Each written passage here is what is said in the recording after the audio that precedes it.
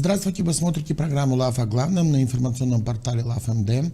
Не забывайте подписываться на наши платформы в социальных сетях для того, чтобы быть в курсе происходящих событий в стране и в регионе, а также активно комментируйте на разных платформах наши программы и материалы для того, чтобы мы понимали о том, какие темы для вас важно услышать в наших будущих программах и прочитать в наших материалах, и чтобы мы понимали, насколько наш контент востребован для нашей аудитории. Сегодня мы поговорим о том, как Гагаузия будет складывать взаимоотношения, вновь об этом поговорим с центральными властями. Вы знаете о том, что на минувшей неделе Конституционный суд утвердил результаты выборов и мандаты 101 депутата в парламент страны. Все вы, наверное, уже знаете новости о том, что Владимир Воронин, председатель партии коммунистов, объявил о выходе из патриотического блока и создании самостоятельной фракции в парламенте. Первые лица государства объявляли и говорили о том, что заявляли о том, что нужно строить диалог между Гагаузией и Кишиневым, то есть иметь определенную перезагрузку, и об этом мы говорили на минувшей неделе. Сегодня мы поговорим о том, как обстоят дела в Гагаузии и что ждать от нового парламента. И сегодня с нами наш постоянный гость Иван Алексеевич Терзи, председатель Общественной ассоциации «Народный контроль Гагаузии». Здравствуйте, Иван Алексеевич. Здравствуйте. Ну, давайте начнем все-таки с взаимоотношений с Кишиневым и Комратом, потому что это один из важных элементов того, как Гагаузия будет развиваться в ближайшей перспективе, потому что мы находимся в определенном институциональном кризисе, потому что скоро истекает через несколько недель мандат Народного собрания. И, в общем-то, мы уже понимаем, что выборы не состоятся в сроки, установленные законом.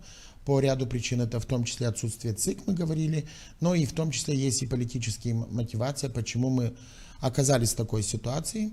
У нас глава Гагаузии находится под заключение, и сейчас идет рассмотрение в апелляционной палате, но ходатайства уже были отклонены апелляционной палатой Кишинева по поводу ее освобождения под домашний арест. Соответственно, депутатам все равно придется брать на себя ответственность и принимать решение о том, как же дальше жить в Гагаузии и строить взаимоотношения с Кишиневым в этих условиях.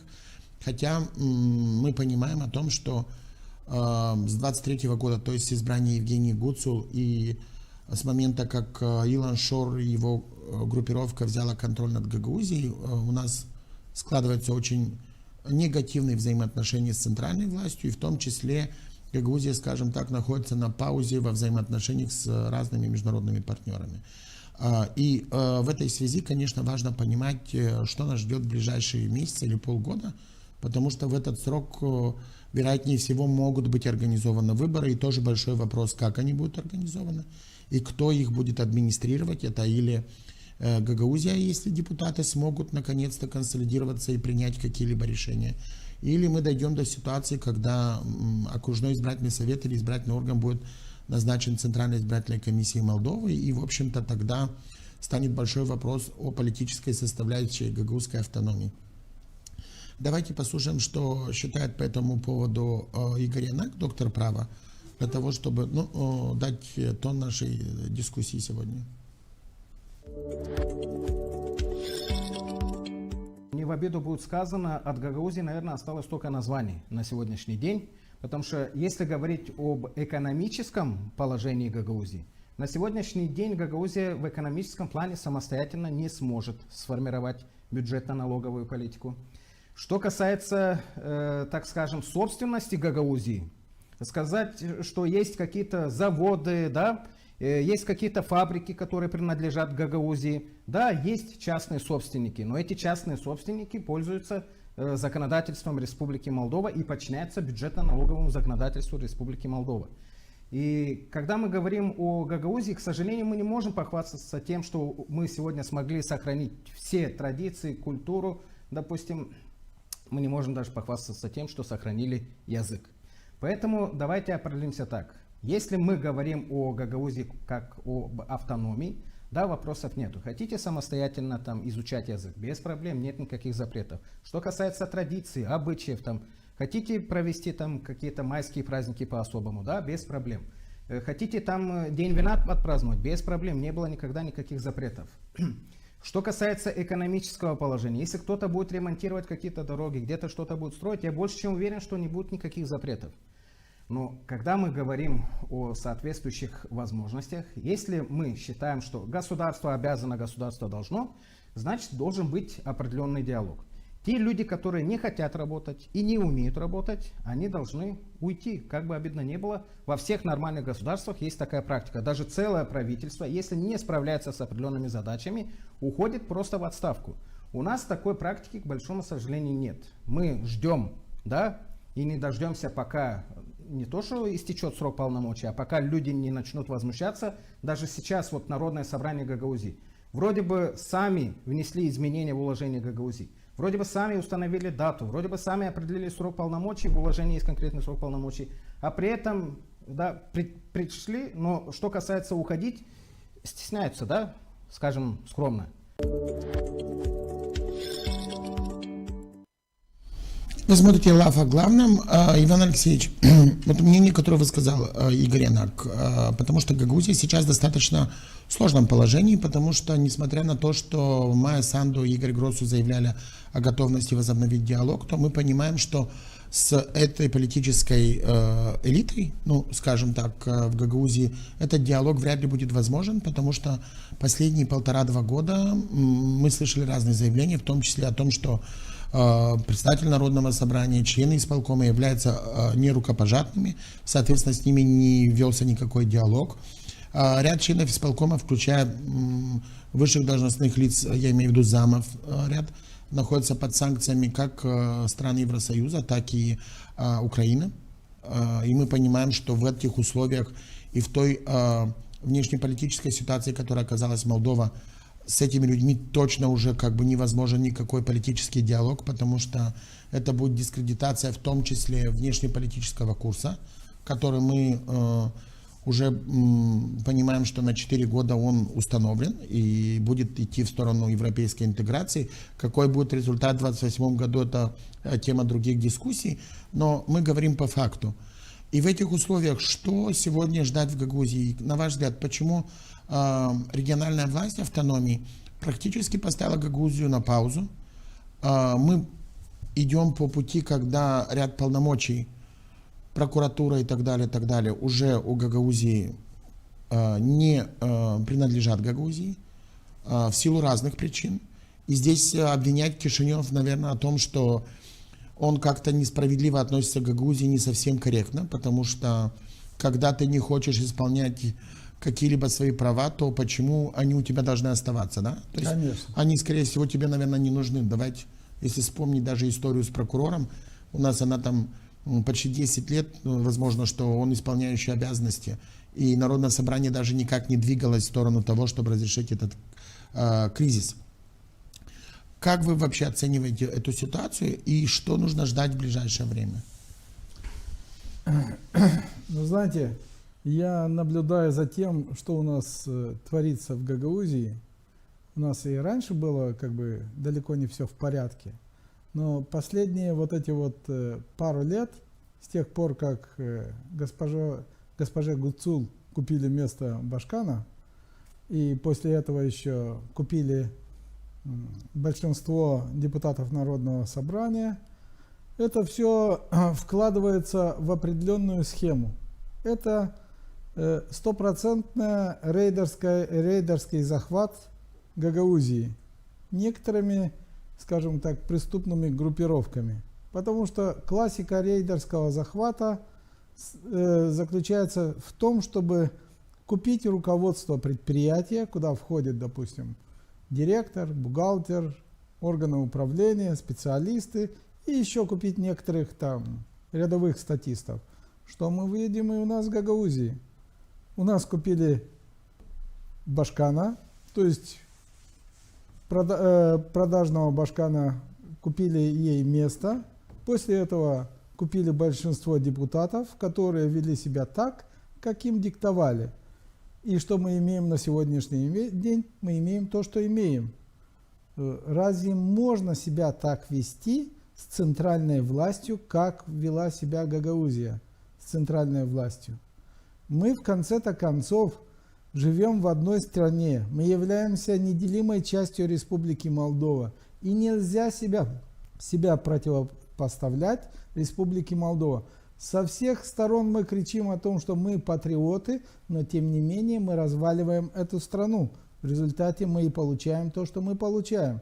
Вместо того, чтобы, скажем так, вести, скажем так, планомерно вести, скажем так, грамотную политику, общаться с органами руководства Молдовы, в конце концов, они не являются нашими врагами. Можно найти консенсус, можно привлечь к общению, скажем, международные правозащитные организации, скажем так, другие государства, которые заинтересованы в том, чтобы в Республике Молдова был порядок, чтобы в Гагаузии был порядок. Да, ты пошел туда, тебя не слышат. Но обратись в эти международные организации. Пусть они выступят арбитрами между нами. Пусть они, значит, выслушают нас. Пусть они оценят это. И если они увидят о том, что Молдова ведет себя некорректно, у них есть соответствующие рычаги, как повлиять на руководство Молдовы. В конце концов, руководство Молдовы никогда не было самостоятельным, они всегда выполняли то, что им говорили с Евросоюза.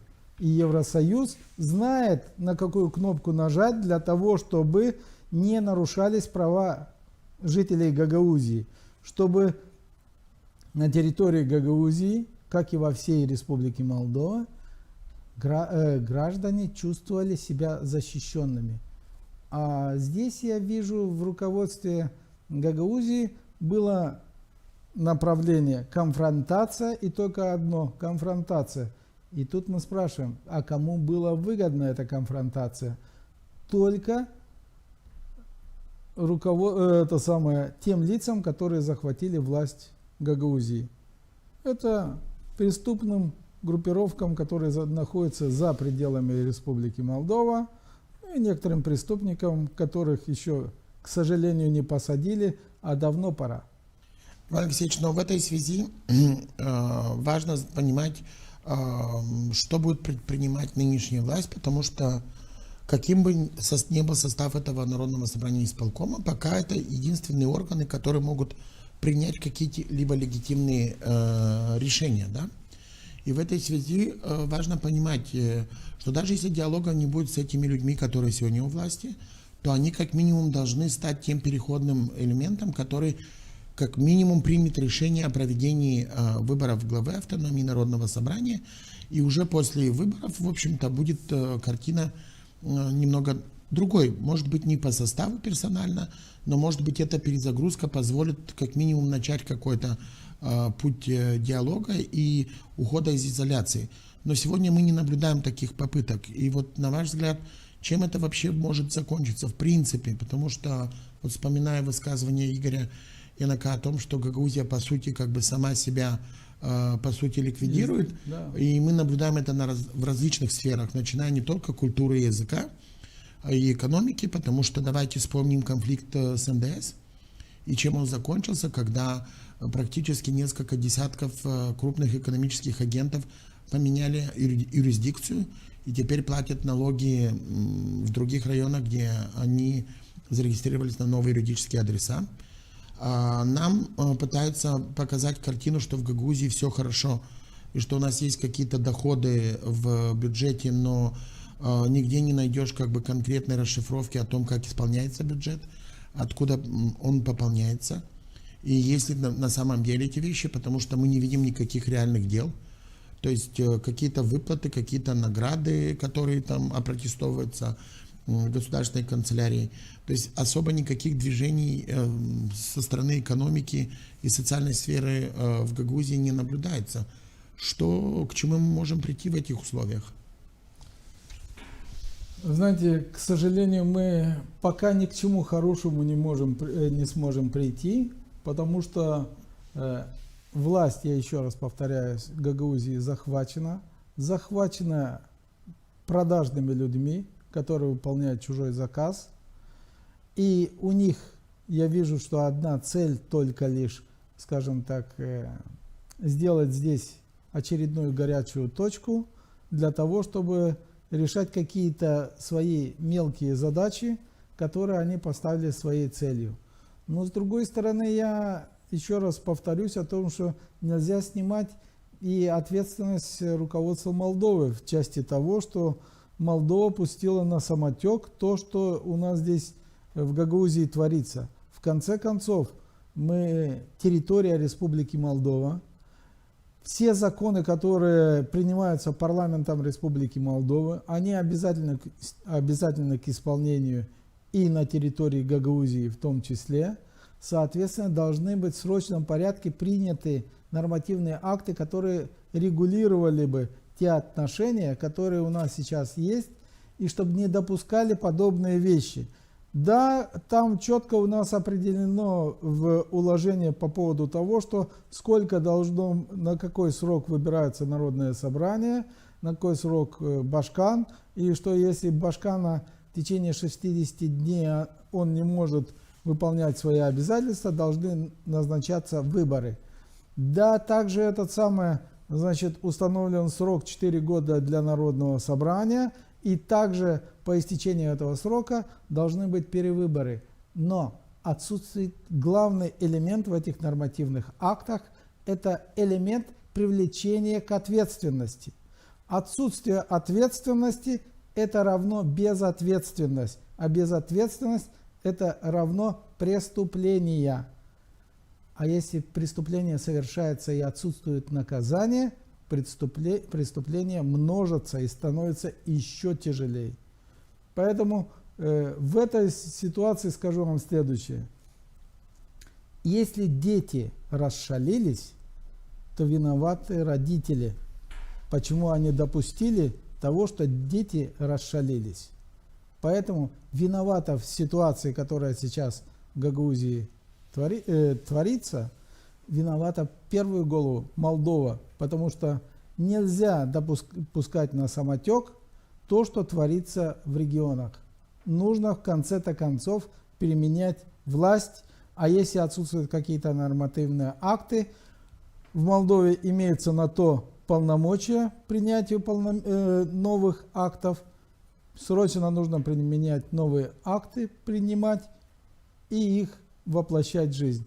И в конце-то концов, надо вспомнить, что говорил великий Сун Цзы. Он говорил так: не так страшны 1000 врагов за пределами крепости, как страшен один враг на территории крепости. Он может совершить гораздо большие злостные действия. А если у нас таких врагов 35? А если у нас их вообще 100, если посчитать вместе с исполкомом, то я удивляюсь, что они до сих пор, наша Гагаузия, держится. Наверное, только один Аллах бережет нашу эту Гагаузию, и поэтому она еще устояла, несмотря на то, что вот такие вот у нас предатели находятся у власти. Иван Алексеевич, следующий мой вопрос, наверное, больше такой философский, антропологический, но нынешнее Народное собрание и Евгений Гуцул пришли к власти в результате выборов. Другой вопрос, какие методы использовались в избирательной кампании для того, чтобы иметь те результаты, которые мы получили, и последствия, которые пришли от избрания этих лиц. Но все же люди голосовали. Конечно. Под разными предлогами, под разными мотивациями, и, как показала практика, и денежными или так, но все происходило достаточно, не знаю, какое слово подобрать, потому что на самом деле очень трудно подбирать слова. Когда вспоминаешь картину, как исполком представлялся с экрана Илоном Шором, и Евгения Гуцул просто сидела и слушала, или как некоторые артисты пели гимн Гагаузии на русском с экрана, а жители Гагаузии сидели, аплодировали просто телевизору на площади. Я не знаю, как бы могут обвинить нас, наверное, в том, что мы там как-то неправильно относимся к нашим согражданам в Гагаузии. Но как минимум я не считаю это нормальным поведением с точки зрения электорального поведения, да, потому что Конечно. если ты хочешь пойти на концерт, то купи билет и пойди посмотри этого артиста. То есть в чем разница его смотреть с массовым психозом на площади через телевизор, если ты точно так же можешь у себя дома посмотреть выступление этого артиста по телевизору и как минимум не поддаваться массовым манипуляциям или психозу. А почему мы получили такие результаты и пришли к тому, что имеем? Потому что ведь по сути, если разбираться глубже, да, то виноват электорат, который голосовал за этих людей. И здесь, конечно, можно миллион причин найти и говорить о том, что власти не должны были допускать и так далее, и так далее. Конечно. Но, по сути, на избирательные участки шли жители Гагаузии, и они голосовали за тех или иных кандидатов, которые сегодня Гагаузию довели до этой ситуации. Ну, знаете, во всем всегда виновата голова в том, что творит тело. Я помню, как-то, когда у нас еще был Огусбанк, и там поймали одного мелкого воришку, который как бы немножечко деньги воровал. У кассира проходил мимо кассира, если кассир отвернулся, он оттуда пару денег забирал. И когда его поймали за этим делом, он в своем объяснении писал: я не виноват, это просто рука самонепроизвольно потянулась и забрала деньги. То есть рука не знает, что делает голова, или голова не знает, что делает рука. Поэтому, наверное, наши предки у воров отрубали одну руку, для того, чтобы впредь было неповадно. Вот. И здесь, по сути дела, такая же ситуация. Жителей Гагаузии довели почти, скажем так, до скотского состояния, когда человек из-за того, что находится в очень тяжелом финансовом положении, и ему не хватает той пенсии, которая абсолютно ничтожна. У многих нет нормальной работы и с нормальной оплатой для того, чтобы нормально жить. И люди вынуждены пойти на вот такие вот вещи, за деньги продавать свой голос. Вы знаете, вот мне и многим другим людям никто даже не подошел и не предложил, типа, вот на тебе там, сколько там, 1000 лей, 2000 лей, пройди, поголосуй так, как необходимо. А почему? Да потому что человек, который состоятельный, его трудно купить. Легко купить бедного, он постоянно нуждается. И нас специально загоняют в бедность для того, чтобы не тратить на нас много денег. Это первое. Второе. Вот нас учат, скажем так, грамотности в школе. Но никто не учит нас гражданской грамотности. О том, что мы являемся властью, народ является властью в любой стране демократической. Мы выбираем себе руководителей. И от того, кого мы выберем, зависит, как мы будем дальше жить. Кто-нибудь это людям объясняет? Никто не объясняет. И из-за этого мы это и получаем. Это главная вина всех руководителей. Вот обратите внимание на всех вот и гагаузских депутатов, и молдавских депутатов. Все говорят о том, что мы придем к власти, и мы сделаем то, то, то, то, то. Все обещают, все сказочники. И результат никто ничего не выполняет. Покажите мне хотя бы одну партию, хотя бы одного депутата, который исполнил то, что он обещал. Нет таких на территории ни Гагаузии, ни Молдовы. Потом через год он приходит и опять: выберите, вот 4 года не хватило. И мы их опять выбираем. Не мы ли с вами виноваты? Да, это и наша вина. Но власть должна была нас учить о том, что каким должен быть настоящий гражданин, как он должен себя вести, гражданская ответственность и последствия этой гражданской ответственности. Бедными и темными людьми гораздо легче управлять. И это цель тех бандитов, которые находятся у власти. Еще один момент, который сейчас может стать вызовом для Гагаузии, это то, что руководство страны анонсирует в ближайшее время внедрение административной реформы.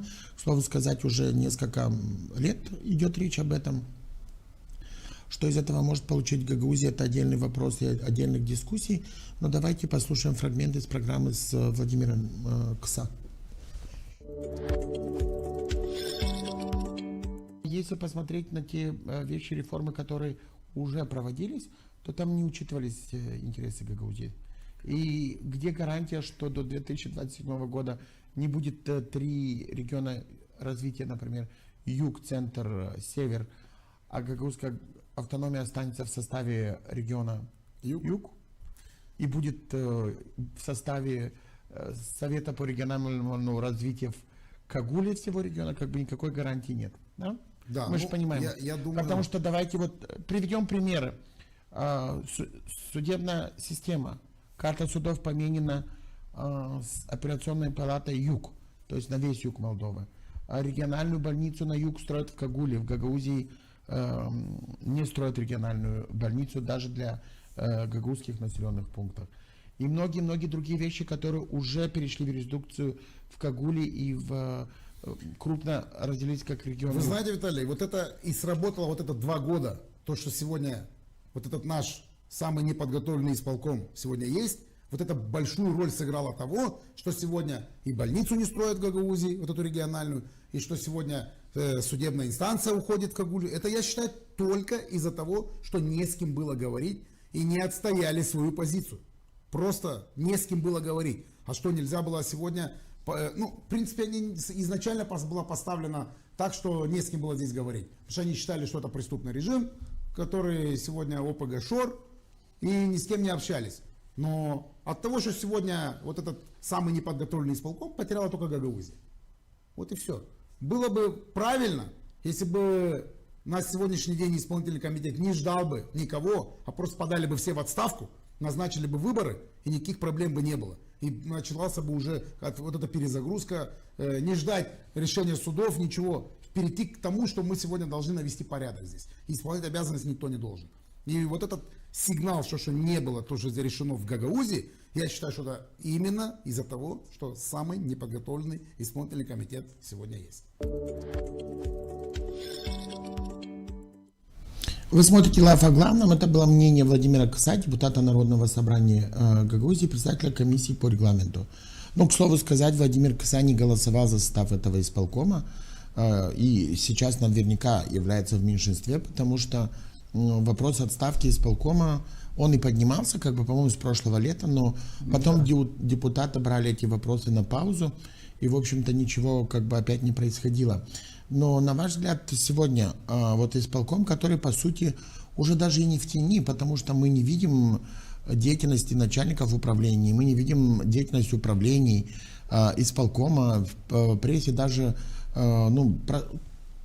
очень редко появляется информация, что есть заседания исполкома, которые, как минимум, на данный момент должны были быть представлены на публичное слушание проект бюджета на 2026 год. Я нигде не видел такую информацию. И здесь вопрос еще даже не в том, что они там нарушают сроки в законодательстве по представлению проекта бюджета, но вопрос еще и в том, что Народное собрание после 12 ноября будет урезано в полномочиях и не сможет утверждать законы. То есть не сможет утвердить бюджет, который имеет свою процедуру до того, как быть вынесен на заседание Народного собрания. Он должен пройти публичные слушания, должен быть представлен общественности, и должны быть учтены какие-то мнения. После этого должны работать комиссии Народного собрания. И не знаю, насколько сегодня реально, если соблюсти всю процедуру, чтобы утвердить бюджет до 12 ноября. А если он будет утвержден в нарушении процедуры, давайте вспомним историю еще при Ирине Влах, когда она была башканом, когда она подписала закон о бюджете, а потом опротестовала его в суде, и судебные инстанции признали, что он был утвержден в нарушении процедуры, и отменили закон, а это уже было август или сентябрь, то есть Гагаузия работала какие-то месяцы с каким-то бюджетом, потом его отменили в связи с незаконностью, и дальше уже Гагаузия вообще непонятно дальше каким бюджетом работала.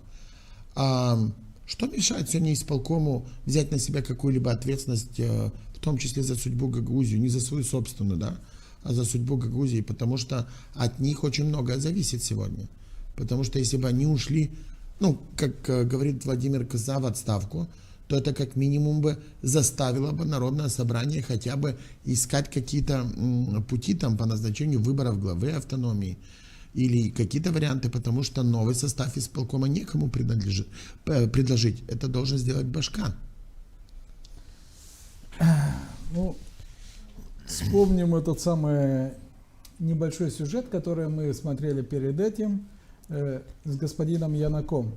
Он сказал о том, что если какое-либо лицо или какая-то группа лиц не может выполнить те обязательства, которые взяли на себя, или что-то они совершили не совсем хорошее, они подают в отставку. Это в международном праве называется отставка чести. Слово «честь» в данном случае является главным. Это говорит о людях, которые имеют честь и его хранят. Ну а что делать нашим, если у них нет чести? Они, может быть, и подали бы в отставку, но у них нет чести. А если нет чести, что им в данном случае бояться, чего терять? Да, мы негодяи, и что? Ну вот, мы имеем то, что имеем. К сожалению, мы выбрали как в Народное собрание, так и нашим башканам тех лиц, а та уже набрала себе подобных себе, у людей, у которых нет чести. Сегодня в этом здании, может быть, и есть люди, у которых есть честь, но я таких не знаю. Если мне их представят, я буду только рад. Поэтому мы и пришли к тому, к чему пришли. А то, что говорит господин Кыса, ну, что вам сказать? Это тоже один из тех ситуаций, когда с больной головы пытается скинуть ответственность на более больную голову. Почему? Потому что господин Кыса немножечко как бы забыл, на какой должности он находится. А ведь он представляет жителей Гагаузии. Это представительный орган. Это мы все. И он, и его коллеги ждут, когда бесчестные люди уйдут с мягких кресел. Ну, есть ли такая... Было ли нечто подобное в истории? Уверен, если мы будем, как бы ни искали, мы не найдем ситуацию, когда бесчестные люди ушли с мягких кресел сами. Всех их оттуда убирали пинком по одному месту. А сами они не уходили никогда. И вы что, думаете, что наши аферисты гагаузские уйдут с этих своих мест, которые они там хорошо прикормились? Никогда не уйдут, пока их не погонят. А Народное собрание, они должны были не просто сидеть и ждать, а выполнять свои обязанности, принимать законы и следить за их исполнением, следить за тем, что как исполком Гагаузии выполняет свои обязанности. И каждый раз, когда они отходят от своих обязанностей, каждый раз, когда они что-либо пообещали и не выполняют, принимать определенные действия, которые предусмотрены местным законодательством. А они этого не делали. Типа во всем виноват исполком. Да, исполком виноват, но Народное собрание виновато еще больше, потому что они представляли нас и представляют, но при этом сами нарушают законодательство Гагаузии тем, что не исполняют один из основных требований – это контроль за исполнительной властью. И ничего хорошего в данном случае я не жду. Иван Алексеевич, в одной из программ Георгий Георгиевич Ильич, заместитель председателя Народного собрания, высказывал надежду о том, что новый состав парламента, ну, как минимум, будет более конструктивен в отношении диалога с Гагаузией. И он высказал предположение, что, возможно, как бы переговорный процесс пойдет более активно. Но судя по тому, что происходит сейчас уже перед созывом последнего Народного собрания, думаю, что эти прогнозы и ожидания были очень преувеличены в связи со многими событиями, которые происходят. Это и, допустим, образование новой фракции партии коммунистов. Это и кандидатура, которая предложена на должность премьер-министра Александра Мунтяну, который вызвал в обществе такую неоднозначную реакцию. Давайте послушаем мнение бывшего представителя Конституционного суда Александра Танасия по поводу таким, каким, по его мнению, будет работа в новом составе парламента, потому что он предполагает, что это будет далеко не так, как ожидают даже представители ПАС, которые получили бы 55 мандатов, и высказывает мысль о том, что это будет далеко не самый легкий мандат осуществления даже при наличии 55 голосов.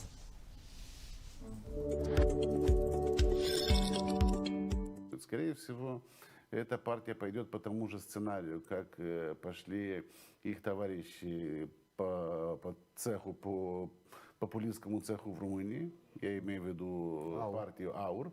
Если вы помните, АУР тоже взяла около 7 или 8% первый раз, когда прошли на выборах, и никто не ожидал. И после этого они развили такую, раскачали так серьезно вот эту популистскую лодку, и что они получили после этого очень комфортабельное, почти большинство, больше всего из партий, по-моему, они набрали. Сейчас опросы показывают 40%. 40%, конечно. И я почему-то думаю, что они будут следовать той же стратегии. Они будут раскачивать вот эти популистские инструменты, которые есть, начиная с технических приемов по блокированию трибуны, срыв голосования и так далее. И тем более, что у них будут очень хорошие партнеры и соратники. И социалисты, и альтернатива, они этим занимались, когда мы были у власти в 2009 году. Там еще наша партия новую игру. Скорее всего, наша партия будет себя вести более разумно. Вот почему-то у меня есть такое ощущение, что они не согласятся превратиться в какого-то клоуна, который будет закрывать или не пускать депутат в зал. Я помню, в 2010 году, когда еще парламент функционировал в здании Дворца Республики, если вы помните, потому что после событий 7 апреля был закрыт на ремонт. И я помню прекрасно господина Мунтяну и Ткачука, как они закрывали двери, не пускали депутатам, чуть ли до рукоприкладства не доходило. Как они блокировали трибуны, как они толкались. Это не умеют делать. Ну, есть видео, когда господин Мунтяну чуть ли не дерется с господином Ионом Чубаном. Но сейчас они в одном блоке. Вы знаете, господин Мунтяну, он ударил Андрея Попова, тогда был депутат. Да, тоже помню, да. Это был такой случай, и я тогда советовал Андрею, чтобы он обратился в правоохранительные органы, потому что нельзя этого допускать. Политический процесс — это все-таки не малая малина, и не разборки между гопниками, это разные вещи. Но тем не менее, я думаю, что сейчас в парламенте сформируется такой полюс, который будет действовать против партии ПАС, это однозначно, и они будут прибегать к очень непривычным для нашего времени, мы 4 года этого не видели, способом ведения политической борьбы. Парламентские протесты будут, блокировка трибуны, срыв голосований. Я думаю, у партии ПАС будет серьезная проблема с тем, как они будут путешествовать за границей, как они будут участвовать в межпарламентских, межгосударственных мероприятиях, потому что если не будет большинства... Уходить на больничное? На больничное это очень серьезное, да. Поэтому я не ожидаю легкого мандата. Я думаю, это будет очень сложный мандат. И будет очень много зависеть от того, насколько люди серьезно и добросовестно будут относиться с пониманием к тому, какие у нас вызовы. На самом деле, после 30 лет мы все вместе, независимо от того, на каком языке разговариваем, мы как-то определили для себя какую-то национальную идею. И эта идея является вступлением в Европейский Союз. Если мы ее профукаем только потому, что какие-то политические амбиции возьмут вверх и заблокируют нормальный политический процесс, я думаю, что это будет очень жаль. И потеряют граждане, не депутаты, поверьте мне.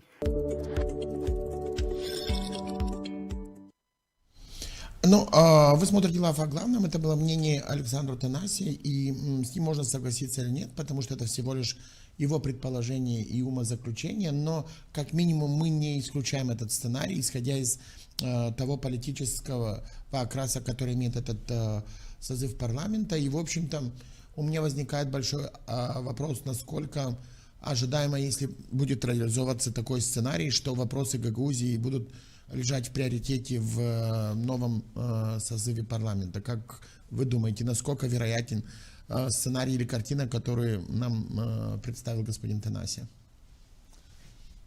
Ну, вы знаете, господин Танаси немножечко, на мой взгляд, будучи в парламенте Республики Молдова, немножечко очень, скажем так, затуманил, очень показал в таких вот темных красках. Хотя я тоже не вижу о том, что можно как бы в более светлых красках ее покрасить. Но скажу вам следующее. Чем больше будет, скажем так, борьбы в парламенте между фракциями всевозможными и всевозможными там партиями, тем будет лучше. Потому что чем больше воюют в парламенте, тем меньше воюют на улице. Почему? Потому что разные, скажем так, партии, конечно, хотят выполнить свои обязательства, которые они обещали своим избирателям. И в принципе это правильно, так оно и должно быть. То же обстоятельство, что господин Танаси и те люди, которые за ним стоят, так сильно опасаются популистских там действий некоторых партий, некоторых депутатов, я вам хочу сказать следующее. Не надо этого бояться.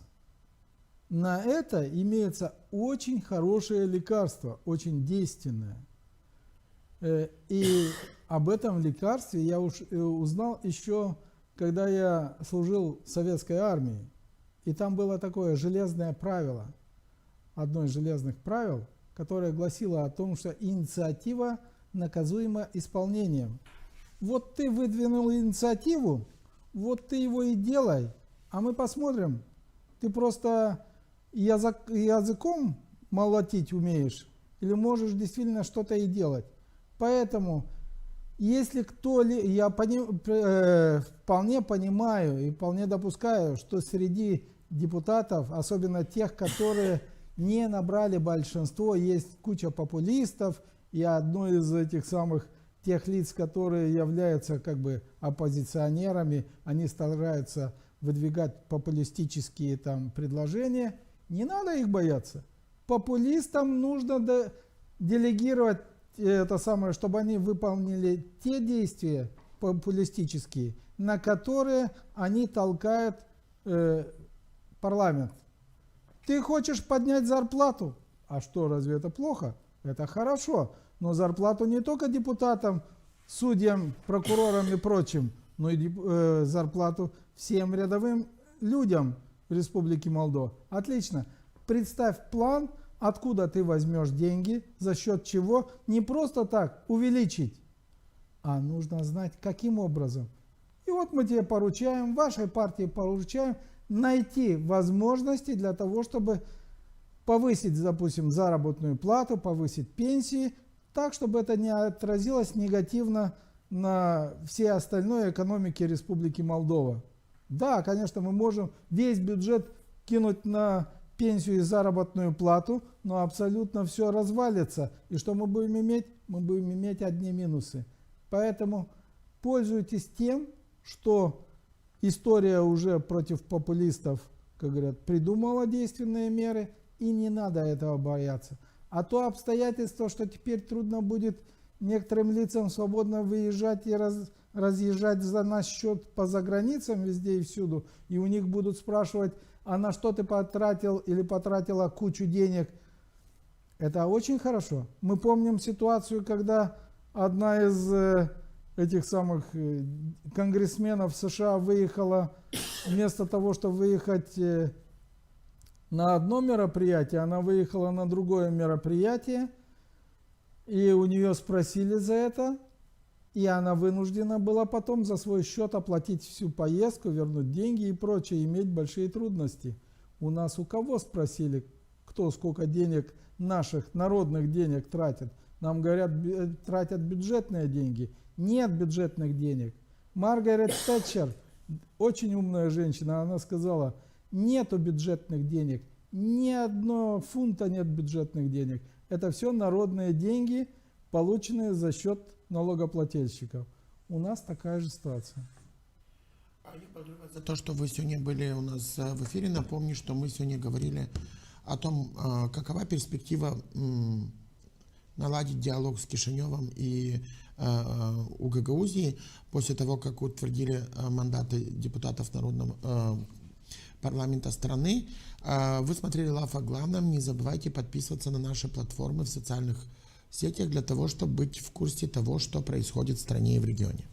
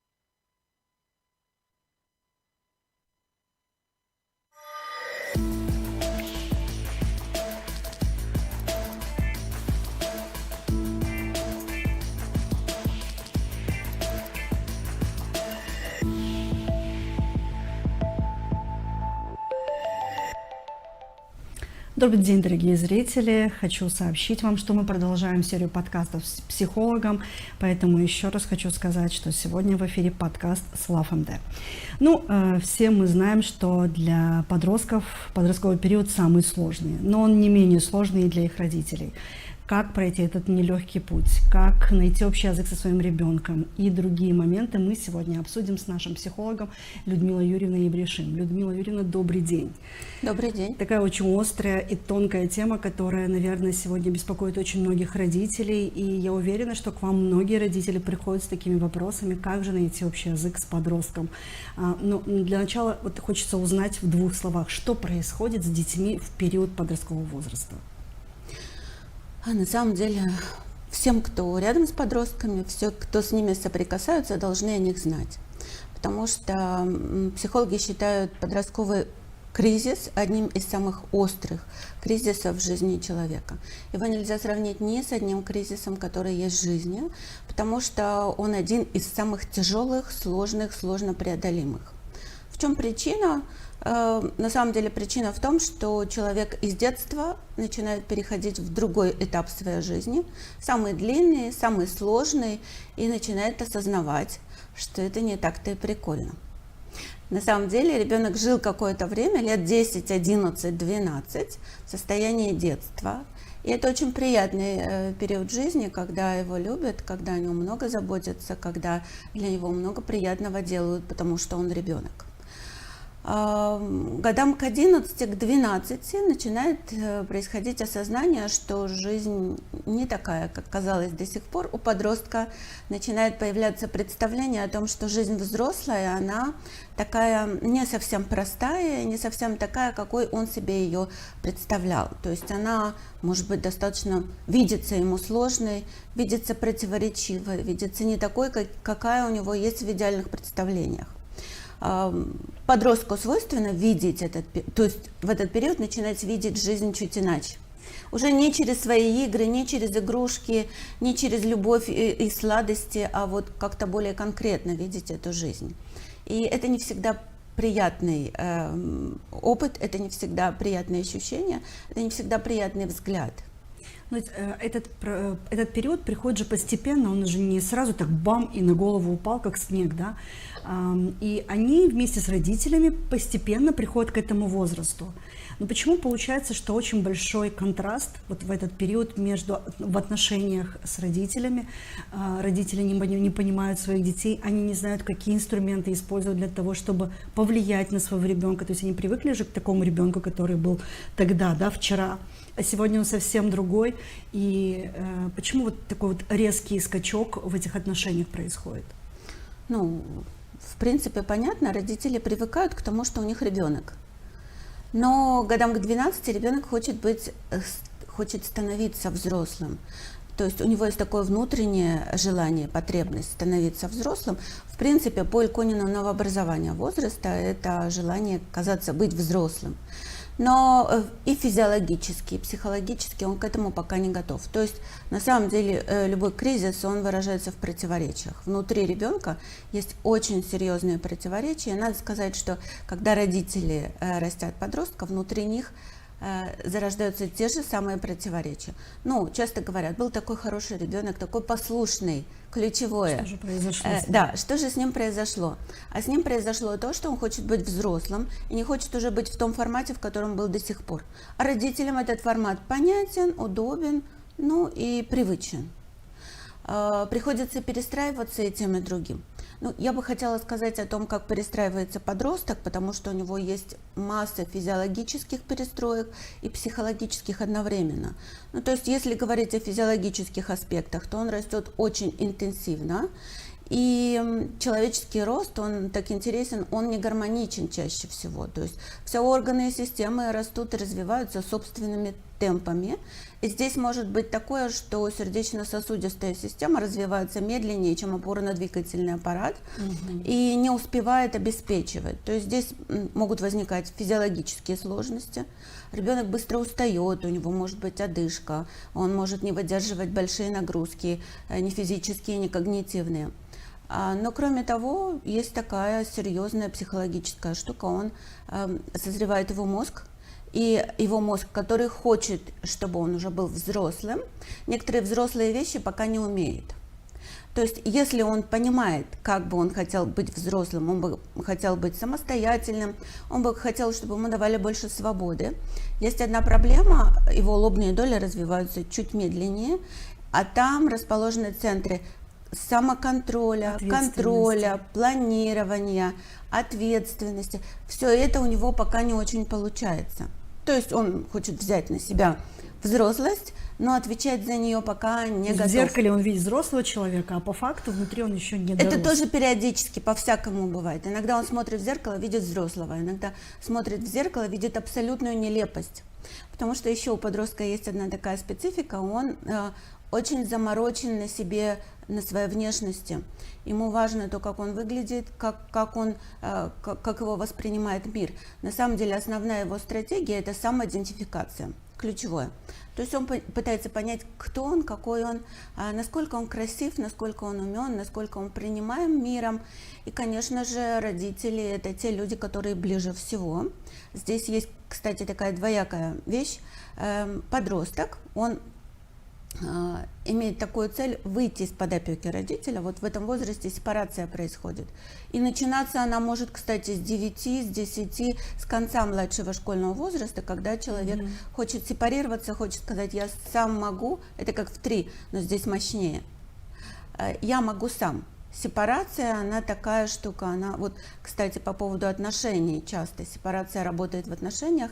Родителям хочется, чтобы было как раньше, чтобы слушался, а он хочет сепарироваться.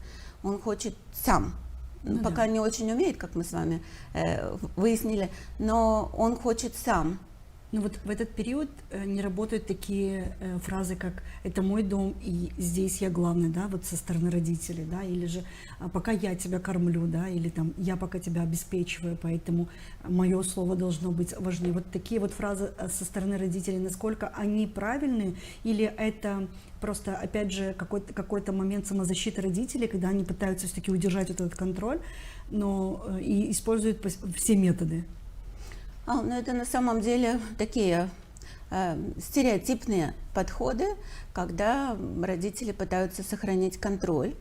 Но это жесткий подход, патриархальный, который использовали наши бабушки и дедушки еще. Тогда это работало, потому что совсем были другие отношения. Да? Отношения строились на возможности получать доступ к пище даже, элементарно, да? Доступ к ресурсам, к жизненным ресурсам.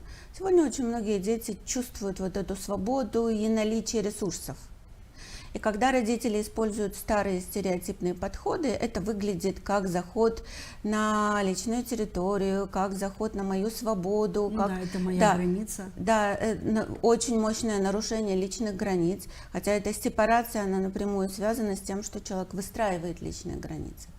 Он пытается их, ну, как может, да, пытается их показать, иногда жестко, иногда... И, кстати, подросток — это тот человек, который имеет право на, ну, порой на агрессивное поведение.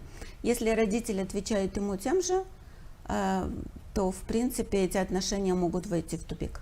Хорошо, давайте тогда разберем эту ситуацию с двух позиций. Да?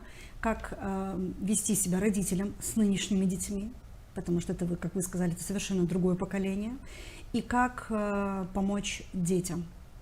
Да, то есть, потому что одно дело, как родитель себя ведет, и другое дело, как мы поможем ребенку, потому что, как я понимаю, ребенок не совсем осознает, что в этой ситуации делать. Он вроде бы взрослый, но в то же время еще не взрослый. Ну, таки прямой помощник ему в том, чтобы понять, это родитель, который осознает, что его ребенок взрослеет, что он перестал быть послушной девочкой, послушным мальчиком, потому что послушный взрослый человек — это не совсем хорошо. На самом деле подросток идет правильным путем, он пытается сепарироваться и пытается быть самостоятельным. Родителю важно ему помочь в этом. На самом деле, такая позиция для родителей: до 18 лет родитель отвечает за подростка, поэтому здесь важно определиться со степенью свободы. Родитель должен показать, что я за тебя отвечаю, и поэтому твоя свобода, она со мной оговаривается. Хорошо, как родитель должен все-таки себя вести? То есть, что должен делать родитель? Просто принять эту ситуацию, да? Ну, допустим, вот у меня тоже ребенок подросток, и у нас волнами происходят кризисы. То есть они как-то стихают, потом опять у нас пик кризиса, потом опять. И вот в этот пик я очень часто не знаю, как себя вести. Да, я использую часто и патриархальные методы, да, потому что, опять же, как я сказала, что пытаешься держать под контролем эту ситуацию, потому что ты боишься за своего ребенка, не дай бог он ошибется, не дай бог он пойдет не тем путем, да, ошибки в жизни иногда непростительны. И хочется, конечно же, в этот момент своему ребенку максимально помочь. Ты понимаешь, что он сейчас не понимает, о чем ты говоришь, но ты как взрослый человек знаешь, что лучше было бы, да, если бы эта ситуация разрешилась бы вот так.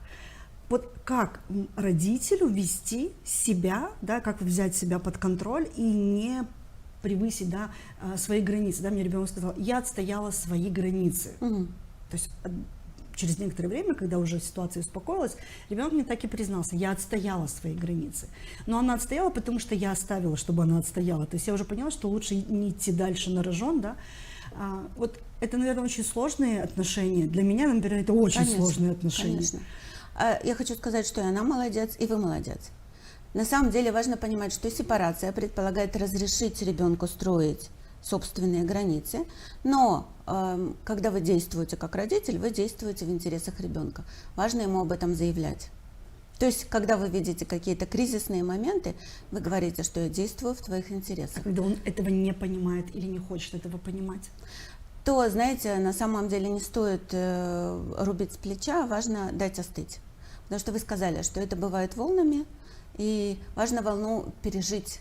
Ну да. Волну важно пережить, потому что если в самый пик действовать, то плохо будет и родителю, и ребенку.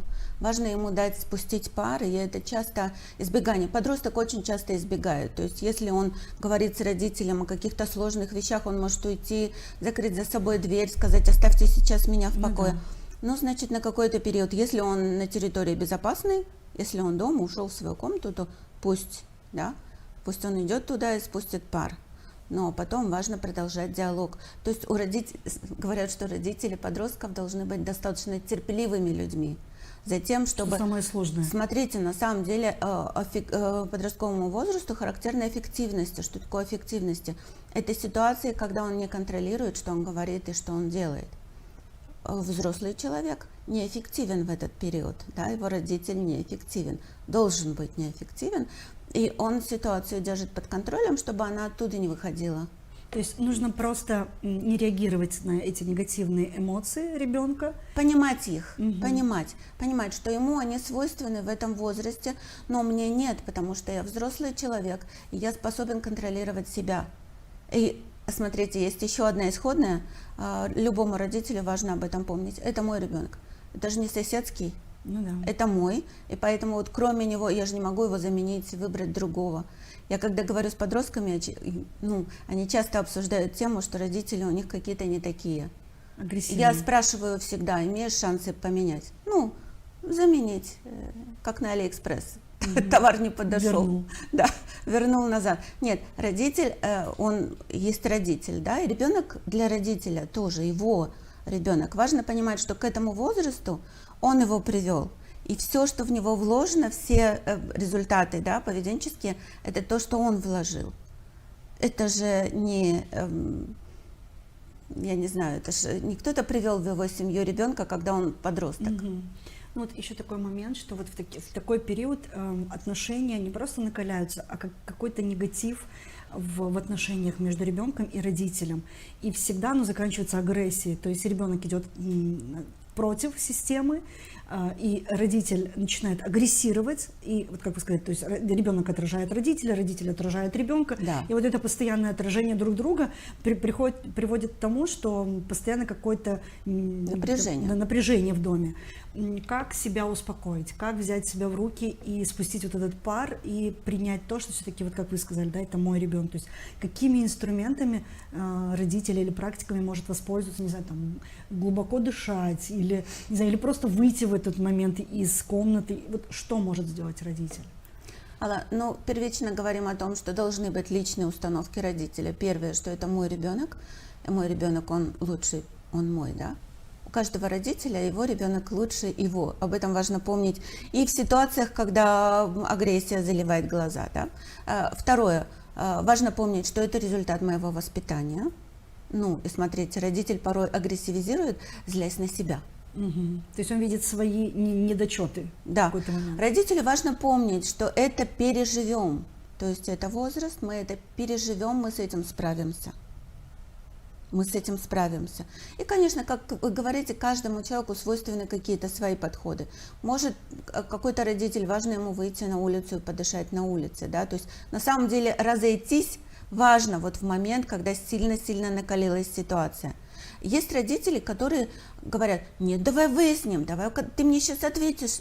Не надо этого делать. Не напирайте в тот момент, когда горячо. И когда ребенок не понимает. Да, он уже выставил забрало, да, он сказал: все, я тебя не слышу, слышать не хочу. Дело в том, что это может усугубить следующие этапы их отношений.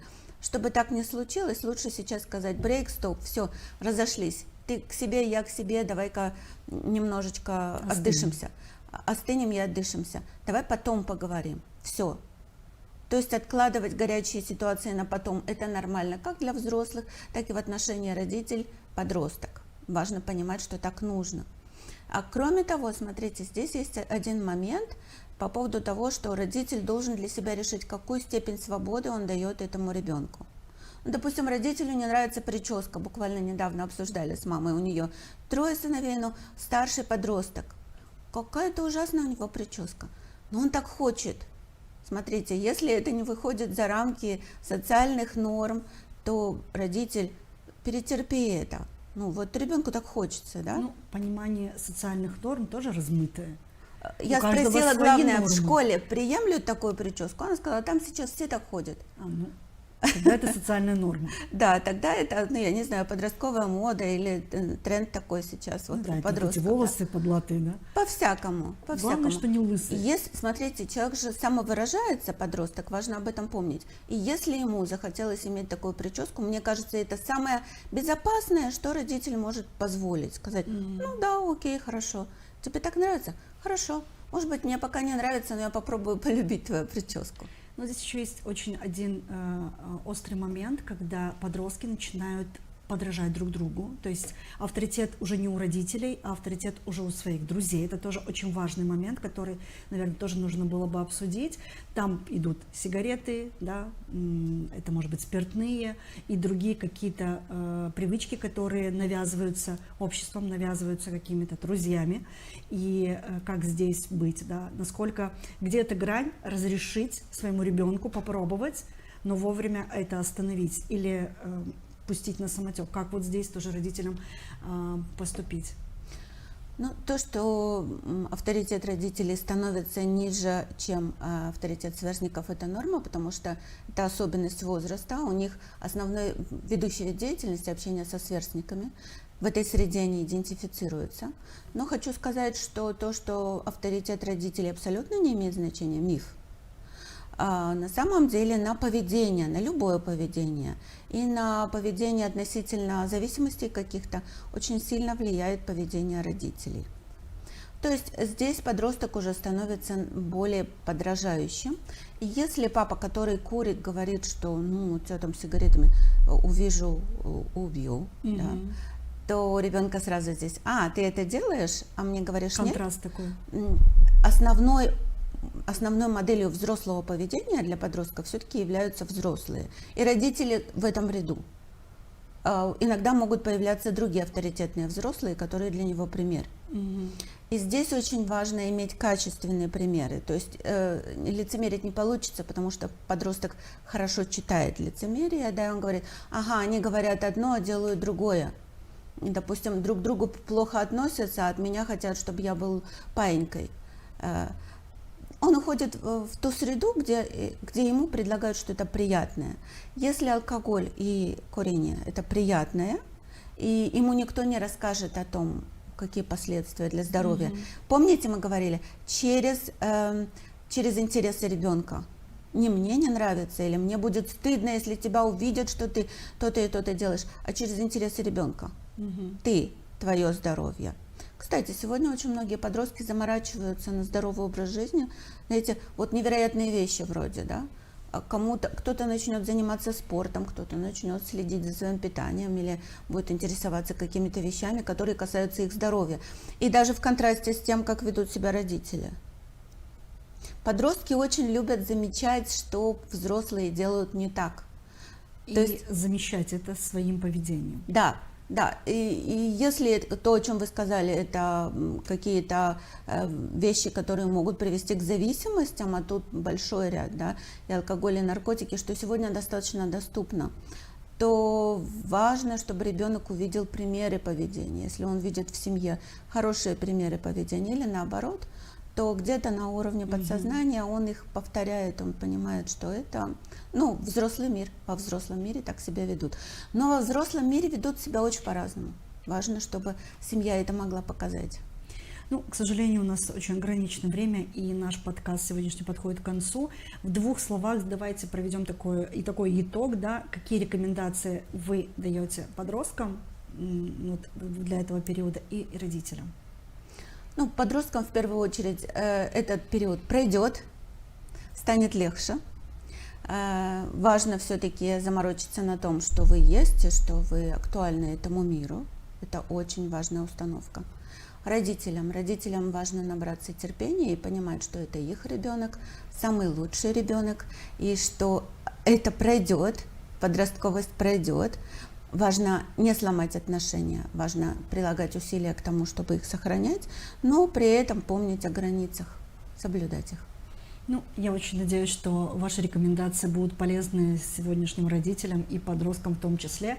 Дорогие зрители, что сказать? Сегодня мы разбирали очень непростую тему. Я думаю, что для многих из вас это очень актуально. Возможно, кто-то уже пережил этот период, возможно, кто-то сегодня находится в этом периоде, а возможно, кто-то завтра уже станет мамой подростка, поэтому не упустите возможность послушать наш подкаст, переслушать его еще раз и получить важные советы для ваших здоровых отношений. Всего хорошего.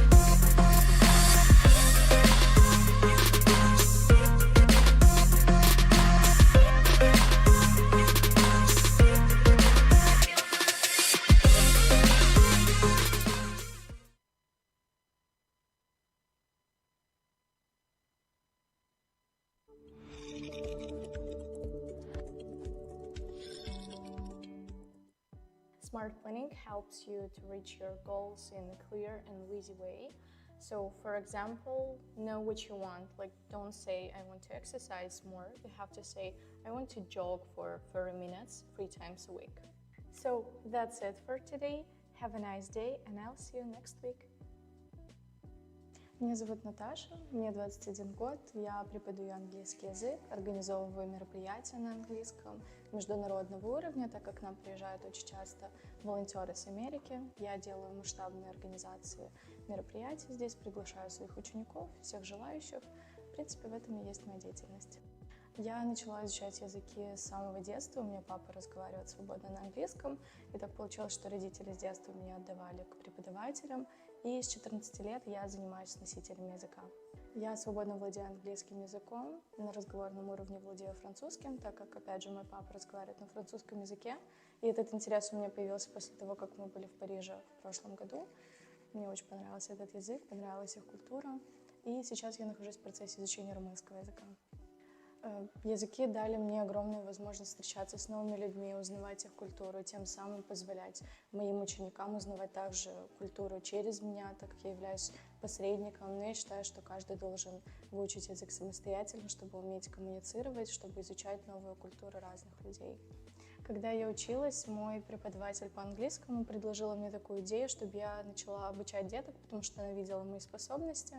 Я решила так и сделать, начала с офлайн занятий, я принимала детей у себя дома, после чего меня пригласили работать в частную школу, там я проработала 2 месяца, не больше.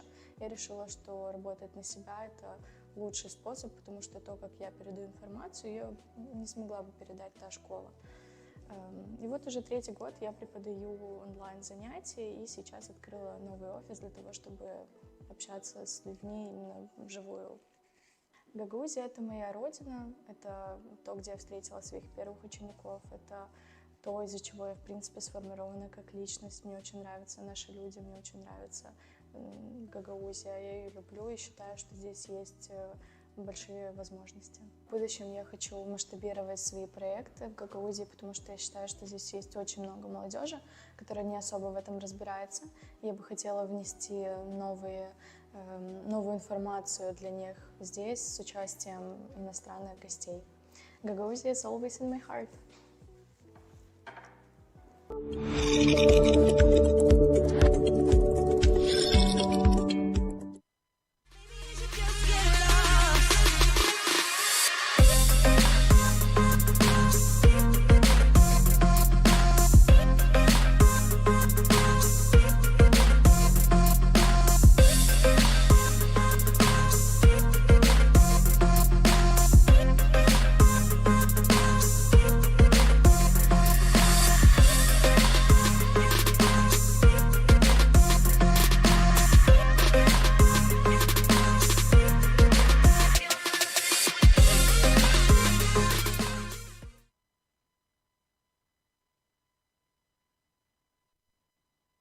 Был, но очень важный момент, и важен не только его визит и обсуждение с Дмитрием Константиновичем Елюзиным ситуации, но важно то, что произошло потом.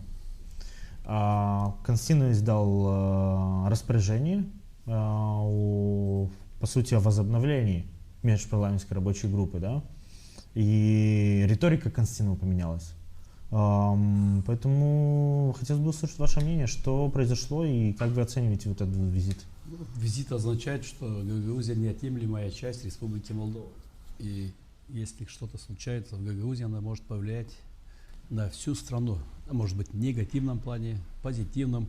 Все понимают, власть имущие в Республике Молдова, что с таких маленьких мест начинаются обычно большие дела. Они могут быть и хорошие, и плохие. Мы видим, что творится в других странах, там, где люди начинают кого-то разжигать, начинают поднимать, что мы плохо живем, у нас там того не хватает, всего не хватает. Несмотря на то, что так как сегодня у нас живут люди Республики Молдова, в принципе, я не помню, чтобы наши прадеды, деды рассказывали более какой-то лучшей жизни.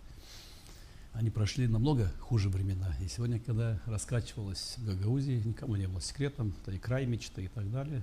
Не думаю, что в Республике Молдова кому-то это нравилось. Поэтому после выборов ничего этого всего не должно уже повторяться. 2 года. Мы же знаем А мы сейчас не- Константинова как политика. Мы сейчас не говорим об искренности Константинова или других игроков. Мы сейчас говорим о том, что есть власть в стране.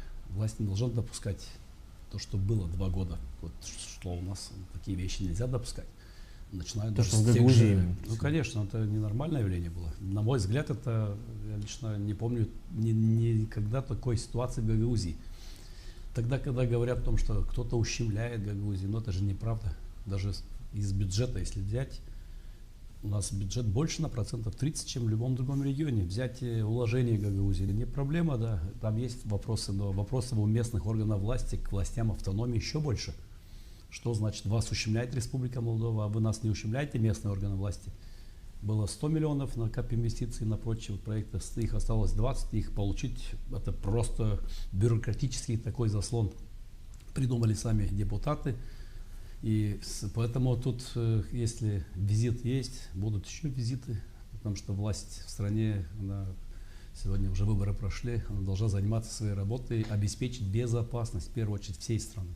Тут у нас должно быть спокойно, тихо, и мы должны развиваться. Надо говорить только о каких-либо проектах, я не знаю, пусть это будут очистные дороги, без разницы что. Но этой риторики в Гагаузии не было. 2 года я не слышал о том, что кто-то планировал строить очистные сооружения где-нибудь в селах, городах, везде у нас 26 населенных пунктов, а работают в 2 местах.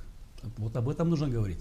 Говорить о региональных дорогах, о региональных проектах, других. Поэтому власти страны должны обязательно вмешиваться в работу то есть всех органов власти по всей стране. В первую очередь для обеспечения безопасности, потому что то, что было, еще раз говорю, это было очень опасно для всей страны.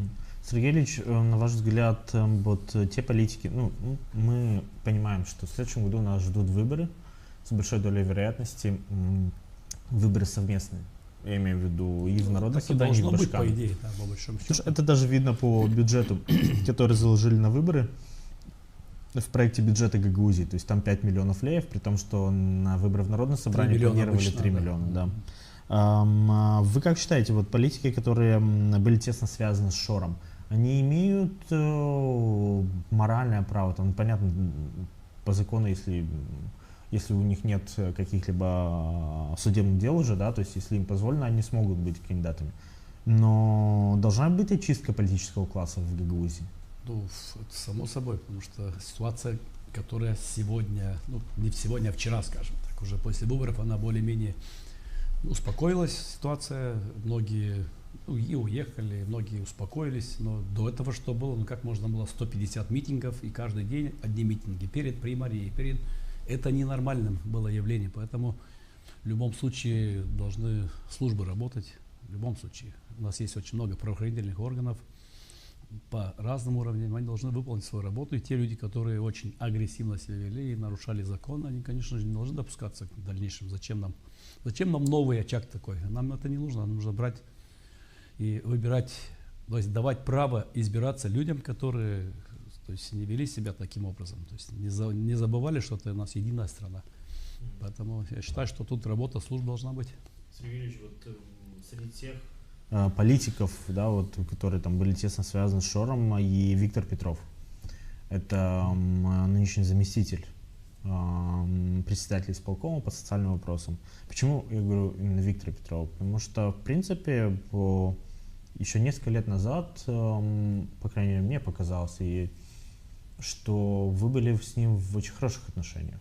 То есть были совместные проекты, то он даже уже там в преддверии выборов в Народное собрание, там некоторые были совместные проекты именно с Примарией, инфраструктурные, там, социальные, меньше, понятно. это было больше социальных проектов, которые... Были некоторые инфраструктурные. Структуры Там меньше. и Было с колодцами, и с дорогами. Колодцами, да.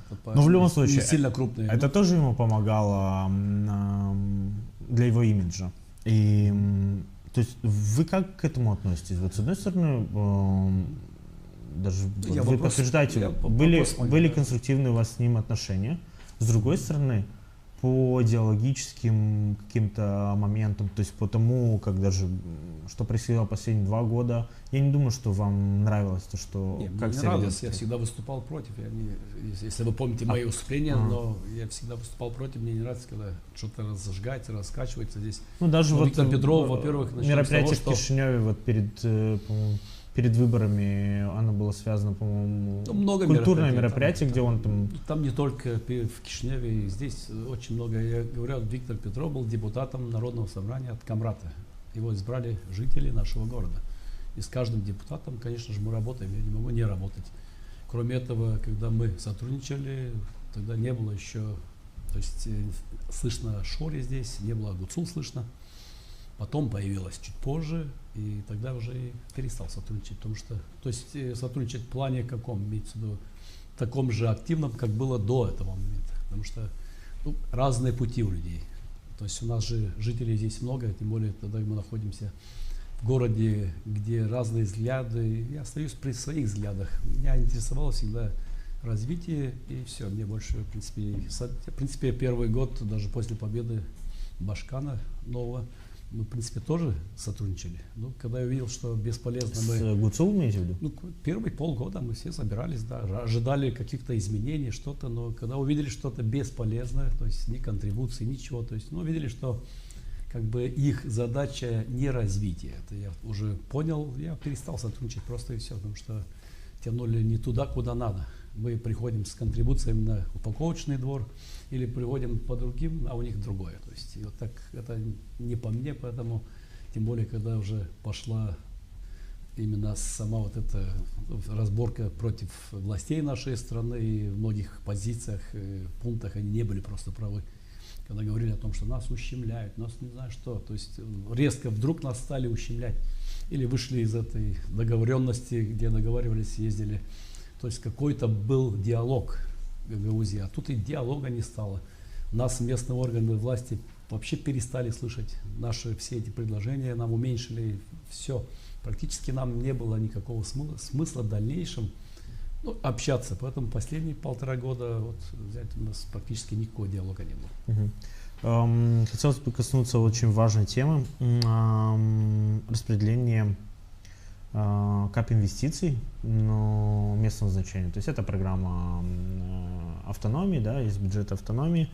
Камрат 2-й год рискует не освоить эти деньги, то есть не получить и не внедрить проект. В этой студии на этой неделе был Николай Дудогло, депутат Народного собрания.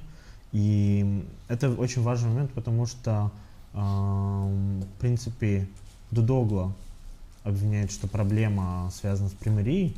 Вы считаете, что проблема в нем, да, в том, что по местному закону, то есть все депутаты из населенного пункта должны подтвердить, да, то есть подписью, что они согласны именно на выделение денег на тот проект, который предлагает примария.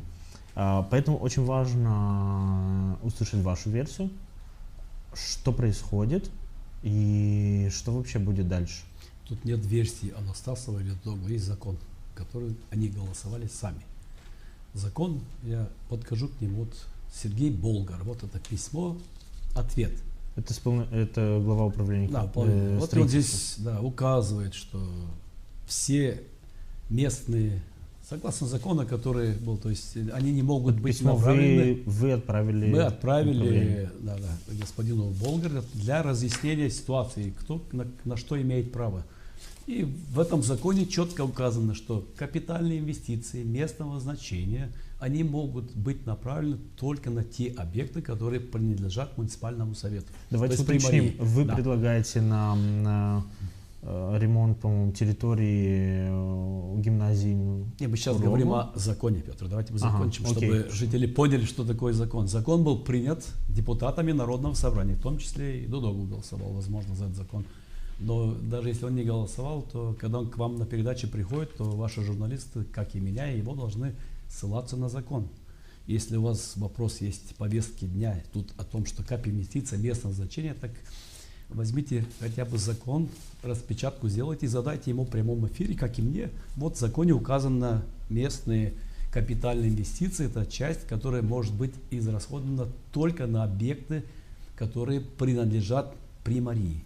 И не надо требовать Теперь- на объекты, которые принадлежат региону. Окей, Ну, теперь уточнение. Но уточнение еще. Кроме этого, есть закон Республики Молдова. Ни одна местная власть, село, город не имеет права по закону Республики Молдова перенаправлять средства на высший уровень. Регион, либо автономия, либо страна. Сергей Ильич, для А того, наоборот чтобы, можно. Смотрите, для того, чтобы зрители понимали, о чем Да. идет речь.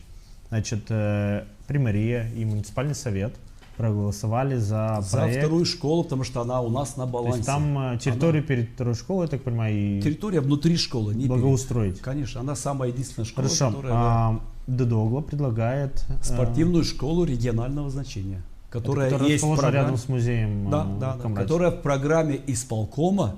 То есть она на 23-м. балансе районной администрации Ну, Камрадзе. конечно, но не примарий точно, потому что это региональная школа. И само здание не у нас на балансе. Если она была бы у нас на балансе, другой разговор. Мы могли бы, имели право туда и вкладывать средства, да и свои. И она, во-первых, если была бы у нас на балансе, не была бы в таком состоянии. Потому что наши детские сады, которые у нас на балансе школы, они в хорошем состоянии. Хорошо, Сергей Ильич, что дальше будет? Дальше сегодня... Вот вам нужна подпись Николая Дугана. Дуган согласен быть. Дальше Что мы два депутата подписали, вот Тырнавский и Димитрогlu. Можете передать это? Конечно. Вот они подписали, 2 депутата. 27 советников приняли решение. Все проголосовали еще в апреле или марте или в июне месяце. Хорошо, Уже но по закону ходатайство. 3 должно быть подписи. По закону все 100%. Да. Ну, то есть Виктор Петров от Камратова, он уже не депутат, соответственно, 3 осталось. 3 100%. Да. И нигде в мире нет такого закона, где... Ну, окей, но он есть. Какой бы он, но он есть. Что, как вы будете выходить из положения? Я это имею в виду. Ну, я же не возьму его за руку и заставлю подписываться. Почему он тоже народный избранник. Я что, должен нести ответственность за... Люди тоже за него голосовали. Он неплохо взял эту Конявский районе. Неплохо даже на местных выборах. Он обещал очень много сделать и проблем. Тем более в этой школе второй Раник, будучи примаром, когда он был, я знаю, что было немало сделано им. Сергей Ильич, я слышал последние несколько недель довольно интересное мнение. Вот, ну, многие следят вот, и в социальных сетях, в принципе, и на телевидении, различных площадках. И Николай Дугла касался вас, и вы его касались. И такое интересное мнение, что как будто, и у меня даже сложилось впечатление, что как будто началась избирательная кампания в Башкан-Гагаузии. И у нас в чате... Вы имеете в виду с прошлого года или с этого года? Не, в этом году. Так в прошлом году тоже самая ситуация была. Сейчас уточняю. И у нас как раз и этот вопрос есть на эту тему и в чате YouTube канала. Спрашивают, будете ли вы участвовать в этих выборах? То есть, если будут в следующем году выборы в Башканы. Я на этот вопрос всегда отвечал, что если будут достойные кандидаты, я поддержу достойного кандидата, который не был связан ни с какими. То, что было, вот, к примеру, но это будет точно не Дугла, потому что он был связан с Шором.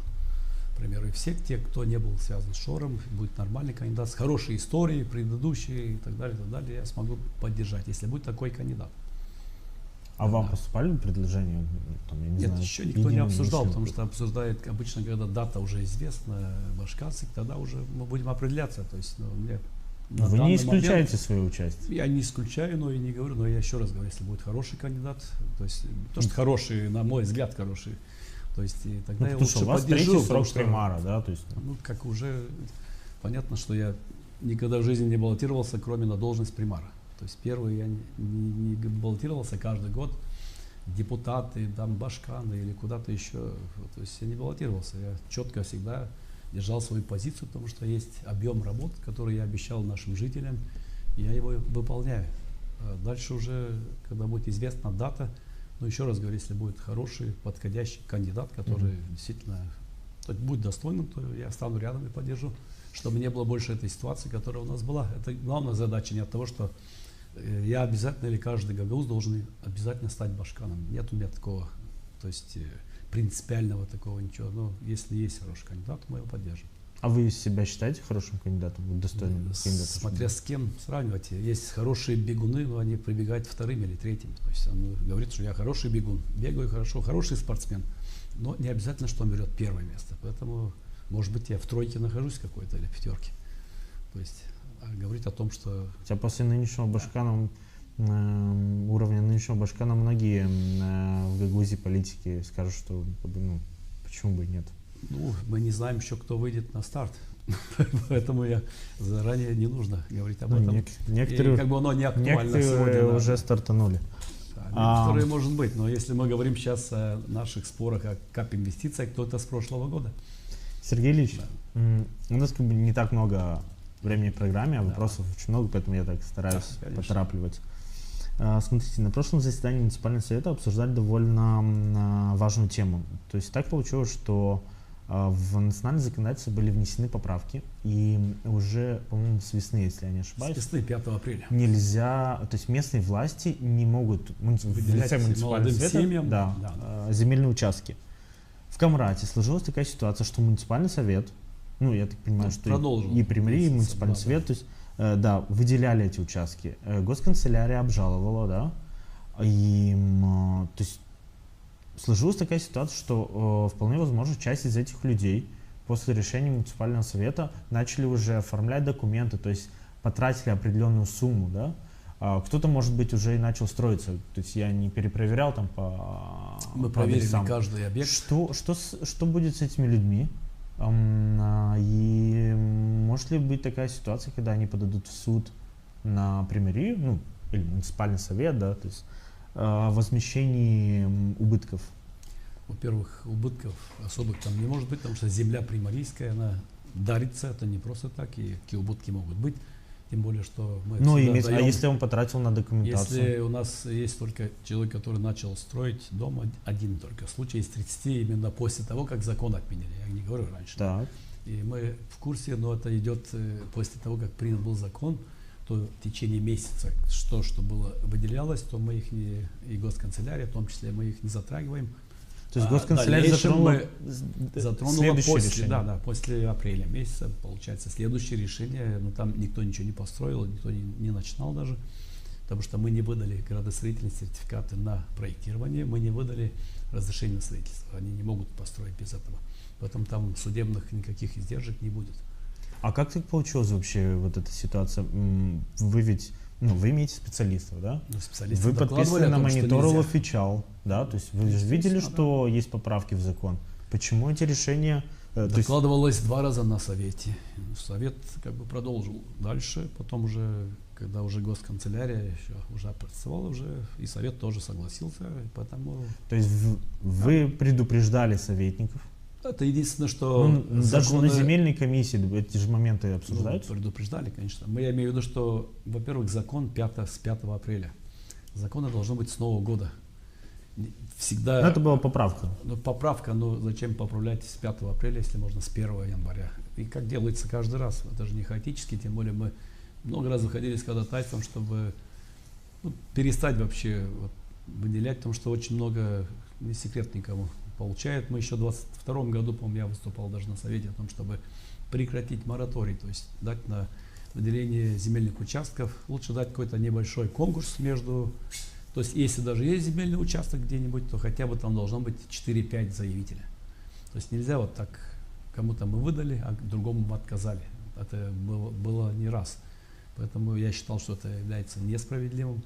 И сейчас закон вообще отменили, это еще несправедливее. Хотя бы нужно было какую-то сумму назначить за земельный участок, либо обязать примарию проводить конкурс. То есть нельзя только по одному заявлению выделить земельный участок. Нужно собрать 2-3 заявления. То есть должно участвовать 2-3 заявителя, но не один. Тут вот в продолжение этой темы довольно забавный момент. То есть смотрел повестку с заседания Монсовета 24 октября. Значит, там был такой вопрос о продлении сроком на 2 года решений Монсовета о предоставлении земельных участков. Да, это старые до 5 примария тут указывает в документе, что мы против, потому что там и дальше объясняете, что... Не, продлить мы можем. Предложение примарии отказать в связи с тем, что там и дальше вы юридически закон вышел, уточняете, да, что нельзя как бы. Но а откуда вообще эта инициатива о том, чтобы продлить? То есть один раз уже нарушили закон, и сейчас... Есть продление, есть этик. После 5 апреля никто не продлевает, этого нет. Но в законе закон обратной силы не имеет. Если оно было выделено в 2021 году, человек, как бы сказали, уже сделал какие-то там Нет, документы. это да, да, понятное решил, дело. о том речь идет, о том продлении. А зачем вообще продлевать его? Если Ну, вы- всегда продлевали, никто никому не, потому что не все успевали строиться за 2 года или 3. Что-то случается, люди пишут, нам мы продлеваем на год или еще даем возможность. Раньше были бессрочно. Ага. У нас есть А сейчас... 2000 года, 2002, 2004, 2006 года нету срока давности. А, Еще и допустим, в проиграли 21 году вы сколько давали? 3 года или сколько? 3 Что- года. что-то? Мы давали 3 года, но у нас есть решение суда, там, где нас обязывали, если мы выделяли земельный участок молодой семье, то суд нас обязал оформить участок за ним без строительства дома. У нас такие есть проигранные суды. Ну, я видел, там Поэтому- даже есть еще такое, что взыскать обратно земельный участок у семей, которые разводятся. Ну были в разводе. Это тоже, по-моему, в повестке. Да, тоже в повестке было, До да. 24-го. Они развелись, и кому сейчас оставить земельный участок, жене или мужу? Поэтому мы их и вернули назад. Сергей Ильич, у нас есть несколько вопросов от жителей города, которые наши коллеги записали. Я попрошу коллег включить видео и послушать, что интересует жителей Камрата. Планируются ли какие-то проекты по улучшению экологии в нашем городе? Вопрос связан с экологией, кстати, Да, очень важен на самом деле. Не только планируем, мы работаем. Если вы 22, 23, 24 год, каждый год строятся канализационные сети по районам. Там завершили, перед этим геофизика, в прошлом году завершили район Заречья. Сейчас уже новый проект готов и подан на 60 миллионов, это весь район Туканяски, тоже канализационные сети. Проект касаемо главных очистных сооружений, он у нас идет недавно тоже с компаниями, которые ведут аудит строительства, потому что Всемирный банк выделяет средства, Сороки, Камрат еще, то есть этот процесс идет, но Почему так тяжело идет, Сергей Ильич? Потому что мы с вами и в 23-м, 24-м году не от нас зависит. создали. Это не зависит от нас. А что мешает? То есть, я так понимаю, сначала было технико-экономическое обоснование надо было. Ну да, да. Они сделали, да? Оно Немецкая готово? компания сделала технику. Да, оно готово. Да, дальше уже другая компания, по-моему, молдавская компания уже работает по другой части. Что И именно? тоже часть проектирования, потому что здесь сначала сделали анализ, оно Так. должно быть не только то есть для Камрата. ТО готово, ТО теперь готово, проектирование. да, сейчас идут, но там идет уже проектирование и строительство, это одна компания.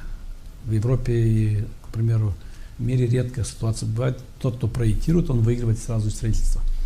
То есть это уже будет окончательный последний этап. Это зависит от уже министерства, то есть. Потому что средства огромные, большие. То, что от нас требуется, мы делаем, они к нам приезжают. Ага. Да, долговато, конечно. Но А если проект еще, он готов или он нет? на стадии разработки, вот они. Потому что проект на Ну, стадии хорошо, может, у вас разработки, были ли, ну, хотя нет, еще нет да. правительства. Ну, сейчас вот новое правительство уже, нам уже звонили.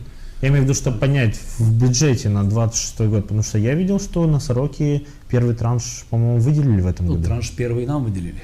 Это сумма, по-моему, 16 миллионов А, евро. это на ТО и Да, на на проектирование. ТО, на это они Камрату тоже выделили. Если выделили первый транш и Сорокам Камрата, это означает, что в любом случае проект будет иметь завершение. Потому что нельзя Тут- выделять тут средства. вопрос просто, что время уходит. Ну, время входит 30 лет уже, не работают очистные сооружения. Из какого периода будем считать, что время уходит? А это очень важный момент для, Ну, так, для понятно, всех нас, не для только всех, для но Камрата. мы до этого тоже не сидели сложа руки. У нас построено 2 коллектора. Это огромные средства. Более 20 миллионов лей было Ну, инвестировано в центр нашего города. Тут Сергей Ильич, насосы покупали. но получается, что нет точной даты и контракта, когда вот эти очистные сооружения должны быть готовы и заработать. Я думаю, что 26-й год уже должно строительство и завершили, потому что За 1 год? ну, там больше работы нет, там главное документальная часть. Компания, когда приходит, ей больше года не нужно там строить. Больше бумажная волокита занимает сама. Взять даже Кагул. У нас, по-моему, еще в 2018 году или 2017 были выделены средства около 20 миллионов евро. Это канализация по всему городу, очистные. И по сей день, уже сколько лет прошло, по сей день буквально завершаются работы в Кагуле. Вот сейчас у них в ближайшее время будут работать очистные сооружения. канализация по всему городу. По поводу Кагулы и в продолжение темы с экологическими проектами.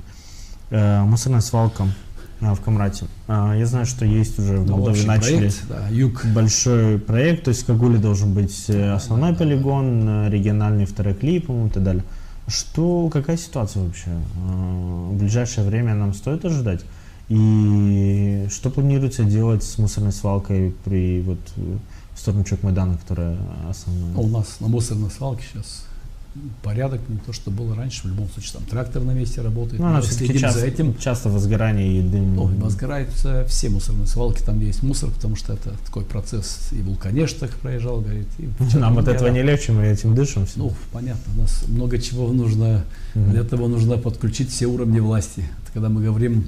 Вот, представьте, в ближайшие годы, да, на ваш взгляд, вы же встречались с представителями вот, программа тоже идет, да, это идет бывший мэр Унген.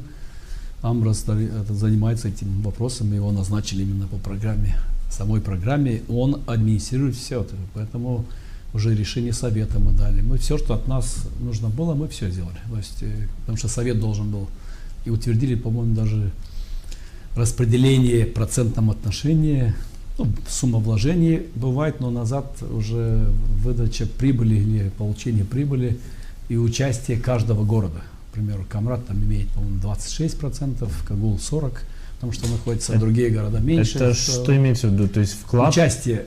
Вклад считается... Это денежный вклад должен быть? Не денежный, не с примарии, а тот денежный вклад, который идет по программе, он в любом случае, да, распределяется на душу населения. То есть, поэтому эта программа, она тоже, она, в принципе, эта программа с 2010 года, если так взять, она один этап проходил, второй.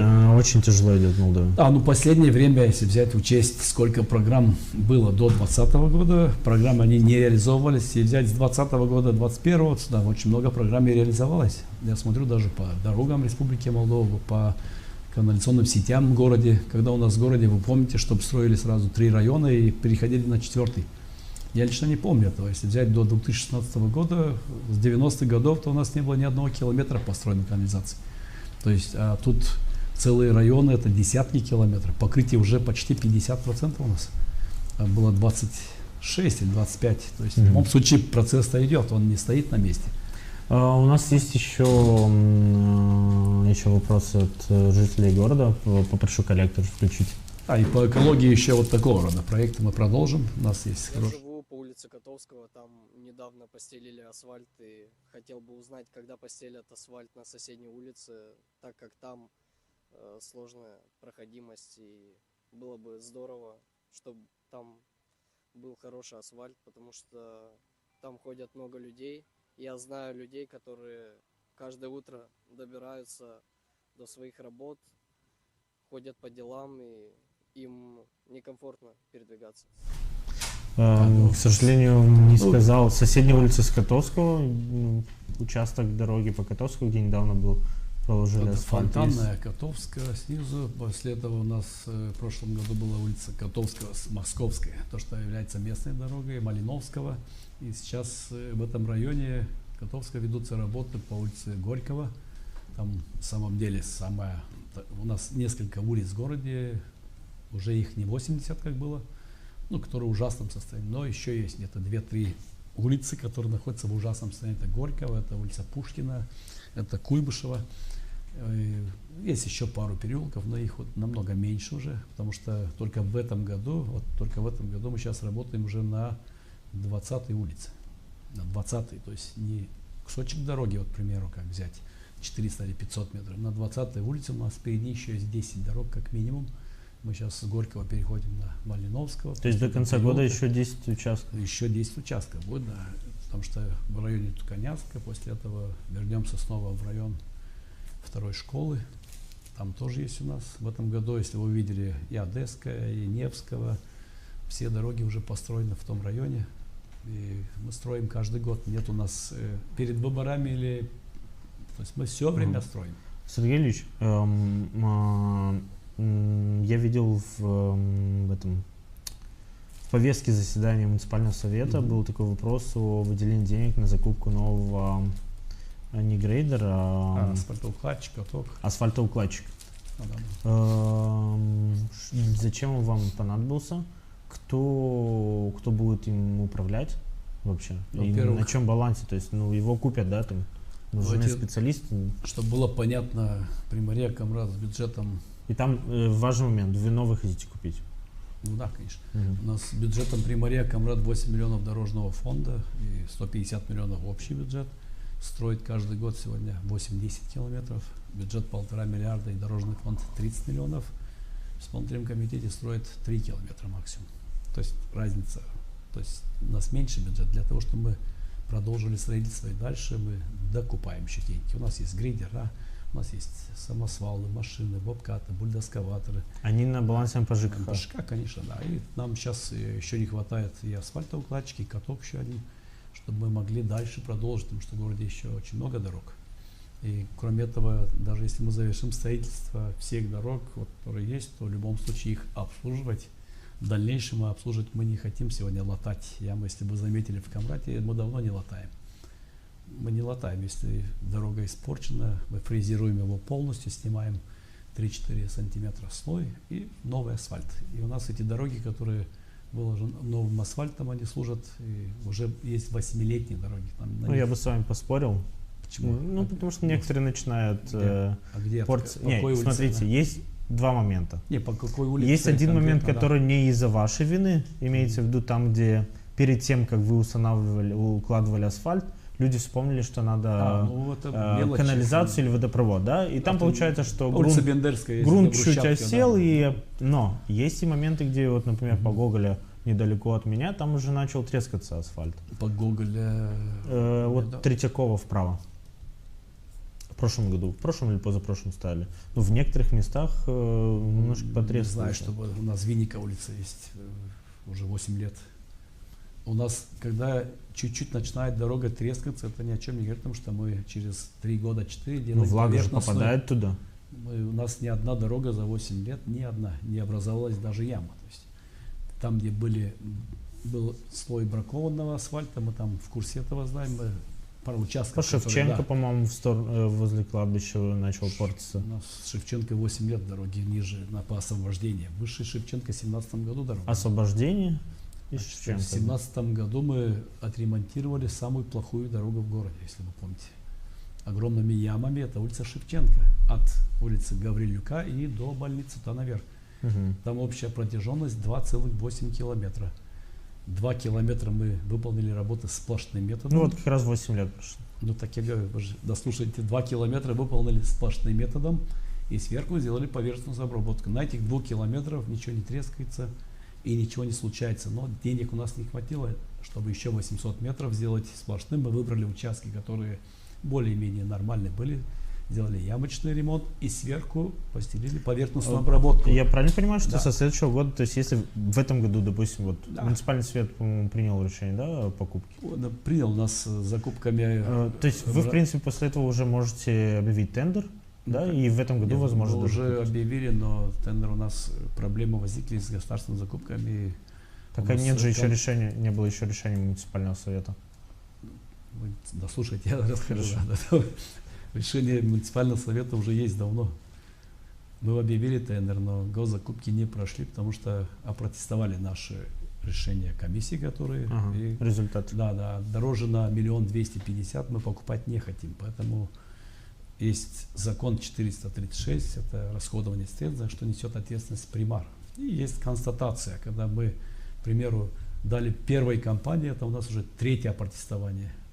Опротестовывает 2-я или 3-я компания, Это уже чья тенденция. цена выше. А я как примар не могу себе позволить расходовать больше средств, нежели она стоит. Поэтому мы отменили тендер. И нет, И за это понадобилось новое решение совета? Да, новое решение будет, и будем снова объявлять, но мы купим по самой низкой цене. Одну и ту же технику, единицу с теми же показателями техническими, но мы не покупаем никогда дороже. Нет примари такой практики, чтобы мы покупали его дороже, нежели он стоит на рынке, потому что я, как примар, несу ответственность за это. Сергей Ильич, вот в базе судебных решений еще нашел одно интересное дело. Получается, мотивировочная часть появилась только в сентябре, само решение было в мае 2025 года, оно связано, это апелляционная палата Юг. Это давний судебный спор. Он касался того, что госканцелярия протестовала решение Мунсовета от 22 года о земельных участках, выносимых на аукцион. То есть, если очень коротко, ряд жителей города и, по-моему, даже несколько экономических агентов обратились в примирию, то есть взять суперфиций, в аренду публичную землю под строительство. Там в основном было 10 лет, по-моему, у кого-то 5 лет.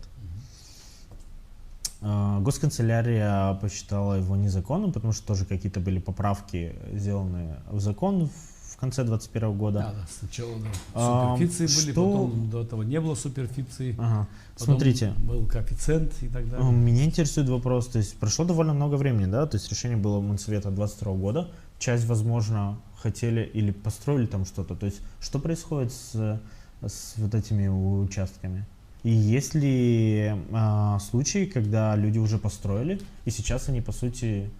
Там возникали вопросы, раньше закон позволял покупать под строительством по коэффициенту 0,2. Далее этот закон, он также отменился, уже все идет на суперфиции. Что такое суперфиция? Если мы заключаем договор на суперфиции, то по окончанию самого договора суперфиции примария в одностороннем порядке имеет право изъять. Но также и владелец имеет право выкупить без аукциона. Он не имеет права, если мы не хотим, чтобы он купил, он не имеет права. Поэтому суперфиция это фиция именно на если там срок. уже построено? Без разницы. Все равно он может только купить его уже по в Камрате многие использовали вот этот вот момент для того, чтобы без аукциона выкупить. Использовали, это как бы был и неплохой момент, он давал развитию. То есть я сам, будучи предпринимателем, будучи предпринимателем, тоже покупал по коэффициенту, потому что строил объект. Так хорошо, а вот с этими участками, то есть будут ли у них проблемы? А может, или они уже даже столкнулись? Вот после решения войдут в рамки закона, поэтому госканцелярия протестовывает. Она просто так не протестовывает. Где-то нарушается закон. Я понимаю, Сергей Ильич, я имею в виду, вот смотрите, если человек уже там построил, да, и сейчас... Он не купит по коэффициенту 0,2, купит по стоимости, которая есть по новому закону. Сначала был закон 3 миллиона 600 за гектар. После этого уменьшилось 2 миллиона 600.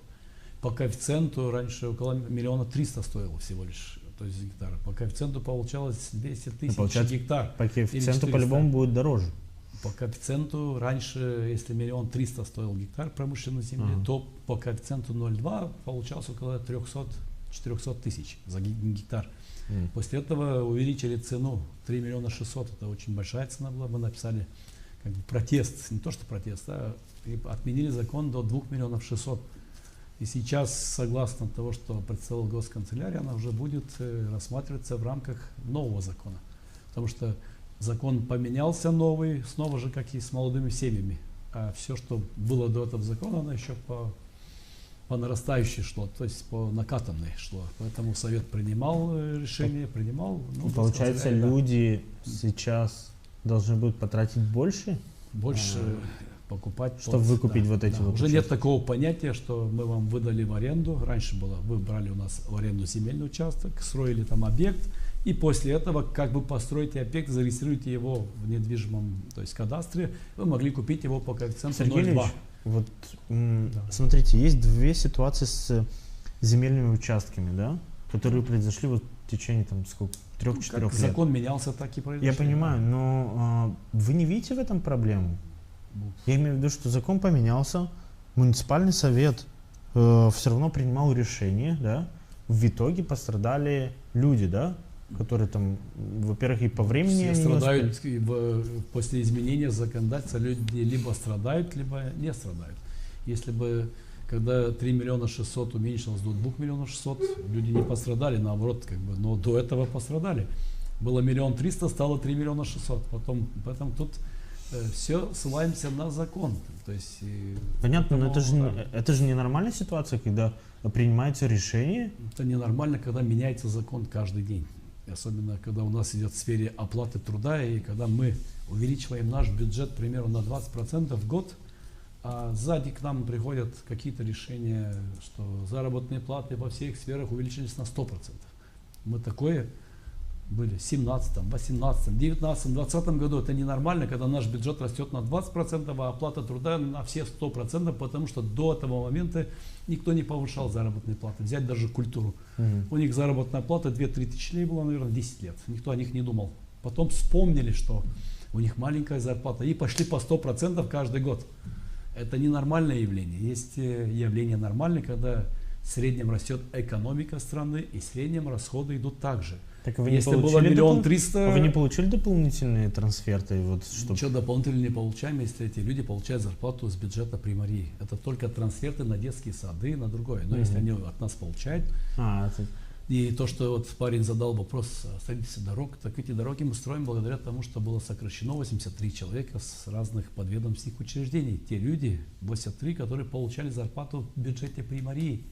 Если мы этого не сделали бы, то его вопрос был бы бесполезен. То есть мы вообще ничего не строили бы. Смотрите, у нас не так много до конца программы. Есть еще один вопрос вот с YouTube, в YouTube-чате от Алины Георгиев. Аудиторский отчет Суканал. Увидим ли мы документ? Как бы вы оценили ситуацию на предприятии? Если цена на воду не меняется на предприятии... Во-первых, я уточню, аудиторский отчет Суканал, это недавно? Сейчас, буквально сегодня отчет был перед советниками. Буквально сейчас был перед советниками. Я так скажу про Суканал. С 2010 года я стал примаром в 2015 году. У нас цена на воду и канализацию не изменилась. Все вокруг подорожало в разы. И тогда, когда цена была такая же, как сегодня, в Суканале были огромные долги. 2-3 миллиона. Там не могли даже социальный фонд закрыть. А то арестовывали счет и так далее, и так далее. Сегодня цена осталась, расходы увеличились. Электричество стоило... Сергей Ильич, было же по 15-15. Было 16-16, потом мы отпустили 15-15.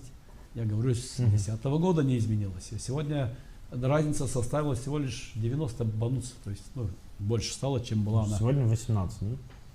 Сегодня 33 или 32 с копейками, раньше было 32. То есть вот разница. Для примера в Аргееве 53.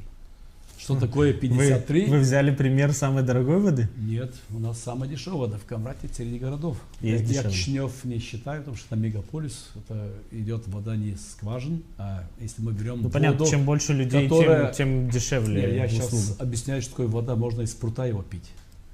А хлорировать каждый день, и при этом никаких жалоб нет, что вода подается хлорированной все время, 365 дней году. Сергей Ильич, я извиняюсь, просто у нас мало времени. Да, Вы довольны ситуацией нынешней в Суканале?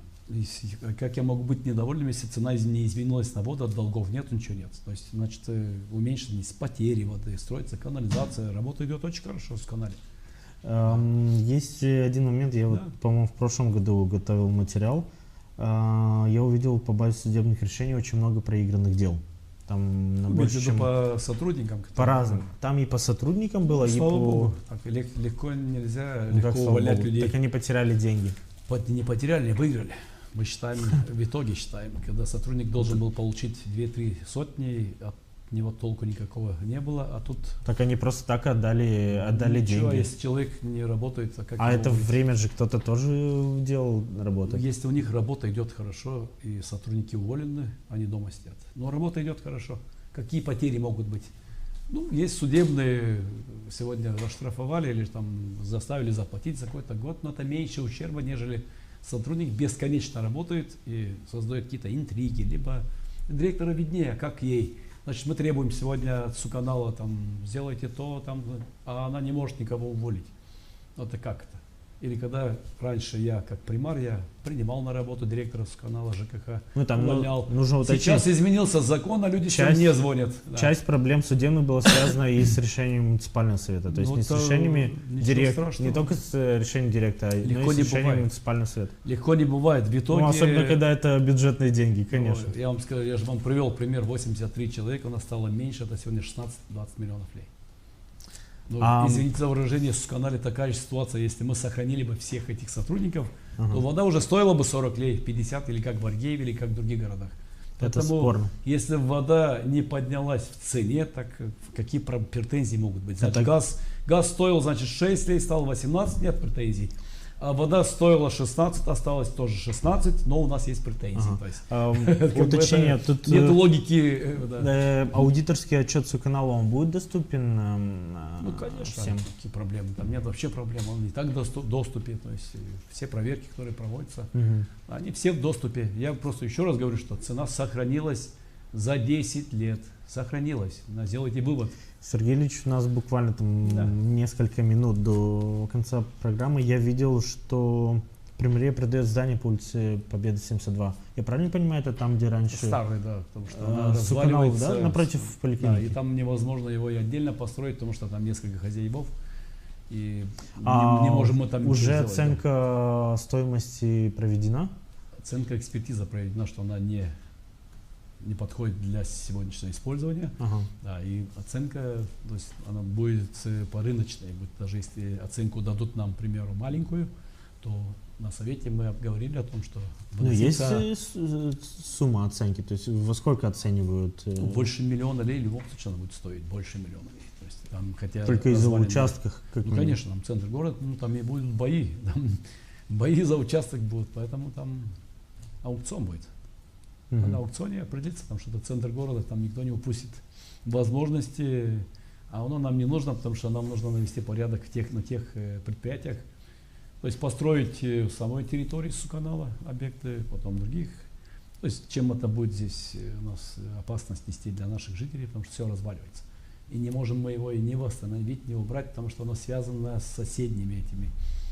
То есть одно единое здание, наши 100 квадратов, а у других есть еще 200 квадратов. И как построить, взять полздания, то есть невозможно. Поэтому Ну, мы как выносим минимум от аукцион. вас, не от вас, а кто будет строиться, от них потребуют Ну, они уже объединятся. отойти от границ. Да, им легче, в частном секторе легче объединяться для строительства, а нам сложно, потому что мы государственное учреждение и не можем объединяться сегодня с частниками для строительства. Сергей Ильич, я благодарю вас за программу. Всегда интересно, когда к собеседникам есть много вопросов. Конечно. Возможность того, что мы живем в Камрате, к вам всегда больше вопросов, чем к другим примарам, потому что мы знаем больше. Сегодня Тут, мало инфраструктурных, вот больше политических. Как бы. А это тоже важно. Ну, Тоже. мы в такое время живем. Ну, да. Гагаузия накануне выборов. Я, главное, От желаю, этого- чтобы не вернуться назад на 2 года, чтобы вот это От избежала этого вся ничего. Гагаузия, чтобы не было вот этого. Мы напоминаем, что Хаоса. вы смотрели программу Love Life. Оставайтесь с нами и до новых встреч.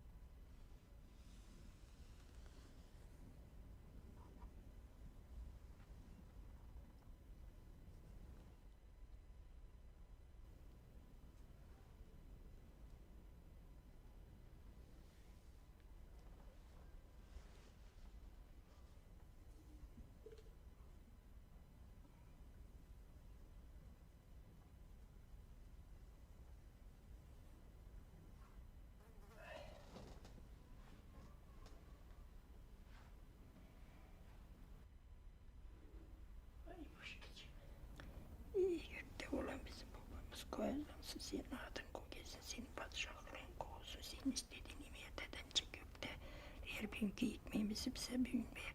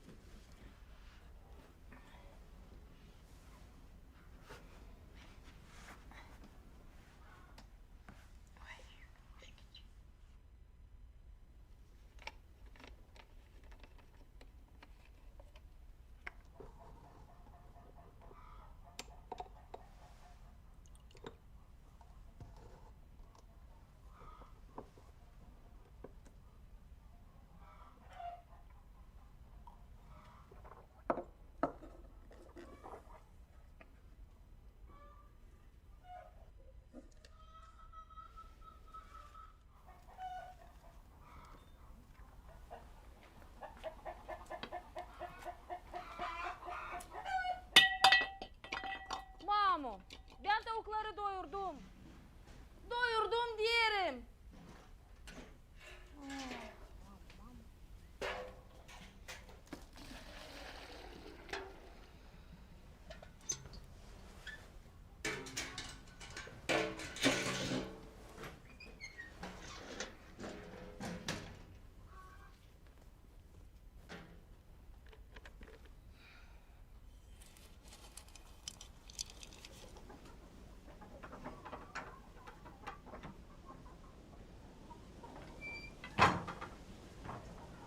Pıy pıy pıy pıy pıy pıy pıy pıy pıy.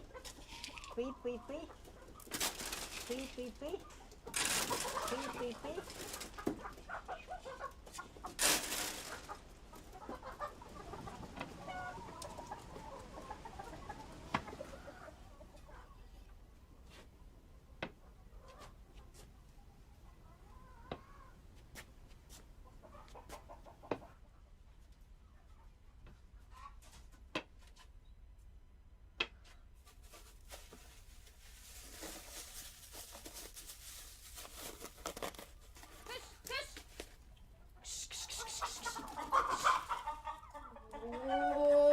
Of.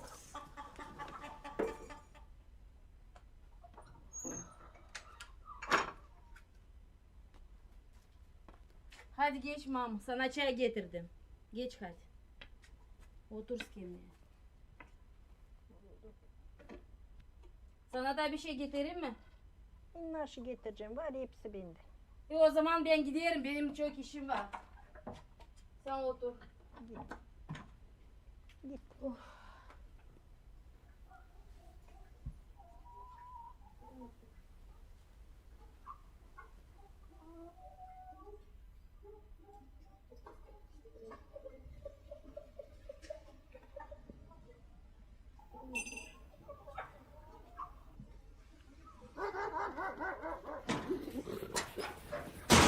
Marie! Mama co transmis. Mulțumesc pentru Larg de aici, Marie!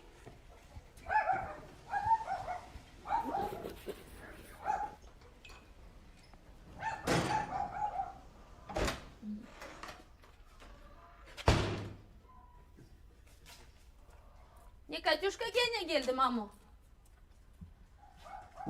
Çayını içtin Mamo olsa gene döktün. Yanında tanası var, gelin. Harmanda senin Tanas, de nerede? Tanas! Seni Mamun çağırır.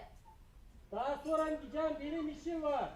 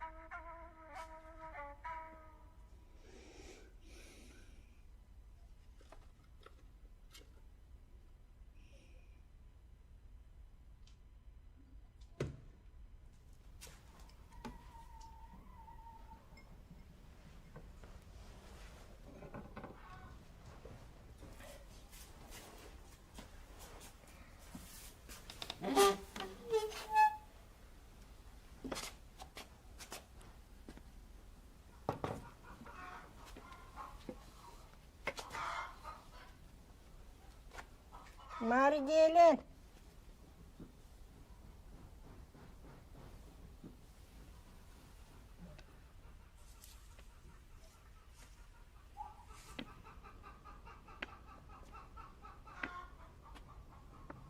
Mari gelin. Niye mamo? Ver bana birazcık sıcak su. Dur biraz bekle ben şimdi.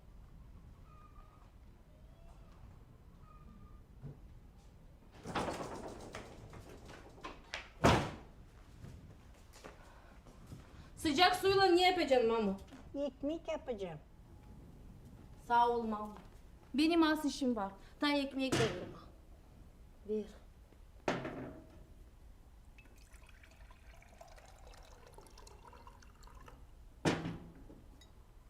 Kendin getirebilecek mi? Neyse o zaman.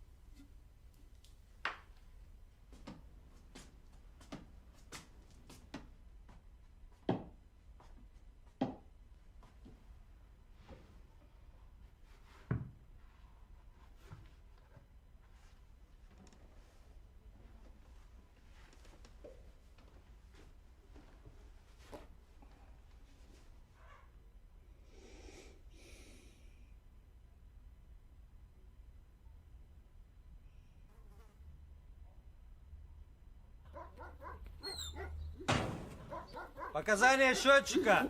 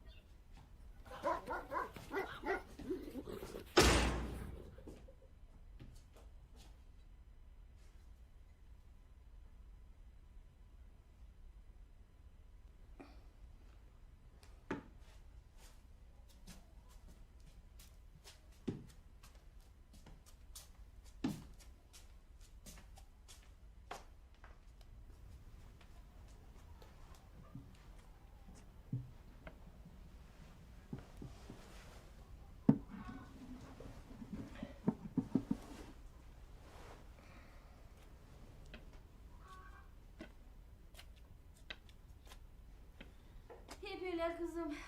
Nasıl da olacak? İşte yeriz. Sen nasılsın? Hepsi İslam mi? Ha. Hı hı. Öyle mi? Ha. Niye? Of. Kim bizi orada bekler? Ha? Rusya'da. Lazımız biz onlara. Ha. Doğru. Kim malum? Of kızım. Zor onunla. Pek zor. Gide daha da zor olur. Sen kendin bilirsin. Vakit lazım onu bakma. Ama ben yetiştiremiyorum. Hı hı. Lazım bakma bir yere gitmesin. Bir şey kırmasın. He. Gene bir şey sakırdı. Ya dur kızım bekle. Of mamu. Ne oldu? Niye gene kırdın? Ne yaptın gene? Ne yaparsın bırak. Kesecek yerini bırak dedim ben kendim toplayacağım. Çekil bir tarafa. Of her gün ağlayacağım tanıyacağım. Bıktım. Ne kadar var diyeceğim. Of. Takamamı der. Ah!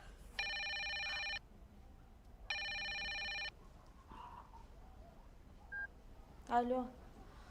Ah kızım. Unutmadım ben. Of. Aslı. Laf etmeye mi istiyorsun? Söyle şimdi. Mamu, dur kızım. Karanlık oldu. Malinama ekmek yapar. Gideyim şafkı tutuşturayım. Hiç bitmiyor. Bıktım artık. Mamu, sil yerlerini. Anyuta seninle laf etmeye ister. Kim o? Anyuta. Uf. Kızım şimdi vereceğim. Sil yerlerini Maria. Mamu.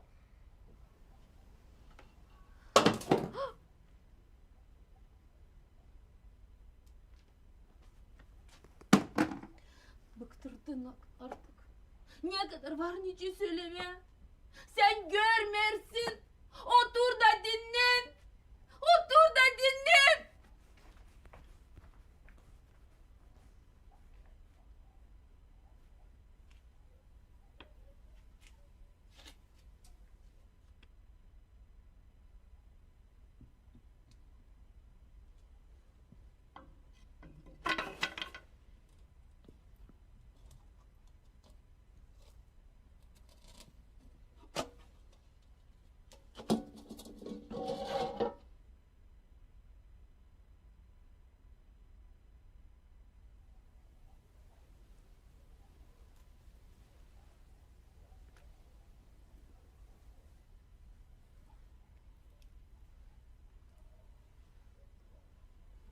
Hepsi Slavcık kızım. Hepsi Slavcık.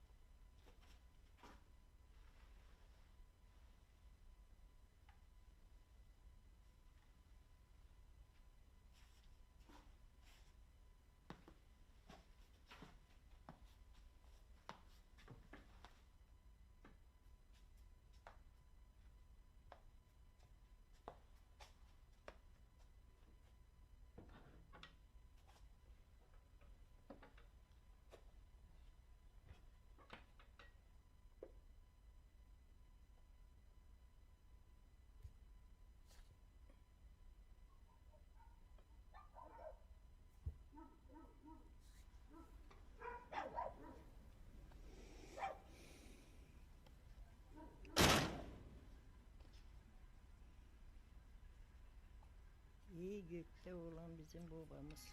Kolaylansın senin adı. Kol gelsin senin padişahlığın. Kol olsun senin istediğin. Dünyada da ince gökte. Ver bugünkü ekmeğimizi bize bugün ver. Din bağışla bizim borçlarımızı. Yüce biz de bağışlayıp bize borç olanları.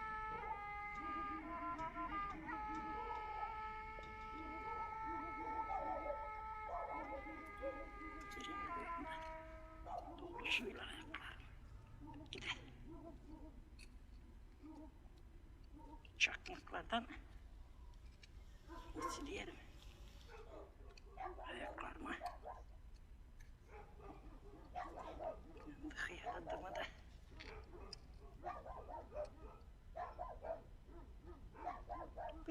Düşeceğim yere.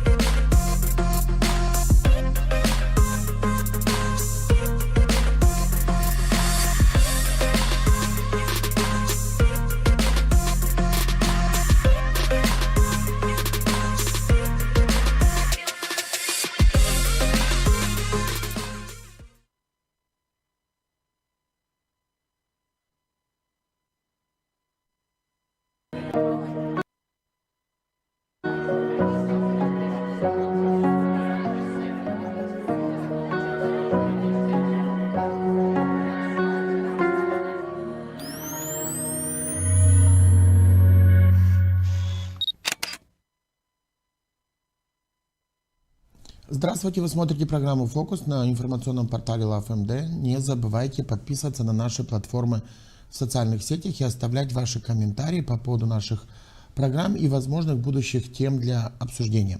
Все вы знаете ситуацию в Гагаузии в связи с тем, что есть проблемы с назначением даты выборов. Исполнительный комитет, по сути, находится в статусе исполняющих обязанности. Через несколько недель Народное собрание истечет срок действия мандата и уже будет работать в урезанном формате согласно местного законодательства, то есть не смогут принимать законодательные акты. Об этом и многих других проблемах, которые есть в последнее время в Гагаузии, сегодня мы будем говорить с депутатом Народного собрания автономии Николаем Дудого. Здравствуйте, Николай Харлампич. Рад вас видеть у нас в студии.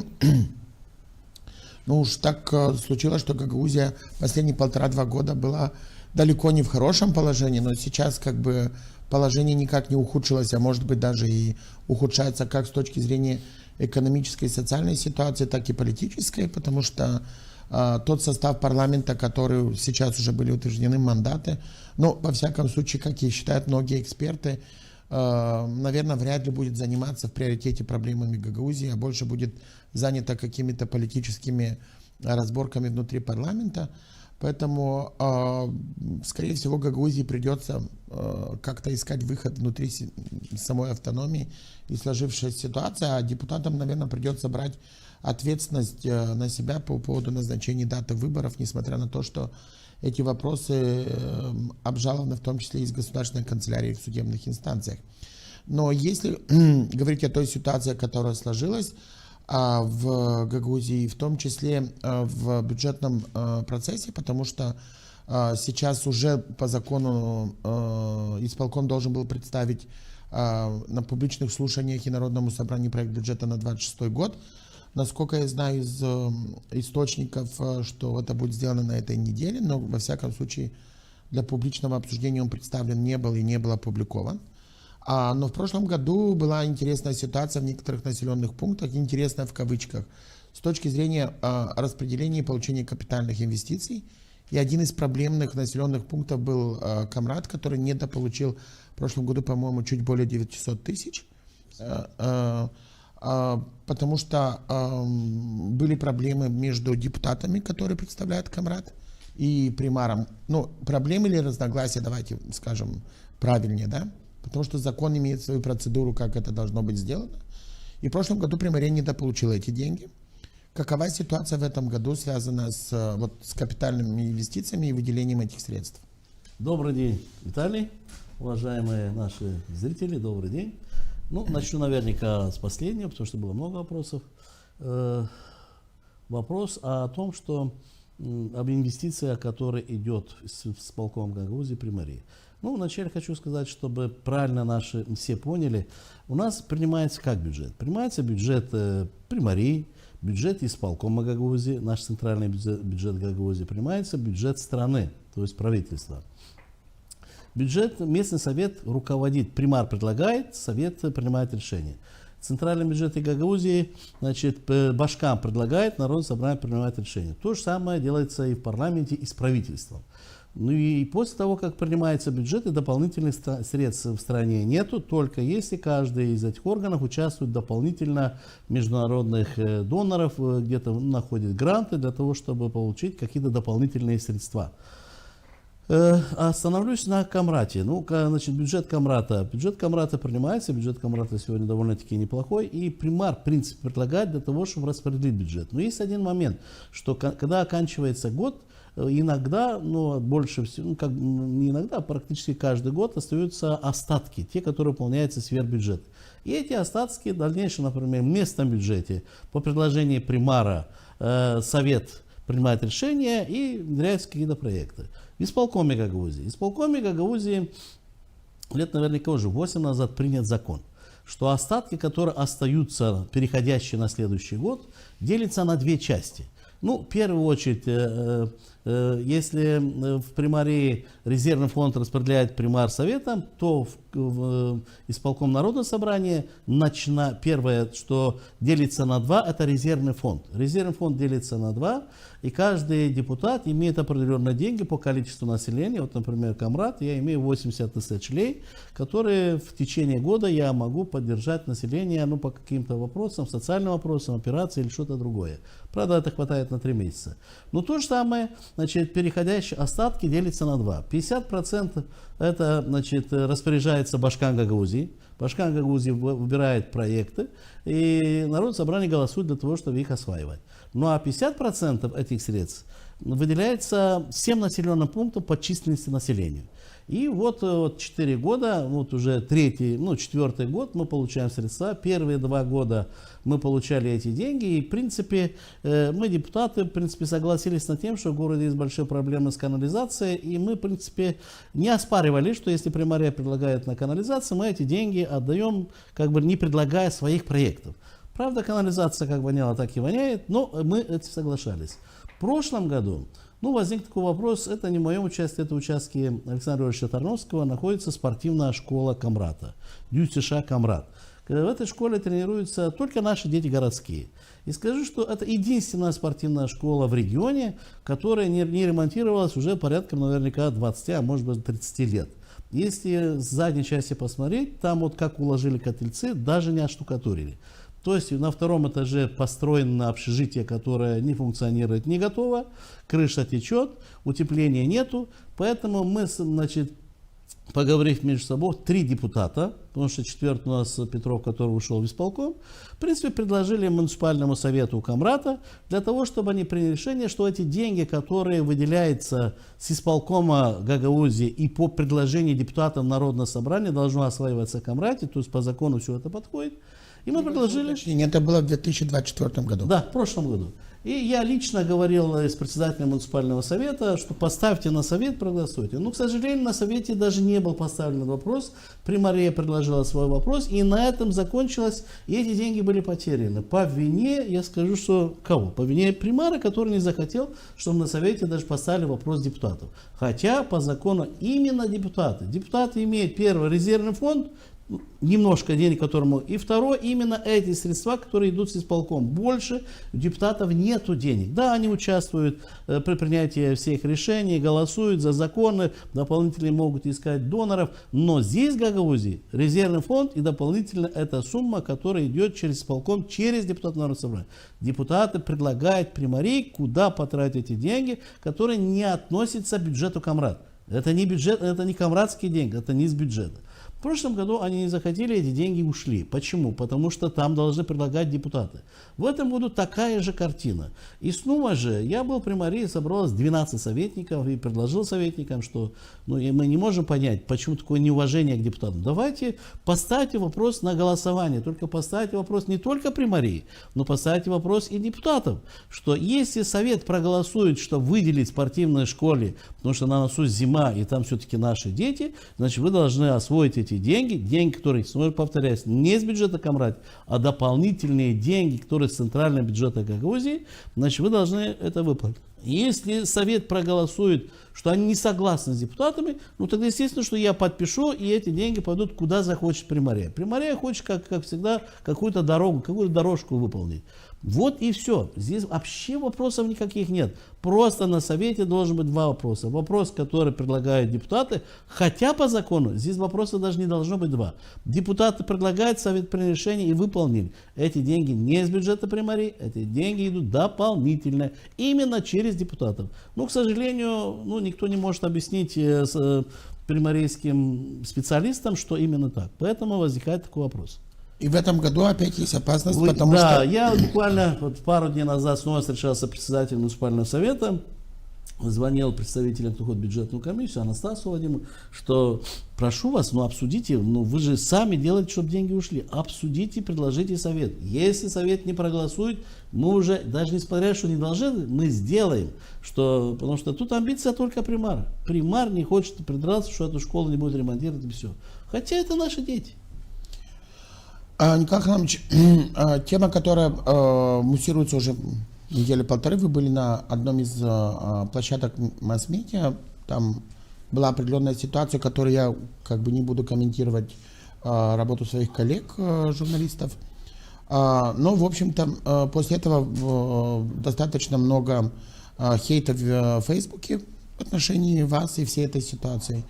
И в том числе обвинение о том, что вас поддерживал Илон Шор на выборах примарских и дальше как бы на депутатских выборах. Как на самом деле было?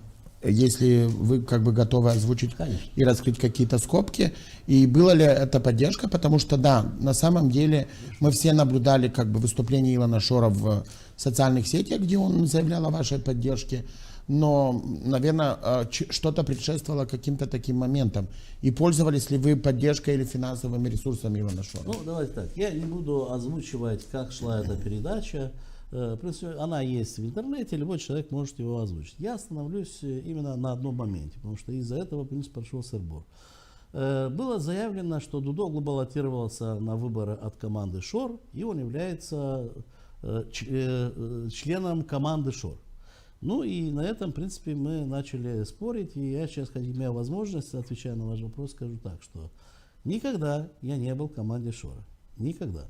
Да, в политике есть такое, что иногда некоторые партии, некоторые команды между собой ведут переговоры для того, чтобы на каком-то периоде договориться. У нас получилось так, что я баллотировался в Башкана Гагаузии, уже 2 года прошло. В 2023 году я баллотировался от Народно-патриотического союза Девлет. Ну, так уж получилось, что если раньше я выходил во 2-й круг, то сейчас я не вышел во 2-й круг, и нам нужно было принимать решение, кого мы поддержим во втором туре. Решение принимал не Дудоглу, решение принимала вся команда, потому что мы шли от организации, все руководители первичных организаций со всех населенных пунктов собрались, и мы тогда приняли решение, чтобы провести переговоры с Евгенией Гуцул, который поддерживает Шор, потому что Узуна поддерживал Дадон, который привел Ирину Влак, а мы были 8 лет в оппозиции к Ирине Влак. Поэтому у нас, в принципе, как такового и выбора и не было. Естественно, что мы начали переговоры с Евгенией Гуцул, его сторонниками и с Илоном Шором. Скажу, что это были, как говорится, переговоры на выборах. Да, мы их поддержали, они выиграли на выборы. В дальнейшем мы провели переговоры для того, чтобы с нашей команды, не сливая организацию, а с нашей команды кто-то попал в исполком Гагаузии, как оно было в правительстве не раз, когда коалиционное руководство есть и либерал-демократ, и либерал-демократ, если помните прошлый. То же самое мы предложили наших специалистов для того, чтобы они попали в исполком. Тем более, что наша команда была 8 лет в оппозиции к Вармузалы, 8 лет в оппозиции к Ирине Влак, и мы посчитали, что пора уже, как говорится, подставить плечо Башкану, который выбран, и работать совместно. Скажу, мы такие переговоры провели. И Шор предложил лично мне быть заместителем Башкана Гагаузии. Но ни одному человеку с нашей команды он не предложил никакой должности. То есть начальника управления ни одного, только мне. Я отказался, потому что мы решение принимали командное, мы участвовали в командное. Если в нашей команде не будет ни одного члена, ни одного начальника управления, ну тогда, а что мне там искать? Естественно, что я отказался. В дальнейшем, значит, у нас провелась беседа, что мы организовали, у нас был совместный проект. Совместный проект, который я считаю, что это наверняка был одной из самых лучших проектов, который внедрялось 2 года назад в Гагаузии, это открытие спортивного клуба. Открытие спортивного клуба для борцов, для того, чтобы профессионально тренировались. И мы тогда набрали более 22 человек, спортсменов экстра-класса, мастеров спорта международного класса. Буквально за год ребята уже некоторые стали призерами Европы, мира. Началась подготовка уже на следующие Олимпийские игры. Я работал в этом клубе тренером. И скажу, что вот наши отношения были с Шором в этом направлении. Но после того, когда они прекратили поддержку этого клуба, ну, то есть наши отношения полностью больше никаких. То есть с того момента, как клуб они закрыли, больше отношений как не было. В этот период прошли выборы, местные выборы в примары, ну, местные выборы. Да, и скажу, что после башкирских выборов, когда мы их поддержали, по идее, все ждали в городе, что они ответят тем же, что они поддержат мою кандидатуру в первом же туре, потому что мы же их поддержали, они выиграли. Но так же получилось. Это тоже одно из доказательств, что мы не были в команде Шора. Шора, посовещав своей команды, они выдвинули сначала Александра Панова на выборы, он был снят с выборов. Потом они выдвинули Кюлафле и Новака. И в первом туре нашей команде пришлось бороться без админресурсов, потому что Анастасов был примаром города, используя другие рычаги. Естественно, что ему было легче, имея большой админресурс. Нам пришлось для того, чтобы выйти во второй тур, бороться именно с командой Шора. И скажу, что с большим трудом, но все-таки мы вышли во второй тур. Мы вышли во второй тур с Анастасовым, а команда Шора вместе с двумя своими кандидатами, они остались сзади. И скажу, что тогда Шор, в принципе, ну, наверняка по-другому и быть не могло. Он же не мог поддержать представителя ПАС во втором круге. Поэтому Илан Шор сделал заявление, что поддерживает Дудоглу. Но это не того, что я был в их команде. Их команда проиграла. Он сделал заявление, что поддерживает Николая Дудоглу. Тем более, что на какой-то встрече я сказал, что нам нужны очистные сооружения, что если нам понадобятся деньги, мы не будем брезговать ничем, любыми деньгами, если нужно, даже попросим даже Илана Шора, потому что нам нужны очистные сооружения. Поэтому он сделал такое заявление. Но я вам скажу, что заявление закончилось тем, что это было просто заявление.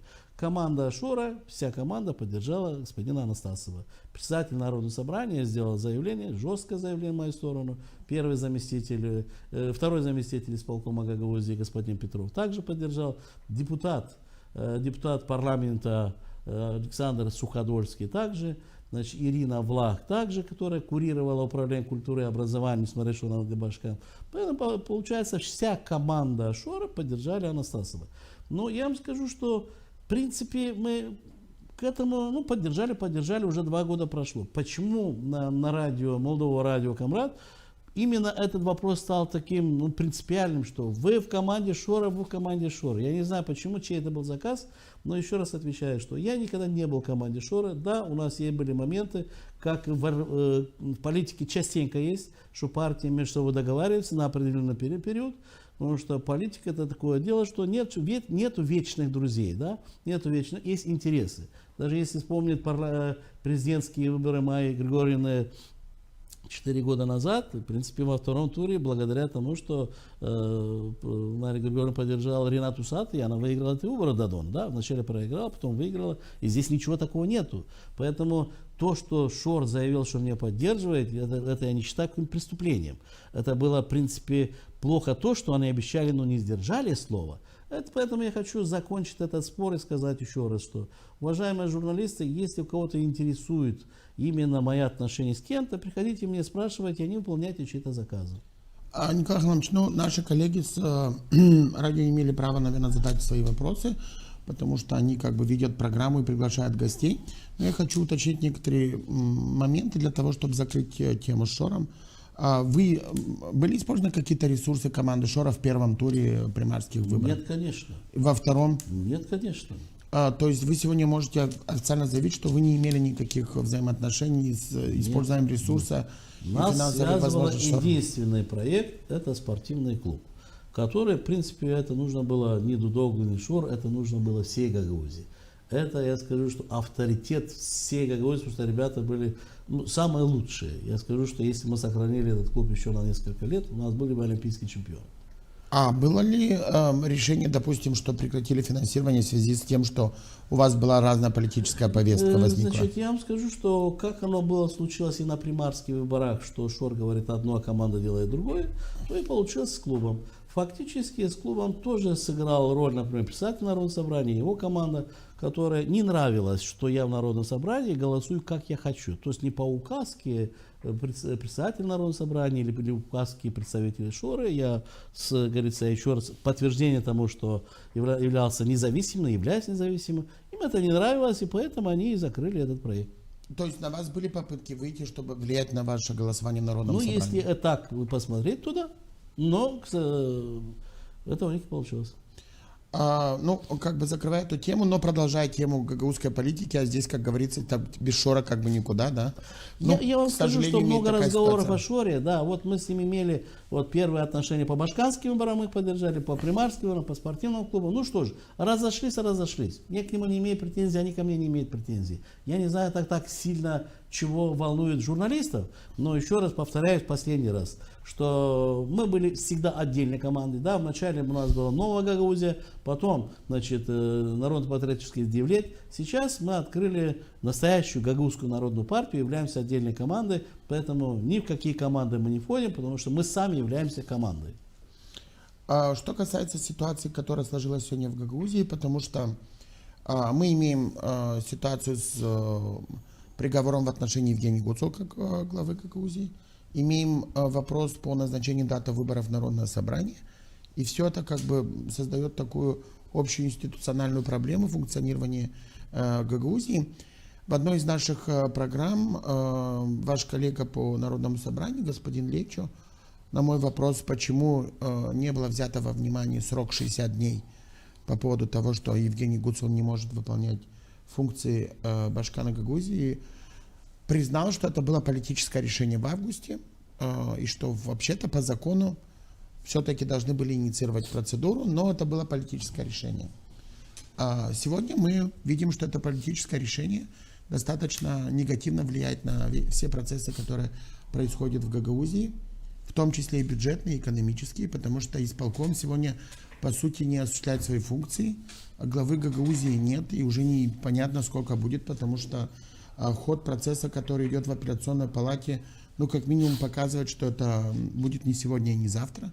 То есть процесс может быть затянут, а Гагаузия, по сути, является обезглавленной как со стороны башкана и исполкома Гагаузии, и через пару недель та же ситуация постигнет и Народное собрание, которое будет урезано в полномочиях. То есть мандат будет действителен, но Народное собрание не сможет принимать законы. В этой связи, вот как вы оцениваете эту ситуацию и какова ваша позиция? Потому что в августе была попытка сформировать ЦИК, но исполнительный комитет не внес своих 3 кандидатов, как и судебная инстанция. Но если в судебной инстанции есть вопросы в связи с картой судов, то если исполком бы внес эти 3 кандидатуры, то как минимум мог бы быть сформирован ЦИК, который имел бы кворум и мог бы организовать выборы. Ну, Виталий, я вам скажу, что сейчас в данный момент наверняка очень нужно спешить принять бюджет. Потому что если наши депутаты станут нелегитимны, то есть пройдет ноябрь, мы не сможем принять бюджет, и наши все примарии будут работать по бюджету 1 к 12, да, это будет очень сложно. Поэтому сейчас в первую очередь наверняка нужно форсировать исполкому Гагаузии для того, чтобы быстро предложить Народное собрание и принять бюджет, что с Нового года примарии начали работать, потому что мы ожидаем, что если выборы Народного собрания затянутся, перейдут на следующий год, ну, то что они же не смогут принять уже, значит, бюджет Гагаузии.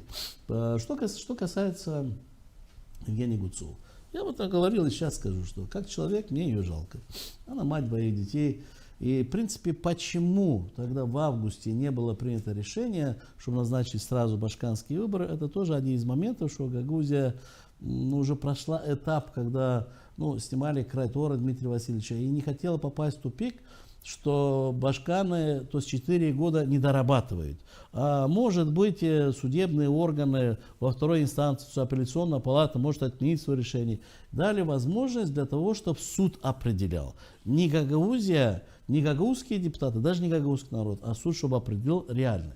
Поэтому я так думаю, что сейчас, после решения апелляционной палаты, я думаю, что больше не останется вопросов, и Народное собрание обязано будет назначить выборы и в Народное собрание, и башканские выборы. Я думаю, что выборы Народного собрания затягиваются только из-за того, что большинство, скорее всего, имеет дополнительные какие-то отношения некоторыми серьезными игроками, которые где-то просят оттянуть для того, чтобы стало ясно, чтобы не проводить выборы Народного собрания, например, сейчас или через месяц, а через 2-3 месяца башканские выборы. То есть 2 выбора разделить на несколько месяцев.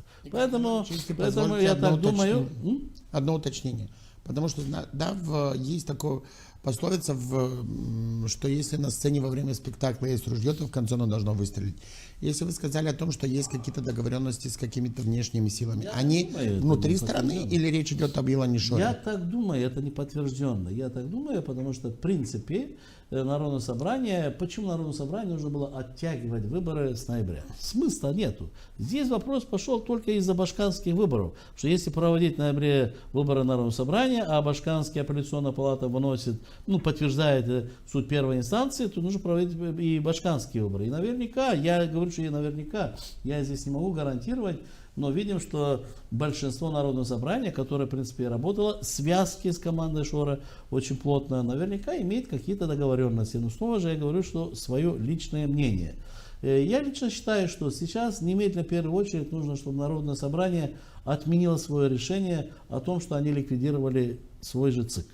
Потому что ЦИК они ликвидировали, подали в суд, выиграли первую инстанцию, сейчас и дальше апелляционная. И если ЦИК пойдет в таком русле, потом и выше, то они затянут еще на год выборы. Поэтому сейчас самое лучшее наверняка отменить свое решение, и чтобы ЦИК, который работал, он также мог продолжать работу. То есть тогда у нас получается, что ЦИК уже есть.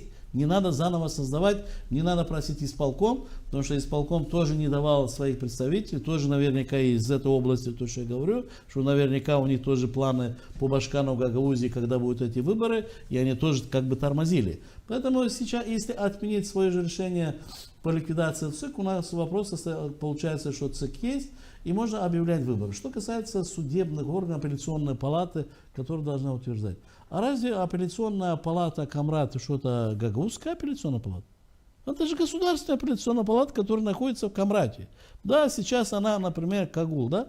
Ну а какая разница? Я считаю, что апелляционная палата, которая, есть ее функция определенная, привязанная к местности, она и будет в дальнейшем утверждать мандаты депутатов. Потому что не будет же утверждать наши мандаты Бельская апелляционная палата. Да? Та апелляционная палата, которая, в принципе, привязана по местности Гагаузии. Будет она Кагульская, будет она Камрадская, в любом случае она должна будет утвердить и мандаты депутатов, которые будут избраны. Я лично считаю, что выборы у нас пройдут, скорее всего, что выборы будут назначены в декабре. И они пройдут у нас где-то в марте, потому что 3 месяца после этого есть составление ЦИК, 2 месяца идет у нас предвыборная программа, март-апрель. То есть получается, что все-таки Народное собрание выйдет за рамки. Она уже вышла, она давно должна была уже назначить. В ноябре уже должны были пройти выборы, а должна была назначить за 3 месяца. Что была образована Центральная избирательная комиссия, 2 месяца у нас идет выборная кампания, она уже нарушила все и вся. Только наверняка уже нужно прекращать. Я как-то сказал, что мы столько ругались между собой, что уже я ни в коем случае сейчас не буду кого-то критиковать, это бессмысленно. Все равно никто это не слышит. Поэтому сейчас единственное мы просим одно, что Народное собрание должно собраться, несмотря на свою критику со всей стороны, его критиковали, назначить эти выборы, провести эти выборы и уже достойно уйти. Николай Харламович, результаты парламентских выборов по стране, потому что в Гагаузии они очень отличаются от того, что мы имеем по стране по результатам выборов.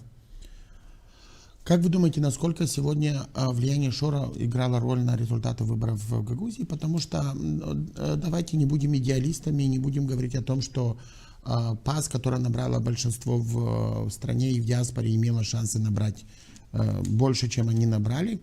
При тех условиях, которые сложились в Гагаузии, думаю, что это невозможно было. То есть нужно смотреть правде в глаза. То есть... Но вопрос, опять же, получился, что гагаузы проголосовали там 83% за блок патриотов, который развалился, мы уже знаем, Воронин заявил, что он выходит, будет создавать свою фракцию. Ирину Влах аккурат сняли за нарушение перед выборами, но гагаузы дали 83%. Теперь что ждать от этих 83%? Вроде бы дали простое абсолютное большинство, а в итоге этот блок, по сути... в нынешнем раскладе в парламенте, думаю, что они могут только там, как Александр Танасев в одной из программ сказал, вспоминая, как они работали с некоторыми депутатами, блокировать трибуну, не пускать депутатов в парламент или там лезть с кулаками друг на друга. То есть он, ну, примерно такой сценарий нарисовал будущего парламента. Что получили в итоге гагаузы? И насколько влияние Шора в этих выборах было в Гагаузии имело место? Я скажу, что Гагаузия ничего не получила, Гагаузия наступила на те же грабли. Прошлые 4 года назад Гагаузия проголосовала за партию социалистов уже, по-моему, 90 с чем-то процентов. Да? Сейчас за блок 80 с чем-то. Ну, тогда, в принципе, эти 4 года социалисты проиграли, ушли в оппозицию. Ничем они Гагаузию не могли защищать. Гагаузию побили со всех сторон, вплоть до того, что начали отменять статьи уже в Конституционном суде. Осталось только одно — ликвидировать Гагаузию. Сейчас Гагаузия снова наступила на те же грабли. Снова, как говорится, мы поддержали тех людей, ту партию, ту команду, которая проиграла. Если что касается Шора, я скажу, что Шор, в принципе, поддержал тоже Патриотический союз. И вместе они набрали этот процент, который набрали. Потому что кандидаты от Шора, ну, говорила, что они кандидаты от Шора. Фортуна, которая, в принципе, набрала довольно-таки много голосов на президентских выборах, Ирина Влах, были сняты. Поэтому они работали в одном целом. Я хочу остановиться на этом, сказать, что в Гагаузии полгода назад открыто образована Гагаузская народная партия. И, в принципе, мы очень хотели участвовать на этих выборах, прежде всего, для того, чтобы не дать, чтобы Гагаузия снова наступала на те грабли, что она наступила, потому что мы отдаем голоса какой-то партии, которая идет в оппозицию, а потом требуем от себя какое-то другое отношение, хотя во время выборов, как говорится, что только в наших выборах нет, да, грязь и все, что хочешь. Но, к сожалению, наша партия не смогла участвовать, ее не зарегистрировали по некоторым проблемам. Но мы приняли тогда решение провести переговоры с другими партиями. Прежде всего с левым партиям, которые ближе к гагаузскому электорату. И я скажу, что у нас переговоры сорвались со всеми, потому что мы поняли, что ничего они не хотят обещать Гагаузии. Им нужны были только наши голоса. И первый лозунг: ну вы же Россию поддерживаете, вы обязаны нас поддержать. Да, мы Россию как поддерживаем, но мы не хотели поддержать команду, которая проиграет, и из-за которых у нас будут большие проблемы. И вот сегодня итог. Итог такой, что победители не судят, победители уже есть. Много можно говорить, диаспора, не знаю что, но есть большинство, 55 мандатов. Да, 2 слова скажу о партии ПАС. Партия ПАС в Гагаузии не набирает, 3%, по-моему, уже 8-10, сколько, 3% все время держится, 1, 2, 3. Я считаю, что они не увеличивают свои проценты, потому что они частенько ставят на тех людей и помогают этим людям, и примарии, и инвестиции, и гранты, и проекты, даже идут на серьезные нарушения, чтобы поддерживать. Но когда приходит время, эти люди боятся даже сказать, что они имеют отношение к ПАСу. Они их просто предают. Как выборы закончатся, они снова бегут, становятся строй, что мы ваши большие сторонники. Но во время выборов их даже следа здесь нет в Гагаузии. Но это их проблема, пускай они сами решают своими сторонниками. Сейчас, в данный момент, для Гагаузии очень важно, потому что уже с Кишинева звучит и выступление президента, что с Гагаузией нужно больше работать, с Гагаузией нужно искать других политиков. Я скажу, что начнется что Гагаузия сегодня ждет, что начнутся какие-то сигналы, удары по Гагаузии, которые может довести до того, что Гагаузия может сама ликвидироваться. Поэтому, естественно, что нас это очень сильно волнует.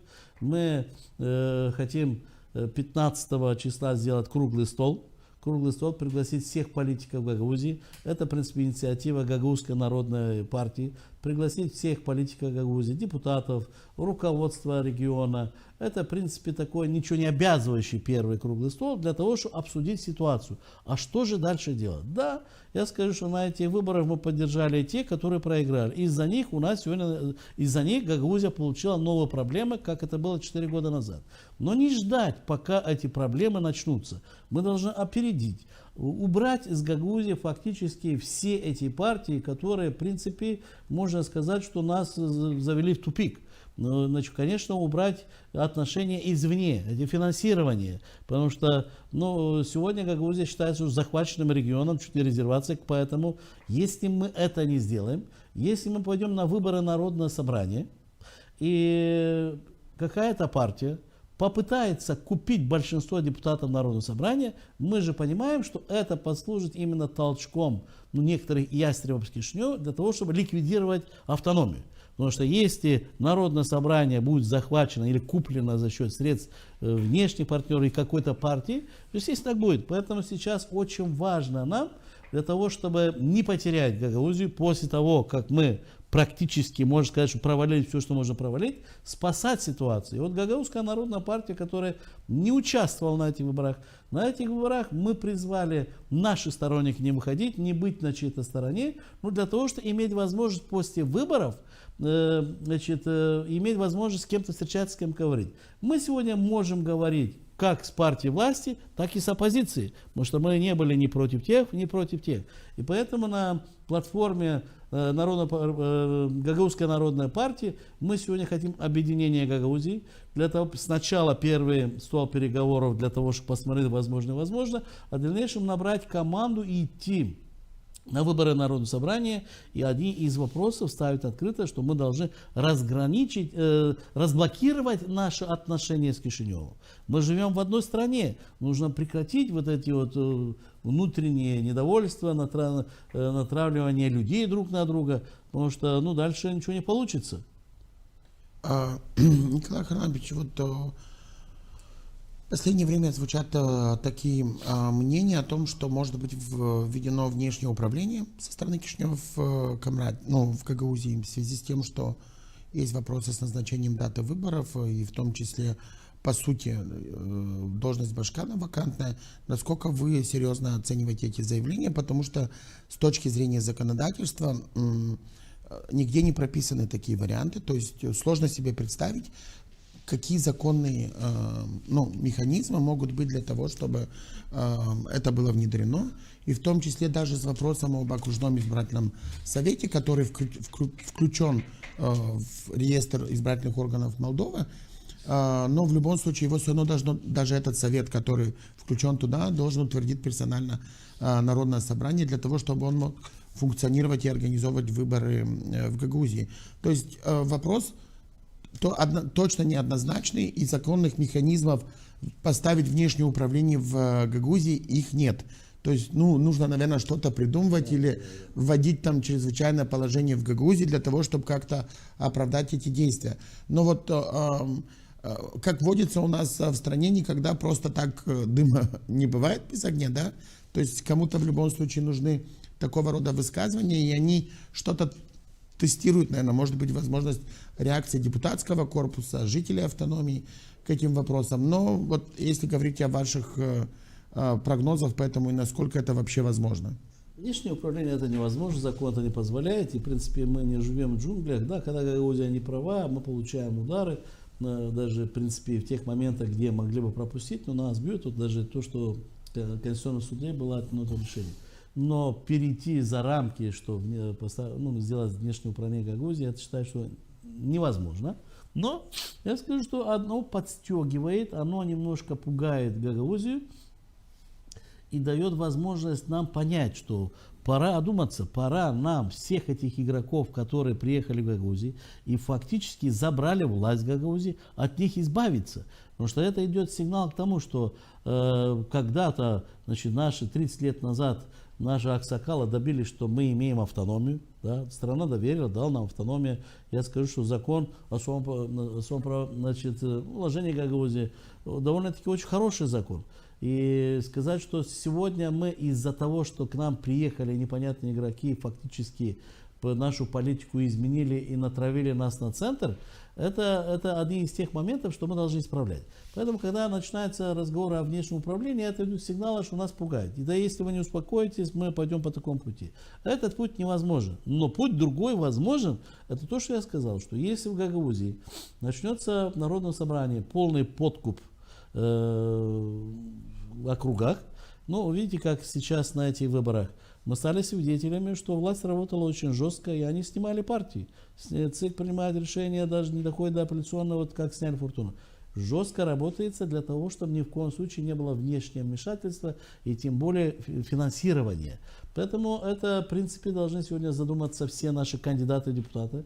Потому что, в отличие от парламентских выборов, у нас кандидаты могут идти от партии, но они являются по одномандатным округам. То есть они регистрируются как по одномандатным округам. И для того, чтобы их снимать, не надо будет снимать всю партию. Нужно будет просто снять одного человека. Поэтому очень Сегодня важно для наших будущих кандидатов в депутаты, чтобы они понимали, что если они используют чью-то поддержку извне, а не просто, как говорится, идя со своей программой, со своими друзьями, с группой поддержки населенных пунктов, то тогда естественно, что наверняка они не дойдут до конца. А если это будет массово, я вот лично думаю, что это будет тем сигналом, который сегодня многие говорят. И я вам скажу, что для центра, если, например, на парламентские выборы для центра было, как говорится, важно снимать этих игроков, которые были замешаны в чем-то, то в Гагаузии наверняка они даже захотят, чтобы такие были. Потому что Гагаузия сегодня стала поперек горла очень многим политикам, да, таким радикальным политикам, которые, в принципе, давят на руководство страны, что Гагаузия нас тянет назад, мы хотим Европейский Союз, они голосуют 99% против и тому подобное. И этим самым они, как говорится, если это, они даже будут следить за этим, что если Гагаузия пойдет по такому пути, они даже обрадуются. Но видите, они сами хотят этого, они сами хотят ликвидации Гагаузии. Поэтому очень важно, сверхважно, что мы могли прежде всего, назначая выборы, избавиться от политических игроков, которые занимаются коррупцией, которые в принципе могут довести до ликвидации Гагаузии. Если говорить о ваших краткосрочных видениях того, что происходит в Гагаузии, вы считаете, что бюджет Гагаузии может быть принят до 12 ноября? Потому что, насколько я понимаю, и говорил в начале программы, он, скорее всего, на этой неделе будет представлен как проект. Но должен пройти еще согласование в комиссиях, должен пройти публичные слушания. То есть определенные процедурные вопросы. Если их нарушат, то не исключено, что госканцелярия может обжаловать. Давайте вспомним последний год Ирины Влах, когда она же подписала закон о бюджете, а потом пошла его и обжаловала в апелляционной палате. Апелляционная палата отменила его в связи с нарушением процедуры. Знаете, никогда так не было, чтобы так быстро Народное собрание утвердило бюджет Гагаузии. Но, честно говоря, я хотел бы. Я хотел бы для того, чтобы... Потому что Народное собрание проголосует, потому что виновато в этом именно Народное собрание. Мы затянули эти выборы. Поэтому Народное собрание, я думаю, что все 35 депутатов будут голосовать, потому что есть наша вина в том, и из-за нашей вины могут пострадать бюджеты всех населенных пунктов, может пострадать вся Гагаузия. Сейчас все зависит от исполкома Гагаузии, от управления финансов, которое сможет формировать так быстро бюджет, потому что там, в принципе, идет согласование и с местными советами, местными примариями. То есть работа большая. Но я желаю им, чтобы они побыстрее это сделали, для того, чтобы действительно с Нового года бюджет Гагаузии заработал, но выборы не имели отношения к бюджету, а уже выборы, как говорится, отдельно были назначены, возможно, депутатские, башканские совместно. Я благодарю вас за то, что вы нашли время и были у нас в программе. Напомню, что вы смотрели программу «Фокус». Сегодня у нас в гостях был Николай Дудогла, депутат Народного собрания Гагаузии. Не забывайте подписываться на наши платформы в социальных сетях. Сегодня мы говорили о возможности возобновления диалога между Кишиневым и Камратом и о том, была ли поддержка Илона Шора в деятельности Николая Дудогла. Он заявил о том, что поддержки не было, ни ресурсов, ни финансов, и у них были определенные договоренности, которые не были исполнены определенными сторонами, и в итоге, в общем-то, это разные политические взгляды, и в том числе голосование Николая Дудогла в Народном собрании не было связано с желанием Илона Шора. А также говорили о том, что в этом году Камрат опять может лишиться капитальных инвестиций, которые предусматривает законодательство автономии, и в связи с тем, что у примара города есть некоторые другие взгляды на расходование этих средств, чем у депутатов, которые представляют Камрат. Как это будет развиваться, наверное, мы увидим в ближайшие недели. И повторит ли Камрат судьбу прошлого 24 года, когда лишился капитальных инвестиций в более 800 тысяч, мы, наверное, увидим в ближайшие недели. А вы оставайтесь с LoveMD, подписывайтесь на наши социальные сети, оставляйте ваши комментарии.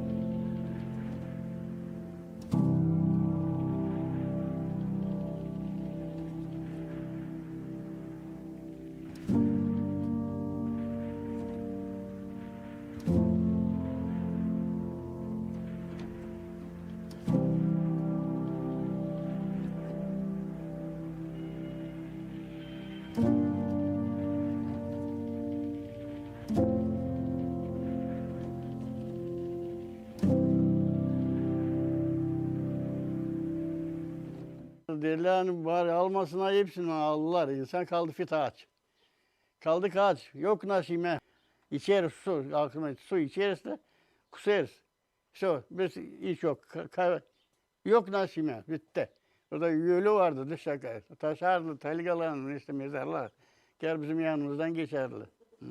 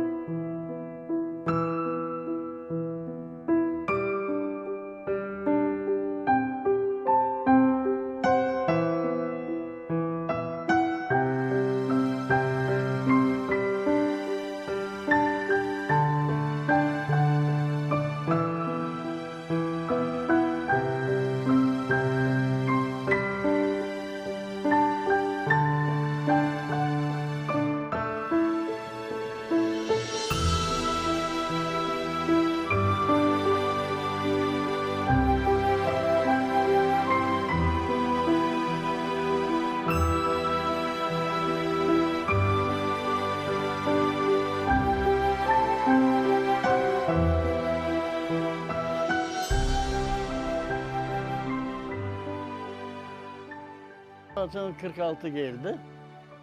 Yemeği yok. Aldılar hepsini. Rusya'ya aldılar. Burada insana ağaç bırakmışsın. Bu arada derler bari almasına hepsini aldılar. İnsan kaldı fit ağaç. Kaldık ağaç. Yok nasime o bir şey. Letos ilk yazın Mayda tölecek. Yok bitti. Ne yapsın mamu? Alayım mamu bizden işte gider, alay da gider çadıra. Benim Batıma çadırda işlerdi. Neyse, Gruşik neyse de vokzalda. Orada nasıl var? Gitmeye getirme. Mamu yollandı gitmeye orayı. Getir bir karca aşama. Yavaş yavaş çakadı. O orayı çadıra yetişince getir savurtma. Göz görgün. Geri gelme. 100 gün gelmedi hiç. Biz yok nasime. Vardı gündendi sapım. Onun içini çıkarırız. Kavururuz da yeriz onu. Şiştik. Su içe şiştik.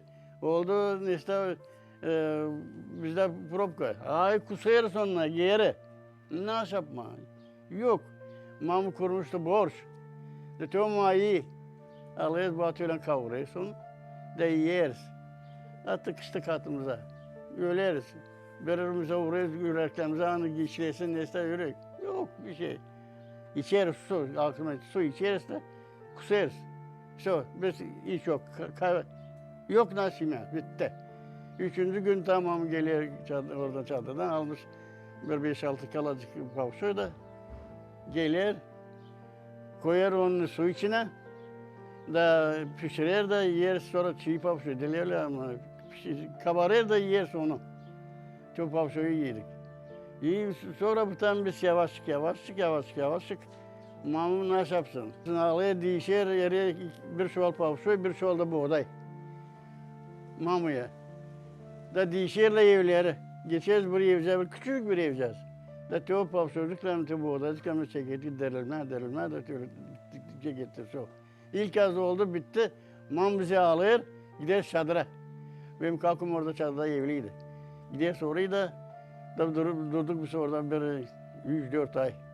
Silah'a gelince kendine, sonra geldik eve de buradan gittik silah gitmeye.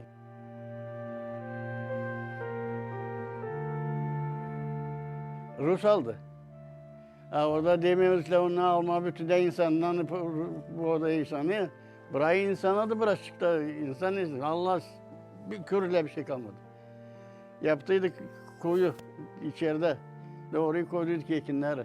Allah onlar da hiçbir şey kalmadı. Defit kaldı antiden, страшный. Страшный потoptu. Orada yölü vardı dışarı. Taşarlı, telgalanın işte mezarlar. Gel bizim yanımızdan geçerli.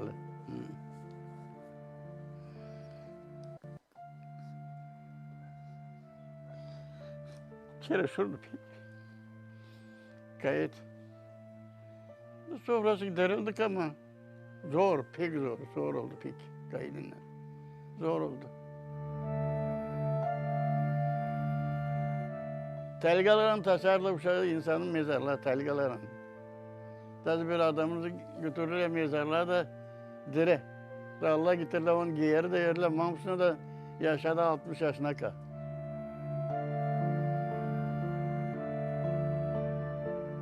Kesirler ki hayvanları kestiler. Yok nasıl ha? Allah kestiler ya insan hayvanlarını kestiler. İlla hani gelmek kendine bırakacak. Hazır yine ağlarlar keserler. Yok nasıl ha? İşte onunla başladı insan. Kimde vardı hayvana, kimde yoktu. Nasıl yapacak zavallı. Hadi komşular nesi de vererler parçacık nasıl verilme ama. Kimde yoktu. Öyle de ölüler de gittiler. Hepsi geberdi. Kimde yoktu bir şey. Hepsi sıradır geberdiler evde.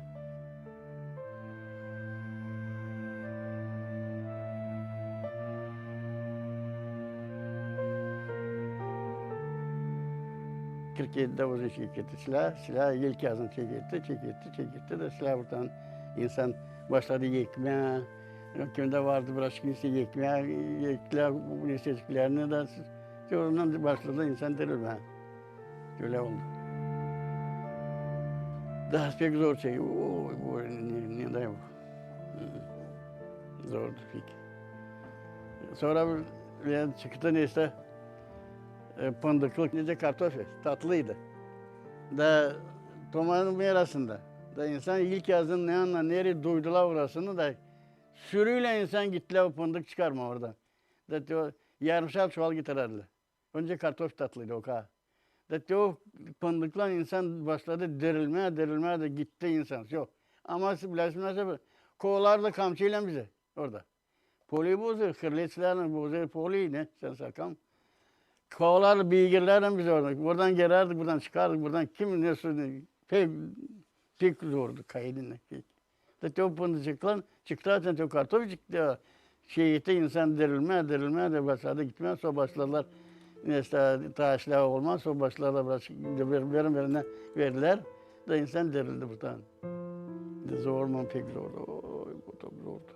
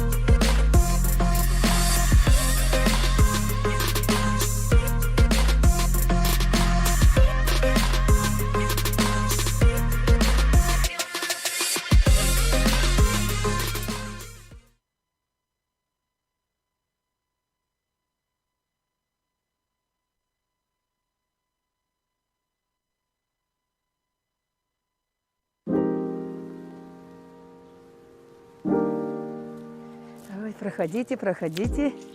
Пришли сейчас. По всему селу вас искала. Вот, нашли. Наконец-то мы узнаем Мы- этот рецепт. Да, покажем сейчас. Чтобы хлеб был вкусный, его надо делать именно с домашних дрожжей. Это питочек, это дрожжи, сделанные своими руками с предыдущего теста. Там добавляется хмель, все, делается вот эти питочки. Вот их мы сперва берем, крошим, очень мелко, они сухие. Вот так мелко крошим. Наливаем водичку тепленькую.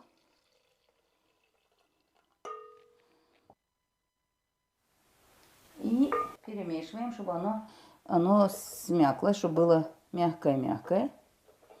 Ждем. Оно должно, потому что оно сухое. Оно сейчас станет мягкое. И потом помешаем с мукой. Сделаем опарочку. Это называется опарка. Сейчас надо добавить муку сюда, к этим дрожжам. И мешать потихонечку.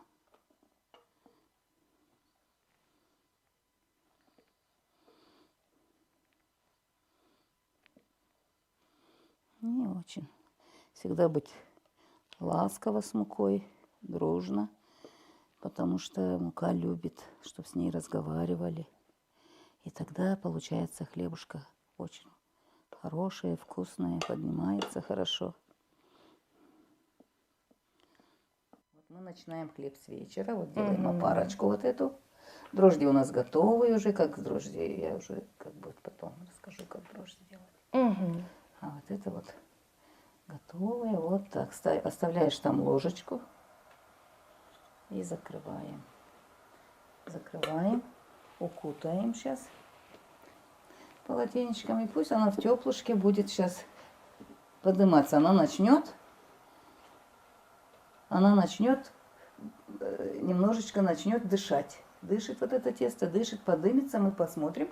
Когда она будет готова, мы потом будем больше сделать. В большей миске сделаем еще побольше. Перемешаем. Перемешаем и дальше уже. Для того, чтобы хлеб испечь, надо топить печку. Ну, мы топим виноградной лозой. Она дает хороший жар, и хлеб испекается очень хорошо. Ну, печки бывают разные по величине, по размеру. В нашу печку, например, помещается 8 противней. Ну, топим мы хорошую одну такую жменю, хорошую. И когда растопили все, разожгли, пробуем рукой жар в печке. Если рука выдерживает, все, можно в печку вставить хлеб. И в течение часа хлеб бывает испекается готовым.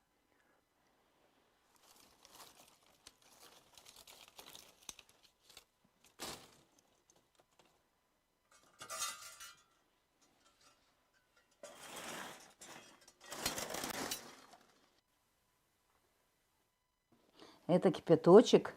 Делаем опарочку чуть-чуть, маленьким количеством воды. Делаем опарочку, она горячая, кипяток. И вот она должна быть, вот сейчас она остынет. Мы тогда помешаем все тесто сюда, всю опарочку сюда. Это уже остыла опарочка, мы мешаем все, готовим тесто дальше.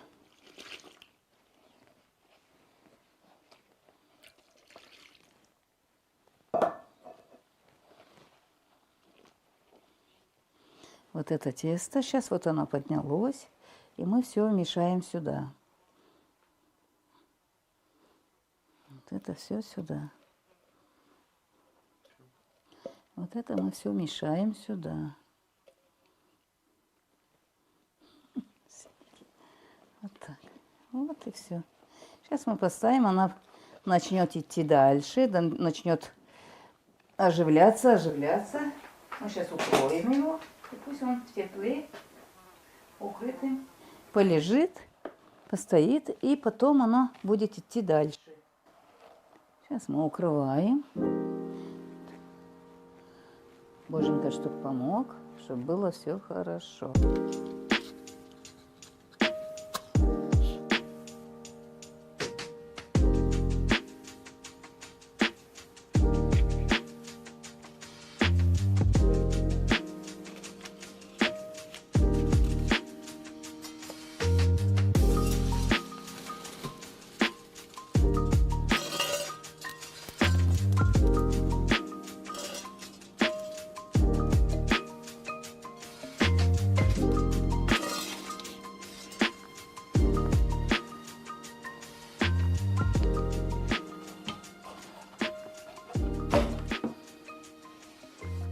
понять, что тесто уже готово?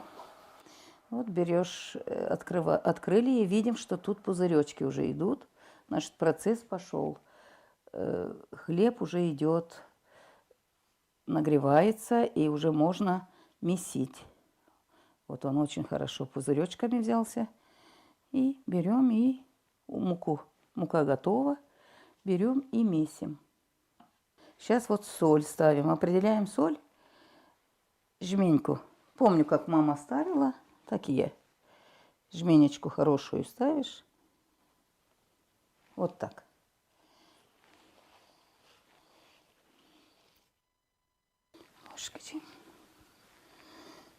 Yardım de olsun güzellik meçki.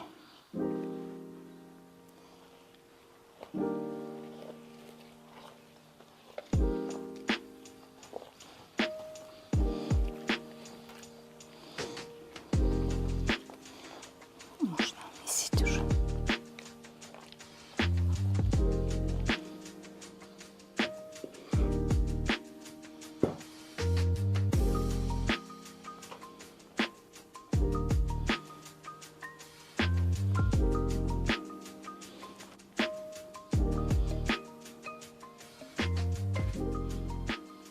Сейчас масличком еще раз месим, чтобы оно было еще пышнее.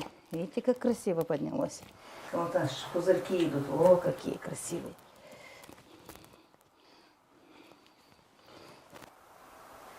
Вот она отстает от посуды полностью. Тогда оно хорошо, тепленькое.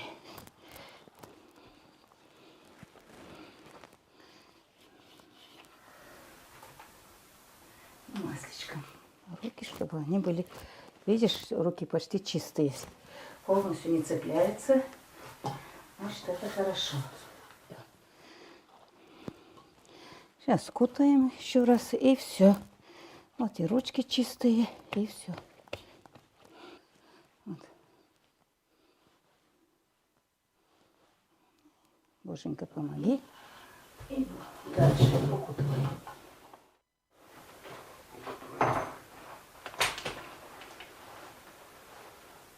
Сейчас еще раз поднимется, и мы уже поставим формы.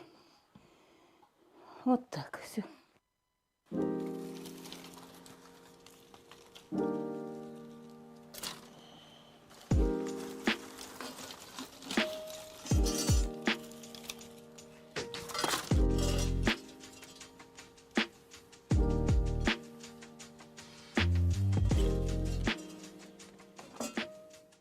А ну, посмотрим, как наша хлебушка.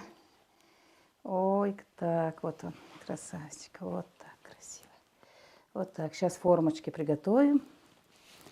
И будем ставить формочки. А ну, доченька, помоги. Помоги ставить формочки, помажешь. Все. Сейчас будем ставить дальше. Вот так берем. Yavaşça брильно. Далее, чук. Все режешь.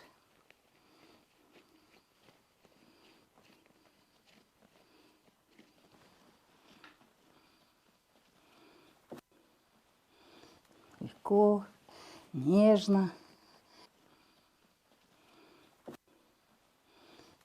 Хлебушка любит, когда с ним нежно обращаются. Вот так аккуратно, вот так вот, смотри. Вот так не тяни. Вот так тихонечко, и она мягкая становится. Сейчас уже почти все готово. По всем формочкам поставили. Сейчас укроем их. Хлебушка. Пусть он поднимется для запекания. Сейчас укрываем аккуратненько, чтобы оно поднялось для запекания. Дай с Богом. Пусть поднимется красиво.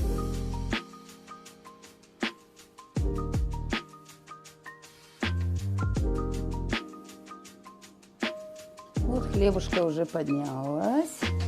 И мы сейчас уже кинем ее в печку, понесем. Давайте.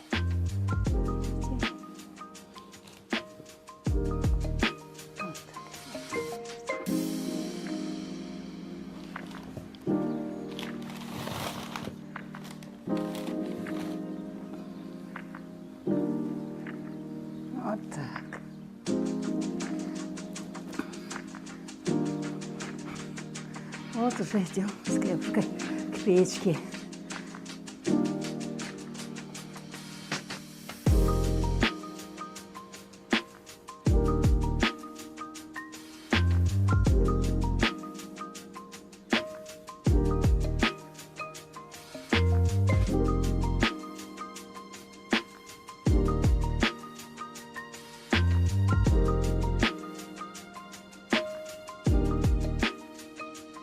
Муженек мой помогает мне всегда. Как поженились, как построили печку, сразу с первого года. И печем хлеб каждую неделю. То цинды печем, он мне помогает печь печку. И постоянно вот так вот по 8 хлебов ставите? По 8 хлебов, да. И даже 9-ю можем впереди еще и на камушек поставить. Вот сейчас вот измельчаем вот это угли, чтобы не загорелось. И чтобы было равномерно. Вот это саночки казачек. Вот с ними ставим сюда и толкаем печку.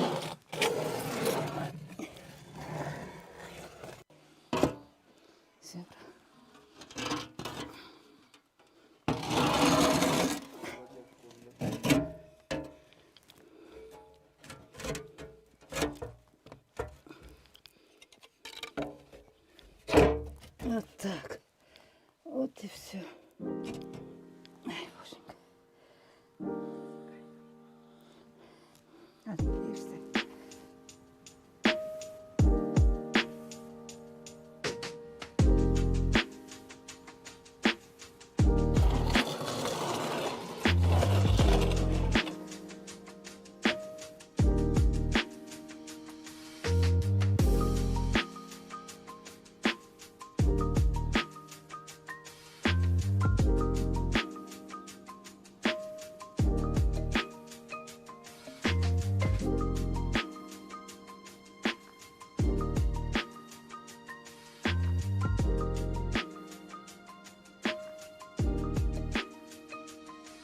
Сейчас пока хлеб горячий, быстренько ломаем. Ломаем именно горячий хлеб, корочку, и вымачиваем в холодной воде. Вымачиваем его и будем делать питочек. Вот это, что я взяла от теста, кусочек оставили. Берем это, берем хлеб, что вымочили, горячий, он уже остыл. И все мешаем вместе и добавляем сюда еще хмелевую воду, хмелевую водичку. Вот где мы заварили, хмелевую водичку добавляем. И вот это все месим с кукурузной мукой.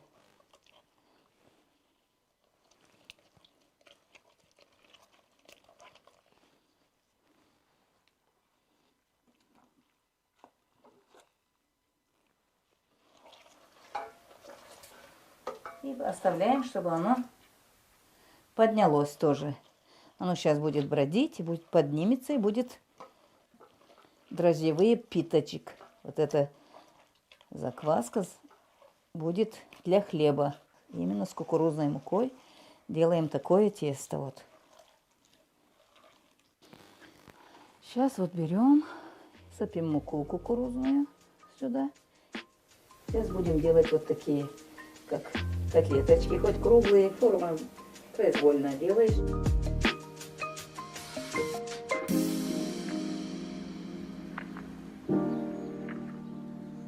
Через день мы ставим сейчас их в теплое местечко, и через день мы их будем поворачивать вот так в другую сторону, чтобы и другая сторона подсохла.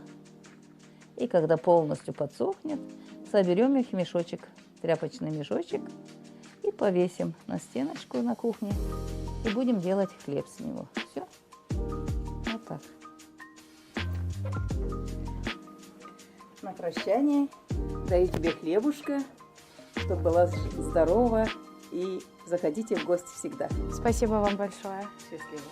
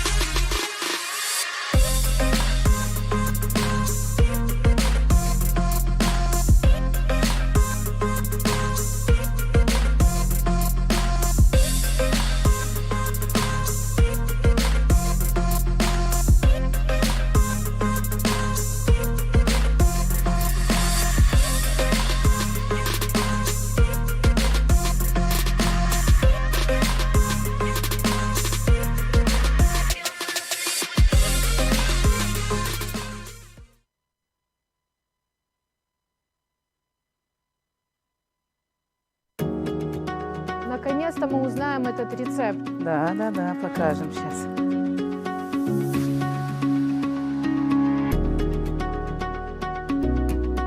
Говорят, у вас тут вкусную каурму готовят. Как раз барана забили, пора разделывать.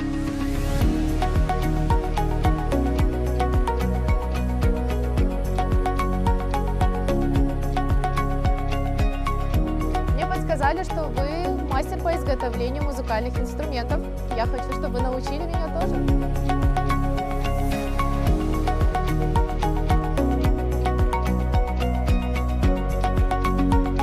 Здесь у вас танцы учат. Покажите парочку движений.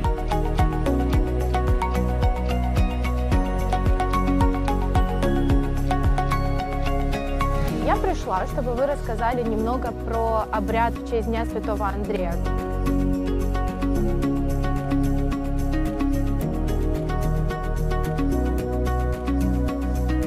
Вам спасибо большое и до новых встреч. Спасибо. Здоровья, счастья.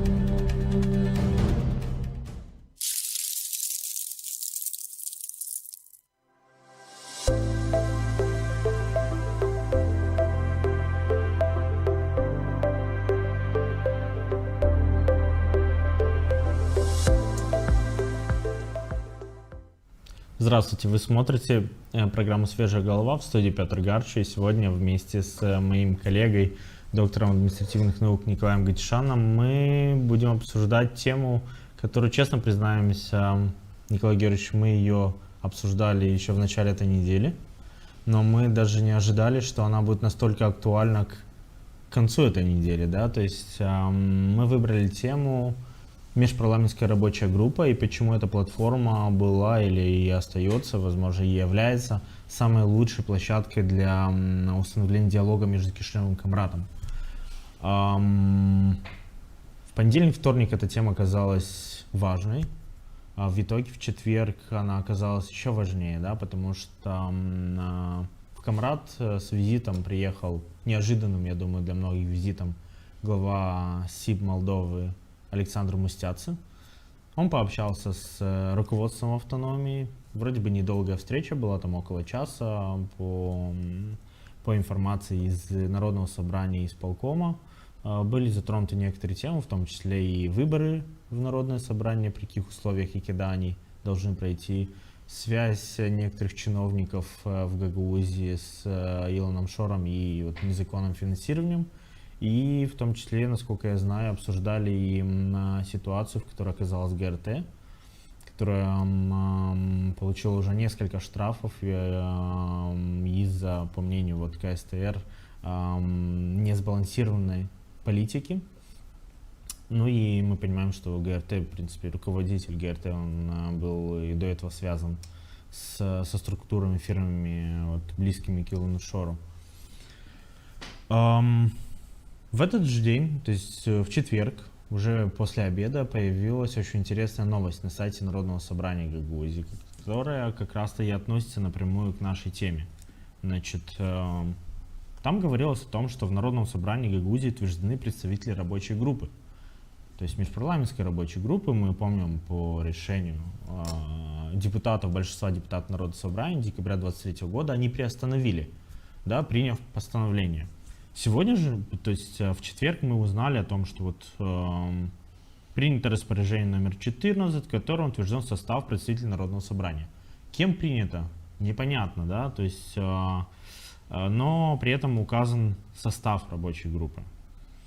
Николай Арманджи сопредседатель, то есть раньше это был Сергей Чупаеш, сейчас Николай Арманджи. А если взять состав, сразу бросается в глаза, что нет господина Тарнавского, нет господина Железогу, депутатов, которые долгое время входили и обладают большим опытом. На ваш взгляд, что вообще произошло и что, может быть, в этой новости вас смущает? Или, может, радует, наоборот? Да, Петр, действительно неожиданное явление издания распоряжения номер 14 председателем Народного собрания. Я, честно признаюсь, документ сам в оригинале не видел. И это важный момент. Это важный момент, да. Оригинала чтобы документа мы его нет. увидели вообще. Но, Петр, я скажу буквально свежие впечатления, которые у меня возникают в сознании сейчас, ибо я с этой новостью знакомился 5 минут назад. Посмотрите, распоряжение издают исполнительные органы. Народное собрание в данном случае является законодательным органом. И Народное собрание, председатель Народного собрания подписывает постановления, которые основаны на решениях Народного собрания. Предыдущие составы данной межпарламентской рабочей группы утверждались на заседаниях Народного собрания. Что сподвигло сейчас Народное собрание или конкретно функционеры, скажем, руководителя Международного собрания, да, подписать единолично, может быть, обсуждали в каком-то кругу, может быть, срочно собрали президиум Народного собрания. Николай Георгиевич, я извиняюсь, что вас прерываю. Да. По моей информации не было такого, то есть не было обсуждения. Мы не знаем многих, но мы первым, причем мы говорим о своем. Да. Безусловно, состав рабочей группы – это очень важный такой вот подчерк с нашей стороны, я имею в виду со стороны региона в участии в этой комиссии. Ну там паритет 50/50. Половина комиссии с нашей стороны, с региональной, представляющей Гагаузии, 50% парламента. Что сподвигло аннулировать решение Народного собрания, которое принимало и утверждало состав постоянной комиссии. Если вы посмотрите решение от 2014 года, когда господин Константинов тогда же принимал первый состав этой группы, кстати, он тогда назывался по-другому чуть-чуть, он назывался, группа депутатов по выработке решений с депутатами парламента по приведению в порядок законодательства Республики Молдова. Там такой вот сложный такой паритет был в 2014 году. Однако же потом в 2015 году, когда парламент принял решение парламента о создании группы, начало этой группы считается 2015 года, когда господин Канду, как представителем парламента, была принята структура, да, и она называлась так, рабочая группа парламента по обеспечению функциональности автономно-территориального образования. То первичное название уже подзабыли, и господин Лейчу тогда в 2016 году подписывает именно регламент работы данной комиссии под именем Лейчу, сопредседатель господин Георгиевич подписал тогда его. Но это важное представительство. Посредством решения Народного собрания, протокол заседания Народного собрания позволяло издать постановление, но уже и дальше. Почему назвали его, скажем, распоряжением и как оно звучит, я не могу ответить на вопрос. Может быть, кто его знает, может быть, кому-то и потом придется опротестовывать еще это распоряжение, ибо оно, может быть, не так если оно вообще имеет. И, может быть, оно изменится. Да, и это может быть, да. Тут есть еще один момент. Вот в конце этой заметки на сайте Народного собрания написано: рабочая группа будет выполнять задачи по обеспечению эффективного сотрудничества между различными государственными структурами, а также привлекать специалистов и экспертов при необходимости. Мы знаем, почему возник кризис, да? То, что власти Гагаузии связались, и по сути Константинов напрямую был вовлечен в начало этого кризиса. Поехав в Израиль, то есть он встретился, то есть он был один из 3 человек, но на тот момент у него была официальная должность, да, спикера Народного собрания, он встретился с Шором. Все, что было после, можно сказать, кризисом, очень большим. И тут, если говорить про состав этой группы, в большей степени это люди лояльные Константинову, это люди, которые в том числе участвовали в мероприятиях вот этих вот партий или подконтрольных политических групп Шора. И тут у меня вопрос, как эти люди, эти политики, да, могут обеспечить эффективное сотрудничество между госструктурами. Потому что мы знаем расследования, которые выходили, да, мы знаем позицию президента Молдовы, мы знаем позицию правящей партии. по тому, что происходило в автономии. Ваше мнение? Да, Петр, спасибо за вопрос. У меня, еще раз говорю, сейчас быстренько соображу, двоякие такие чувства. Вот давайте обратим внимание, как вы сказали, в конце данного распоряжения рабочая группа будет выполнять задачи по обеспечению эффективного сотрудничества между различными государственными структурами. Такой функции у рабочей группы даже не существует. Посмотрите, пускай и наши зрители внимательно изучат регламент работы и цели и задачи этой межпарламентской группы. Таких задач по налаживанию связи между различными государственными структурами нет. Данная рабочая группа работает в рамках Народного собрания и Парламента Республики Молдова по выработке различных законодательных актов. Да, это первое, это законодательная работа. Гармонизация законодательства. И это основная работа со стороны Народного собрания. Это обязательные процедуры после 2020 года, в особенности консультации с Народным собранием по принятию законодательных актов в парламенте, касающихся Гагаузии. Ну и наоборот, Гагаузия при выработке Народного собрания, имея возможность уже законодательной инициативы в парламент, согласовывать с Народным собранием свой режим работы и дальше процедуру. Мне, когда вот сейчас вот вы сказали, я ознакомился, это отрицательная сторона, на мой взгляд, но есть и положительный момент. Обратите внимание, в составе этой группы, которая сейчас буквально расположением 14, вы знаете, да, я понимаю других политиков, но обратите внимание, в составе этой группы есть очень видны политические игроки, именно функционеры и исполнители. Ну давайте не будем снимать со счетов, возьмем, не в обиду другим депутатам, да, господин Карасини Демьян Николаевич долгое время работал и в различных исполнительных органах, и в Народном собрании, представительном органе. Он работал, насколько я знаю, и заведовал офисом парламента на территории Гагаузии, то есть знает законодательный процесс. Это довольно-таки известная политическая фигура, скажем так, в Народном собрании. Но давайте возьму другого администратора. Сергей Костевич Захария не первый год исполняет функции ректора, знаком со многими процессами, глубинными протеканием некоторых таких административных функций. Давайте возьмем дальше, значит, кто там у нас еще есть? Демьян Николаевич, Владимир Михайлович, бывший председатель Народного собрания. Это очень мощные, считаю, что политические фигуры, которые включены в состав данной комиссии.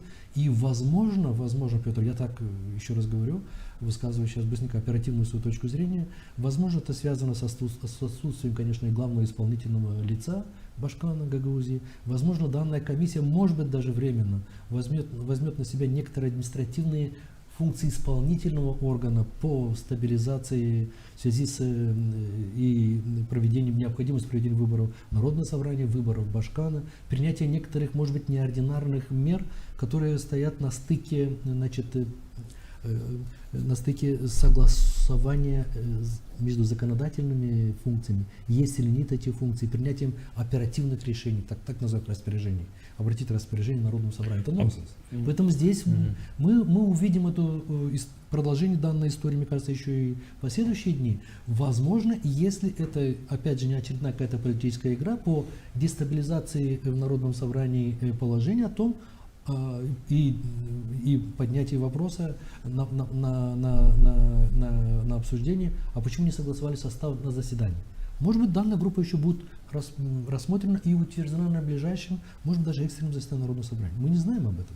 Потому что, на самом деле, ситуация довольно интересная. Значит, группа депутатов, и Тарнавский, и Лизогла, они даже законодательную инициативу предлагали еще, по-моему, 1,5 года назад, да, о возобновлении. Ее даже не рассматривали, она даже не дошла до НСГ. И тут встреча с господином Мустяци, главой СИП Молдовы. Мы не знаем, что Мустяци говорил Константинову и Узуну, или Узун, первый заместитель. Можно догадываться, исходя из результата распоряжения.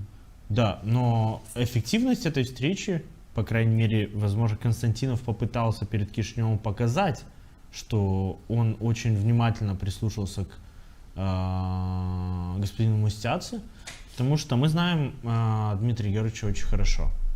И двойные игры, в том числе и Кишинев знает о них, они были не раз. Поэтому довольно настороженно лично я отношусь к этому. И, конечно же, уверен, что у этого распоряжения будут политические последствия буквально на ближайшем заседании Народного собрания. Потому что я не думаю, что кому-то из депутатов понравится или понравилось. Петр, понравится, не понравится, может быть, это из области, может, каких-то этических норм, но давайте заглянем чуть-чуть дальше. Данная комиссия межпарламентская, то есть состав межпарламентской рабочей группы между Народным собранием и парламентом при таком составе будут вырабатывать какие-то решения, и коль мы знаем из распоряжения, что данные решения будут влиять на согласование административных органов, то есть исполнительных, да, минимум требует потом дальше легализации этих решений. А легализация данных решений возможно только если составу межпарламентской группы придан вес. В том числе и весом таким солидным является обсуждение, принятие, утверждение состава этой комиссии именно на заседании Народного собрания. Если мы хотим что-то действительно делать основательно и придавать ему обоснование, то нужно решение Народного собрания. Здесь 100%. Возможно, связано с принятием каких-то экстренных моментов. Мы же не знаем много чего. Да? И насколько я понимаю, Гагаузия сейчас находится в таком цейтноте, где нужно принимать очень резкие, очень быстрые, очень оперативные решения. Ведь Республика Молдова тоже находится в этом составе. Буквально парламент сформирован, посмотрите, среда 22-го, 23-го происходит это. Ведь уже конфигурация парламента обрисована. Ведь обрисование парламента говорит о том, что практически почти известен состав будущего, значит, исполнительного органа парламента, правительства страны. Вот такое, я знаю, что вы не очень любите отвечать на вопросы, которые нет точного ответа, да? Но я не могу задать этот вопрос. И он очень важен в контексте этих решений. На ваш взгляд, Константинов до сих пор очень сильно зависит от Шора? Вы знаете, я еще раз говорю, я не люблю, не только люблю, а не в моем стиле и характере давать оценку политическим фигурам. Я считаю, что это моя точка зрения, Петр, я отвечу на ваш вопрос напрямую. Я считаю, что давать оценку политическим фигурам того или иного уровня, будь то на уровне центральных органов власти, будь то на уровне региона, даже отрицательную характеристику давая, мы даем через характеристику политика, мы даем в некоторой степени характеристику тех жителей, которые в этом регионе живут. Это моя точка зрения. Поэтому, вы знаете... Просто это очень важный момент, очень важно, чтобы понимать... Очень важно. Но теперь я вам отвечу на ваш вопрос со своей, и вы поймете, со своей точки зрения. Я считал, и продолжаю считать, и меня в этом никто пока не убедил и не может убедить. Я продолжаю считать, что та персона, которую вы сказали, назвали его, о котором все говорят, в бегах, да, он играет не только ту роль, о котором говорят все. У него есть, на мой взгляд, с моей точки зрения, у него есть и вторая роль по абсолютно, не то что нейтрализации, по дискредитации территории, которая называется Гагаузия. И об этом определенная часть народа говорит. И я продолжаю верить в это, что помимо а-ля любви к России и тому подобное, он выполняет сугубо вторую роль, на мой взгляд, это под дискредитацией органов власти нашего региона. Это моя точка зрения. Я так думаю. И некоторые политические фигуры в регионе, мне кажется, хотя или не хотели, или не видят, или как по-гаузски есть очень хорошее слово, маамиля сурат, прикидываются, да, но это так, это непозволительно. И самое главное, я об этом говорил, что неприятно, может быть, слышать даже и представителям центральных органов власти, правоохранительная система долгое время допустила и допускала этот момент. И с этой точки зрения я говорю о том, что согласно закону об особом правовом статусе, статьи 26, правительство Республики Молдова несет полную ответственность за ту ситуацию, в том числе, не только, но в том числе центральные органы власти несут ответственность за ту ситуацию, которая здесь. И никто меня не может убедить пока, и тех людей, которые думают, как я, убедить, что это не было спланировано и целенаправленно. Сейчас, пожалуйста, давайте подключаться всем уровнем власти по наведению порядка, как здесь у нас в доме, в нашем доме, а наш дом это извините, это часть огорода общего дома Республики Молдова. Если мы говорим о нашей стране, надо наводить совершенно иные иной уровень взаимоотношений, особенно в преддверии, еще раз говорю, в преддверии утверждения нового состава правительства, выборов Народного собрания и Башкана и проведения массовых таких фундаментальных реформ. И одна из них – это административно-территориальная реформа, которая мы пока не включились в нее, но в результате данной реформы мы можем прийти к результату, где мы просто можем потерять, ну, если не регион, то потерять то устройство, которое у нас было. Мы должны вписаться в эту общую молдавскую систему новой иерархии административной, которая сама административная система молдавская, она пытается тоже вписаться гармонично в европейскую систему административную. Мы сейчас находимся на стыке очень важных решений. Николай Георгиевич, смотрите, хотелось бы вернуться к нашей... Я ответил на ваш вопрос, кстати? Ну, не совсем, нет. Но это ваше право.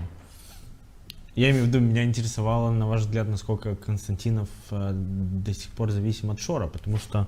Я не думаю, и дал ли согласие Шор? Петр, давай не будем тратить эфир на данную политику. Я думаю, что у нас другие задачи намного более фундаментальные. Касаемо межпарламентской рабочей группы, да, то есть мы изначально вот была идея обсудить ее эффективность работы. Вообще считается, что вот многие, даже те, кто входили в межпарламентскую рабочую группу, говорили, что золотые годы, то есть наиболее эффективная работа ее была 15-16 годы. То есть получается, что первые годы ее работы, ну, максимально эффективные были. Даже там кто-то говорил, что апогеем этого стало вот это выездное заседание правительства. Единственное, по-моему, в истории в автономии, да, которое проходило? Нет, у нас были выездные заседания 2003 года, да? У нас были и раньше, да.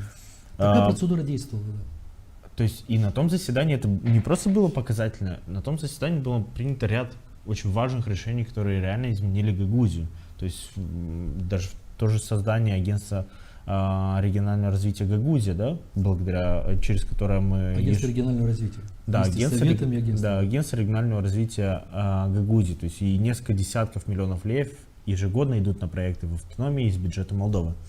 Вы согласны, во-первых, что это действительно были золотые годы? То есть самый качественный период. И если вы согласны, можете пояснить, почему? Да, почему не тогда? Петр, спасибо. Посмотри, вы говорите о 15-16 годах. Еще раз давайте посмотрим историю вопроса. Почему возникло постановление Народного собрания об утверждении такой группы по установлению взаимосвязи с парламентом в 2014 году осенью.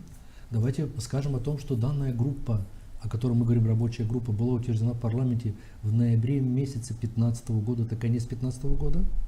Регламент работы данной группы был принят в феврале 2016 года. Народное собрание в марте месяце вносит изменения, дополнения, кстати, в этот состав, изменения на заседании Народного собрания 2016 года.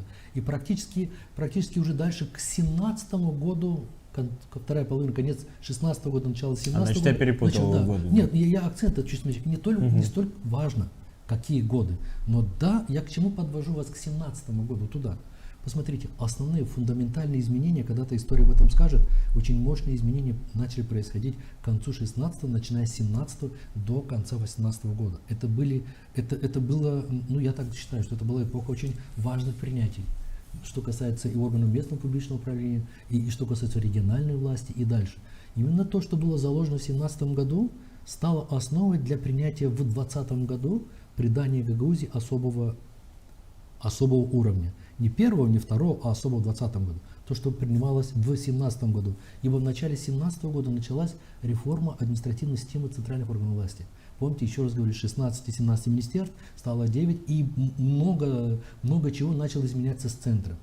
Ну, в 2017 году, посмотрите, я помню, тогда мы работали с ассоциацией примаров, где это видно было, чтобы в парламент Республики Молдова, в комиссию по сельскому хозяйству приглашались представители, в том числе региона примары, для обсуждения вопроса о передаче местным органам власти компетенций по принятию назначения сельхозземель. Ведь если примарии до 2017 года для того, чтобы принять назначение земли, изменить из пастбища, скажем, сельхозназначение в пашню и другое, требовалось чуть ли не решение парламента. А А после 2017 года, после очень детальных обсуждений, этот вопрос стал уже прерогативой органов местного публичного управления.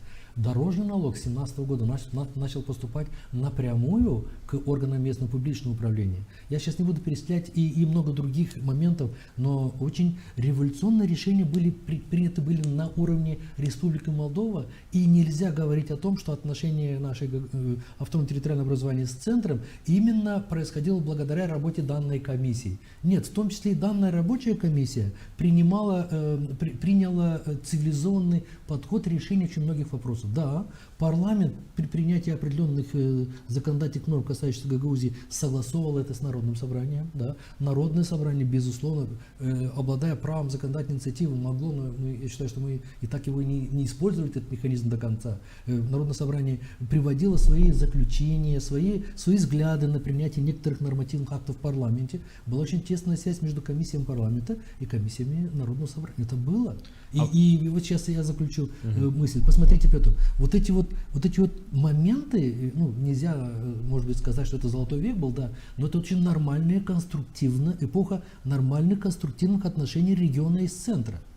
Это фундаментальный опыт, особенно для нынешней, еще раз говорю, административно-территориальной реформы. У нас есть очень хороший опыт взаимодействия целого региона, который получил децентрализацию аж в 1994 году прошлого века. Да, очень хороший опыт взаимодействия. И мы сейчас говорим, что вот невозможно существовать, надо ликвидировать. Не ликвидировать, надо проанализировать предыдущий опыт. Я не понял, кого что ликвидировать? Ну, я имею в виду ликвидировать некоторые отношения, компетенции. Не исключено, что мы же видим, что в результате административно-территориальной реформы мы слышим и такие голоса, что надо убрать компетенцию, особый уровень Гагаузии, передать ее как новый. Николай Георгиевич, то же самое Кишинев может говорить, что мы слышим некоторые голоса из Гагаузии, которые там рассказывают про Гагаузскую республику. Да? Да, то есть, да, и такое тоже есть, да. Если из 100 человек два... Это еще не результат, да.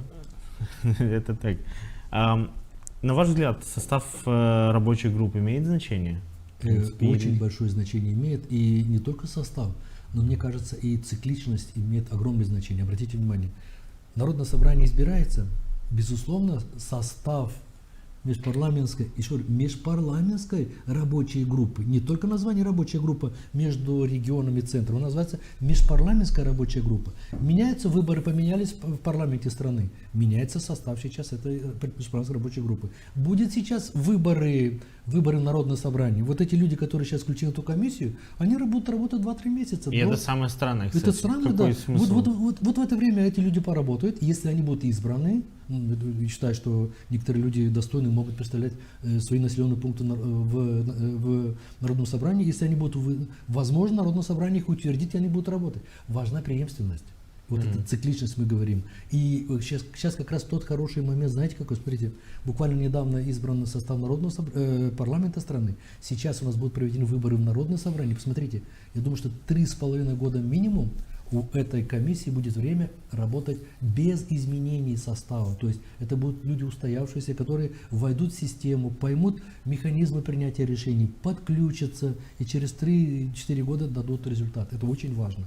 Кстати, важно, что и парламент меняется, и важно, что скоро поменяется и, наверное, состав исполкома, которым сам Бог велел в это время включиться и пахать на благо страны 3-3,5 года без этих потрясений выборов. Николай Георгиевич, если говорить вот о декабре 23 года и вот это вот решение большинства депутатов НСГ приостановить работу, тогда я помню, что основной аргумент и Константинов часто это говорил, что какой смысл в этой рабочей группе, там только второстепенные решения мы принимаем.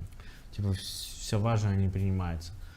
Контраргумент был и господин Тарнавского, и господина Железоглы, что плохая площадка, даже если там не все так гладко, она намного лучше, чем вообще ничего. Петр, если... Вот мне интересно... Да, вы сейчас, наверное, я так опередил, немножко вас, может быть, сбил. Вы, наверное, хотели меня спросить, а как вы считаете, приостановление работы рабочей группы 23 года, что сподвигло, что является причиной? Конечно, да, это интересно, что является причиной. Потому что у власти уже команда Шора в Гагаузии. Да. Ну, вы знаете, кроме как единственная у меня причина на тот момент приостановка вот этой работы, приостановка с гагаузской стороны, со стороны автономии, участие в этой межпарламентской рабочей группе принятия решений Народного собрания, только одно решение могло повлиять на это солнечная активность. Другого я понимания не могу. Что могло стать основанием отказаться от консультативного, вообще отказаться от жизни, от работы? Хорошо. Ведь эта работа, она не хочешь ты или не хочешь, это обязанность во интересах. Ну, я вам хочу сказать, что у меня второй момент, который возникает сейчас, уже тогда внешнему игроку, о котором я сказал в начале, да, уже, знаете, политики принимают решения, которые срабатывают на 5-й, на 6-й год иногда. Знаете, у них есть такой момент закладывать некоторые вещи. И уже тогда некоторым политическим игрокам, которые в том числе и из нее руководили составами и другими моментами в Гагаузии и выборами Башкана, уже тогда закладывалась мина о начале системного противодействия, использования региональных органов власти, раскачивания против органов центральной власти. И я вижу вот это вот принятие этого решения и убеждение большинства депутатов Народного собрания как элемент общей стратегии, которая была задумана, еще раз говорю, не в рамках кабинетов нашей региональной власти, потому как наши не способны вырабатывать такие стратегии глобального масштаба. А если говорить, вот вы верите в то, что вот эта рабочая группа, вот тот состав и сейчас вот в нынешнее время, да, способна действительно начать диалог с Кишиневым? Я думаю, что да, исходя из состава, о котором вы сказали, да, вот я буквально вот быстренько еще раз говорю, информация 30 минут, нет других объяснений, нет официального документа, хотя на официальном сайте Народного собрания написано распоряжение 14, да. Я думаю, что да, Петр, и нам никуда не деться. Почему? Потому что нам нужно в срочном порядке организовать, еще раз говорю, выборы в Народное собрание и выборы Башкана, в этом никто уже не сомневается, вперед, когда структура правительства вот будет утверждена. Нужно принимать меры и придавать этим мерам нормативно-правовую базу, характер, которых даже в законодательстве Республики Молдова нет. И нужен субъект, который возьмет на себя функцию обеспечения, информационного обеспечения, снятия накала между центром и регионом по принятию некоторых решений, в том числе и утверждение комиссии избирательной и много другое. На этой неделе было учредительное заседание парламента. Представители политики из Гагаузии, да, или выходцы из Гагаузии, не знаю, можно назвать по-разному, есть в 3 фракциях, если я не ошибаюсь. В партии ПАС Мария Акбаш. Наши депутаты, в кавычках. Ну, я не совсем люблю такое региональное. Вот такое... ведь вы тоже кое-что не любите. Какие? Выходцы из автономии. Потому что я думаю, что каждая партия считает этих представителей их в первую очередь. Ну, Гроссу выходец из юга, так что он тоже наш. Ну, Кагульского, ну, хорошо. Назовем южанин, да? Да. Только господин Гросс об этом не знает, и очень удивится, что в Гагаузии его считают своим. Значит, в 3 фракциях. В блоке альтернативы господин Стайногла и у партии социалистов Анасталка Владимир и Григорий Узун, если я не ошибаюсь. Да. По-моему, Федор Гагауз не попал. Это как-то может помочь, на ваш взгляд? И как вы считаете, вот кто-то из них должен быть в межпарламентской рабочей группе со стороны Я думаю, что они войдут. парламента? Они войдут, потому как центр делегирует состав этой межпарламентской группы, в том числе и по представителям разных партий, в том числе и партии, которые находятся в парламенте, оппозиционных партий, да. Поэтому я думаю, что парламент будет делегировать, и оппозиция будет делегировать тех депутатов, которые знают толк в регионе. Я думаю, что это рационально. Что касается вот этих вот депутатов, посмотри, у нас очень разгоралось раньше, и об этом часто говорят некоторые депутаты, что нужно нужно отдельно нормативно оформленное представительство регионов в парламенте страны. Но у нас есть депутаты, эти депутаты, Я не считаю, выходцы депутаты из нашего региона, очень часто они, там никогда не кончаются депутаты в парламенте, выходцы с нашего региона. Я вас прерываю. Я мысли потеряю. Обратите внимание, эти депутаты есть, но координация работы этих депутатов на регион происходила оптимально, еще раз вспоминаю 2017 год, только тогда, когда во главе региона или находились люди с государственным уровнем мышления, которые могли видеть видеть политику и его направлять, политику депутатов, выходцев из Гагаузии в парламенте, работа исполнительного комитета на местах здесь, работа Народного собрания в комиссиях, связь работы комиссии Народного собрания с парламентом, участие членов исполкома на заседаниях правительства, а иногда так называемых коллег, которых уже почти нет, да, коллегиях министерств. Да. Вот когда у нас в регионе находились у власти люди с государственным мышлением, по крайней мере, и видели процесс издалека, и в том числе не курировали, не курировали, но направляли общую деятельность, общее сплочение региона и говорили, что Гагаузия является основным регионом Республики Молдова, тогда и шел вопрос. Я думаю, что данные депутаты будут участвовать для региона в этой комиссии, но перед ними будет выбор: работать больше на партийную, значит, на билет партийный, или работать все-таки на место жительства и как быть уроженцем. Мы важный момент упустили. Какой? Господин Стайногл, он же несколько лет был экспертом финской организации CMI, которая, в принципе, благодаря которой и действовала, в том числе это межпарламентская рабочая группа. То есть и Александр Стайногл работал там в качестве эксперта и был непосредственной фигурой. Я думаю, что если господин Стайногл согласится или напросится, да, работать в этой группе, я думаю, что Гагаузия только от этого выиграет, должна выиграть. И, кстати, Центр тоже должен выиграть. Центру надо понять, что те фигуры политические, которые есть в Гагаузии, их не так много. Они видят процесс государственных позиций. Вы имели в виду адекватные политические фигуры? Я не люблю слово адекватный, хотя могу иногда использовать другой этот самый. Но я людей много, политиков мало. Нет, не политиков. Понимаете, политики принимают, они обеспечивают политическую, скажем так, напряженность поля в оформлении политики. Но важно, чтобы среди этих политиков были политики-администраторы, которые умеют опытом руководить. То есть эти законодательные нормы, которые приняты правительством, их тихонечко предводить и реализовывать в жизни. Вот этот администратор. Ведь мы говорим власть, но власть представлена двумя блоками. Политическим блоком, это депутатами, ну и административным блоком, который непосредственно в правительстве, в народном, в исполкоме, на органы местного публичного управления, который занимается претворением этого. Важна связь между двумя этими уровнями политики, но важно, чтобы были исполнители. И мне кажется, человек, которого назвали, мне кажется, он вообще в парламенте страны, я увидел немало депутатов, которые обладают опытом, в том числе административной работы. Это важно. Это важно. Буквально вот заключительный вопрос. Как вы считаете, вот если подытожить, да, то, что мы сегодня обсуждали, согласны ли с тем, что вот эта межпарламентская рабочая группа, эта платформа, она, это самая лучшая площадка, чтобы наладить диалог между Кишиневым и Камбратом? В нынешних политических реалиях. Я считаю, что нет. Вы назвали самая лучшая площадка. Это означает, что мы должны с вами минимум знать 2-3 площадки, чтобы выбрать она просто одну. единственная. Да. Она просто единственная, больше нет. Поэтому что значит самая лучшая? Она единственная, она должна быть. Но я считаю, что не надо полагаться только на одну платформу, на работу межпарламентской группы. Надо основываться и на многие другие механизмы, кстати, которые и заложены в законодательстве Республики Молдова и Республики Молдова по усилению, по гармонизации отношений. Не только.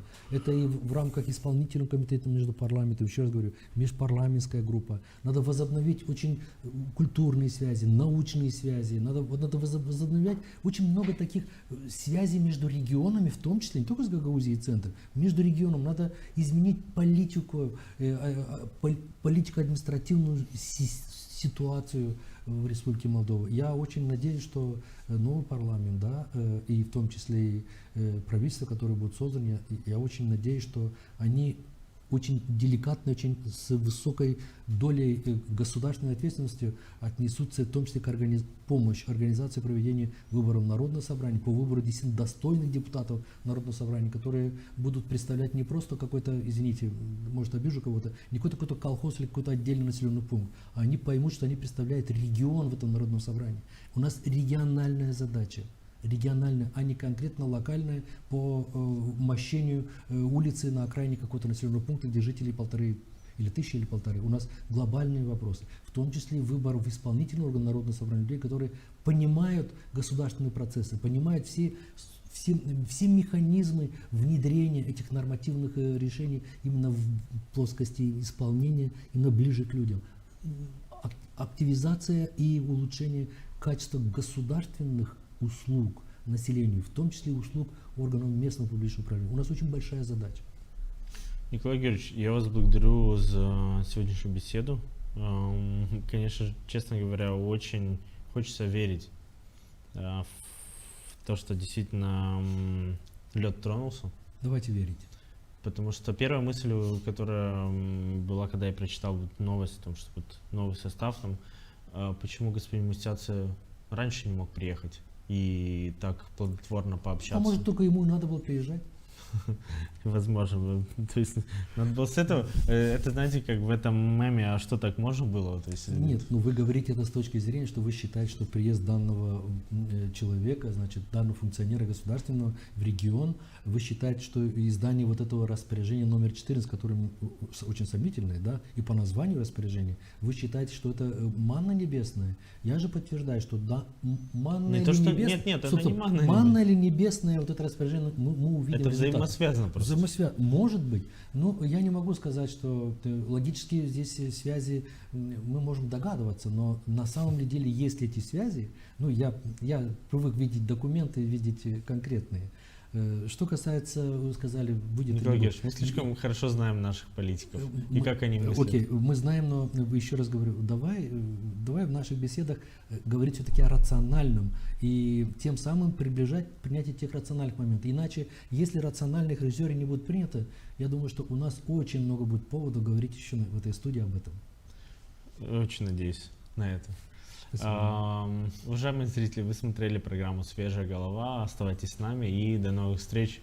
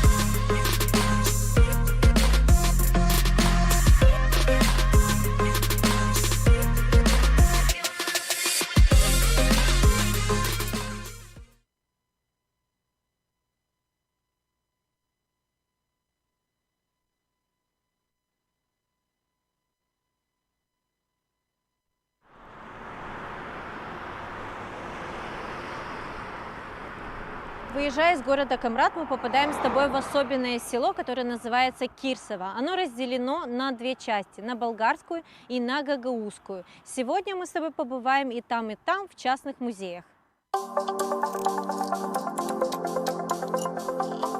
Мы находимся с тобой у первого музея. Это музей частный, музей живых болгарских традиций. Сегодня нас встретит и окунет в болгарскую жизнь хозяюшка тетя Лена. Здорово, тогда пошли? Пошли. Здравствуйте. О, здравствуйте. Добрый день. Меня зовут Маша. У меня отпуск, и за это время я решила поближе познакомиться с традициями, обычаями нашего края. И как раз-таки Кирсово, мое родное село, но у вас я впервые. Очень приятно слышать, что моя односельчанка пришла ко мне увидеть наш музей болгарских традиций. Здесь ты окунешься в года 50-е, 70-е, 60-е, где наши родители, бабушки, бабушки, сестры, всю эту работу и те экспонаты, которые я тебе покажу, это все делалось с моими родными, близкими. И, конечно, есть экспонаты моих друзей. Я тебя познакомлю с ними, и ты увидишь, сколько хороших работ и какой труд они оставили. А я хочу это передать, сохранить это и передать нашему будущему поколению. Я хочу вам показать Каса Мари. Это значит большая комната, которая мы готовили к свадебному процессу. Вот так как вы оба девчонки, вы еще такое не увидите, я вам сейчас покажу, как нам делали приданые. Это приданое, приданное, как будто я возвращаюсь в свой свадебный процесс. Это мое приданное было в вот таком формате. Все то, что ты видишь здесь, шершафы, все, первый шершаф, это лично моя работа 1954 года. Мы тогда с сестрой, если девчонка дома, вы это должны были готовить заранее, до того, прежде чем наступит день, когда тебе предложат руку и сердце. Я думаю, что у тебя это в этом году обязательно будет. Кто ко мне заходит, обязательно уходит с чем-то и обязательно сбываются все мечты. Вот подушечки, ты должна иметь 6 шершафов, значит 3 одеяла, 3 матраса, 6 подушек. И маленькие это для будущего молодого поколения. К жениху все это представленное. Рубашка, приданная, которое ты должна давать, дарение, которое ты должна давать свекрухе и свекру. Вот оно в таком формате. Как будто я сейчас, это моя свадьба, как будто завтра я вас могу пригласить и сказать, приходите на мою свадьбу. А повернемся обратно, вот в эту сторону, вы увидите платье.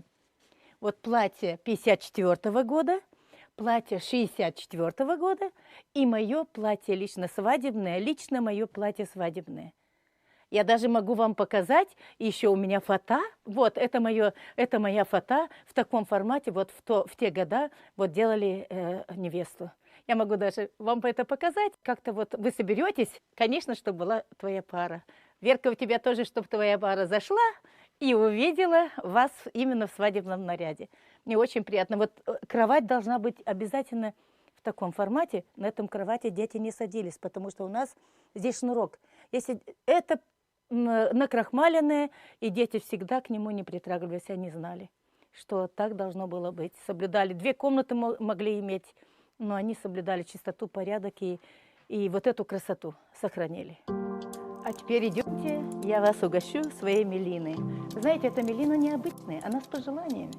И когда ко мне гости приходят, мне очень приятно с ними поделиться, потому что такую мелину только делали наши бабушки.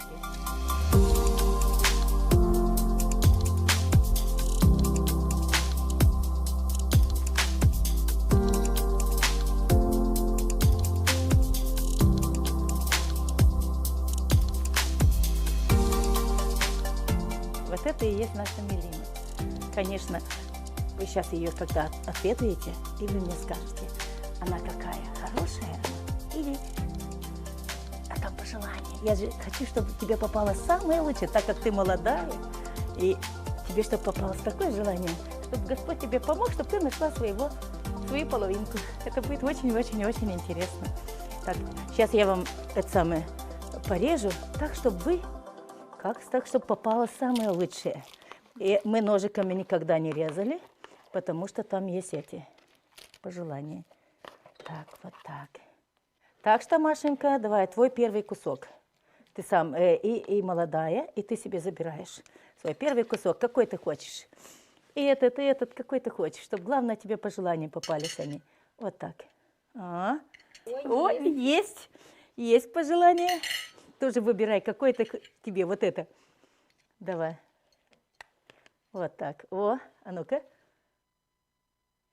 Ну-ка, что там у тебя? Кажется, деньги. О, так в этом году ты будешь...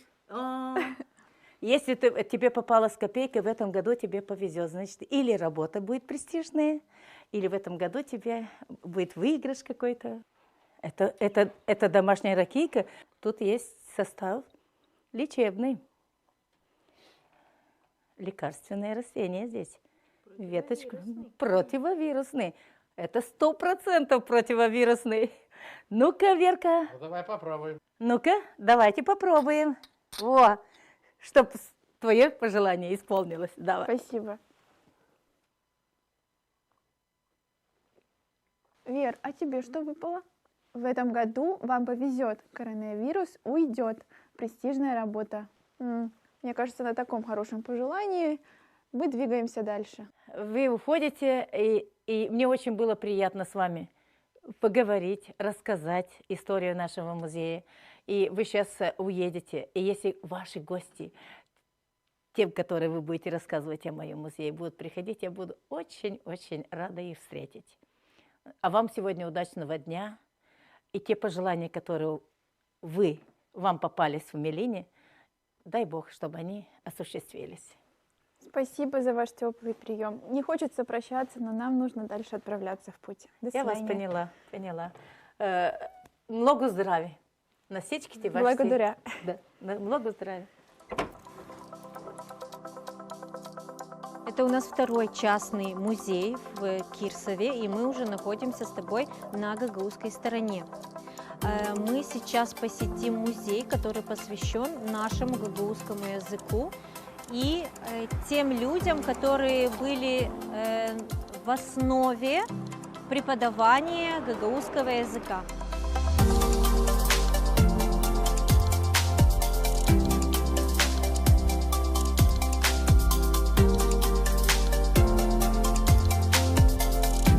Zaman hayır olsun.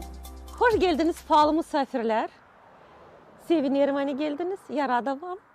Вы как гости у меня сегодня. У нас музей Ана-Бабаеви, родительский дом. Это музей первого учителя гагаузского языка. Цель музея, задача музея – это содействовать воспитанию, любви, уважения к родному языку и к своему краю. Это дом первого учителя, который преподавал гагаузский язык здесь в селе. Учитель, обыкновенный учитель. Я тоже педагог и писатель гагаузский. Я могу вас ознакомить со стихотворениями гагаузских писателей и своими собственными, подарить вам свою книжечку на гагаузском языке, рассказать о быте гагаузов. Самое главное – это научить молодежь ценить то, что осталось нам от предков. Чтобы мы это ценили и уважали наших предков и помнили. Потому что действительно наши гагаузы были очень трудолюбивыми. Люди, которые своими руками все делали. И об этом вы можете узнать здесь, в нашем музее. И самое главное – это любовь к родному языку, любовь к родине. Гостей всегда в гагаузской семье встречают хлебом с солью. В каждой семье есть на столе хлеб. Добро пожаловать. Хош гельдами спалом саферлер. Спасибо. Чтобы на столе всегда в каждом доме был хлеб. Чтобы люди приходили с добром. В гагаузской семье перед порогом круглый коврик. А для чего он? Вы знаете? Нет. А для того, чтобы, когда вы заходите, вы вытираете обувь. И все плохие намерения, они остаются там. И вы заходите с добром. Прошу вас.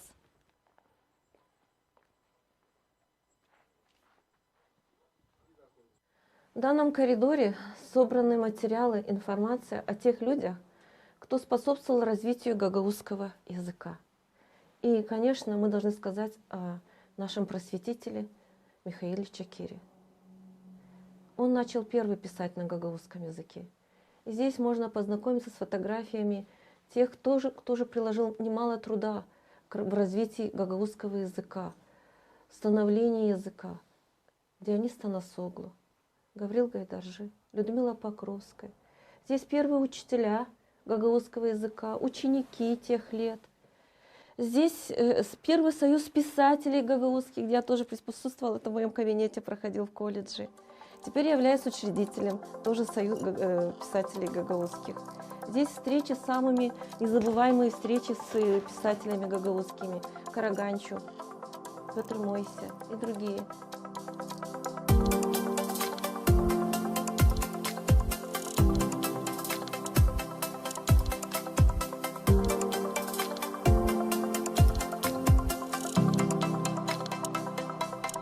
Пришла осень.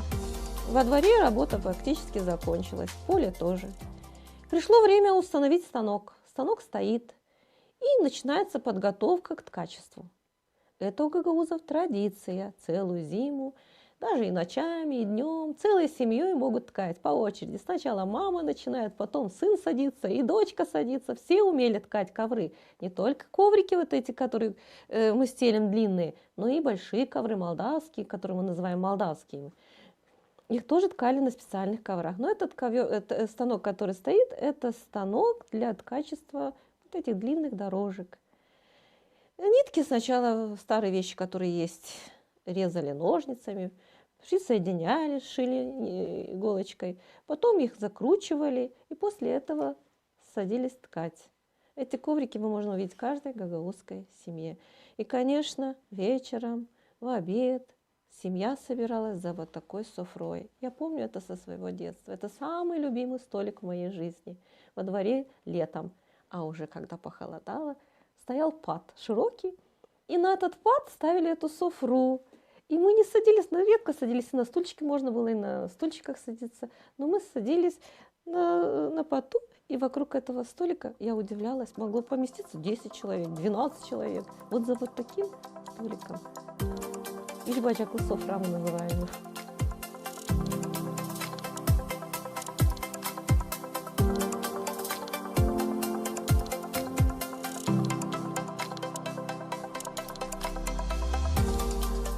Спасибо вам большое за ваше гостеприимство, за экскурсию, за рассказы теплые. Отпускайте нас не с пустыми руками, будем читать, познавать историю. Я была рада вас видеть здесь и жду еще в гостях. Вам тоже огромные слова благодарности за то, что вы посетили наш музей.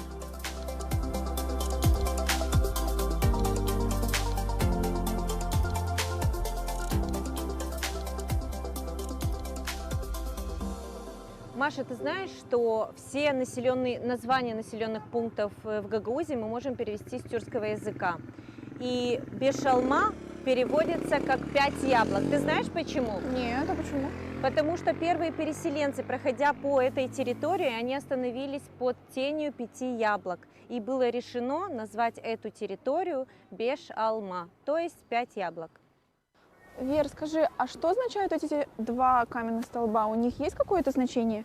Да, конечно, это указатели, где начиналось село и где заканчивалось. Сейчас эти камни перенесли на территорию историко-этнографического музея, где мы сейчас с тобой находимся.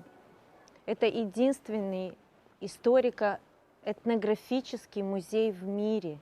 Только здесь можно узнать о гагаузской культуре, традиции и, самое главное, о происхождении гагаузского народа.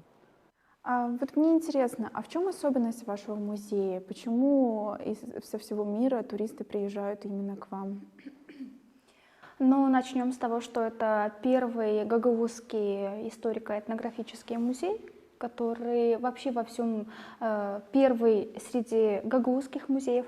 Он был основан в 1996 году.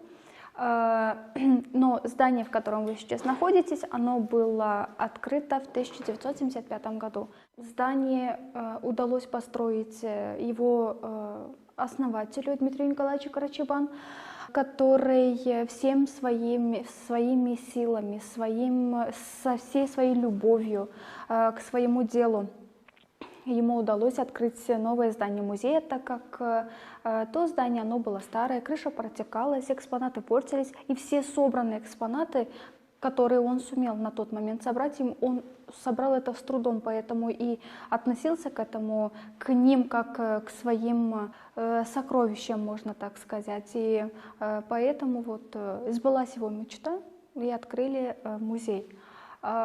Даже несмотря на то, что он прожил короткую жизнь, за 53 года он сумел оставить за собой очень богатое творческое наследие, которое по сей день хранится его семьей. И он, помимо того, что основал музей, он еще и был скульптором, художником, кинорежиссером, актером.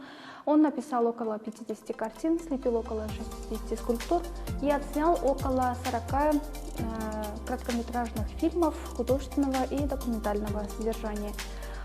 То есть Ну, я считаю, что не только музей уникальный, но и основатель этого музея уникальный, потому что в одном человеке, в одной личности собралось столько, такой талант, который, я считаю, что дается свыше.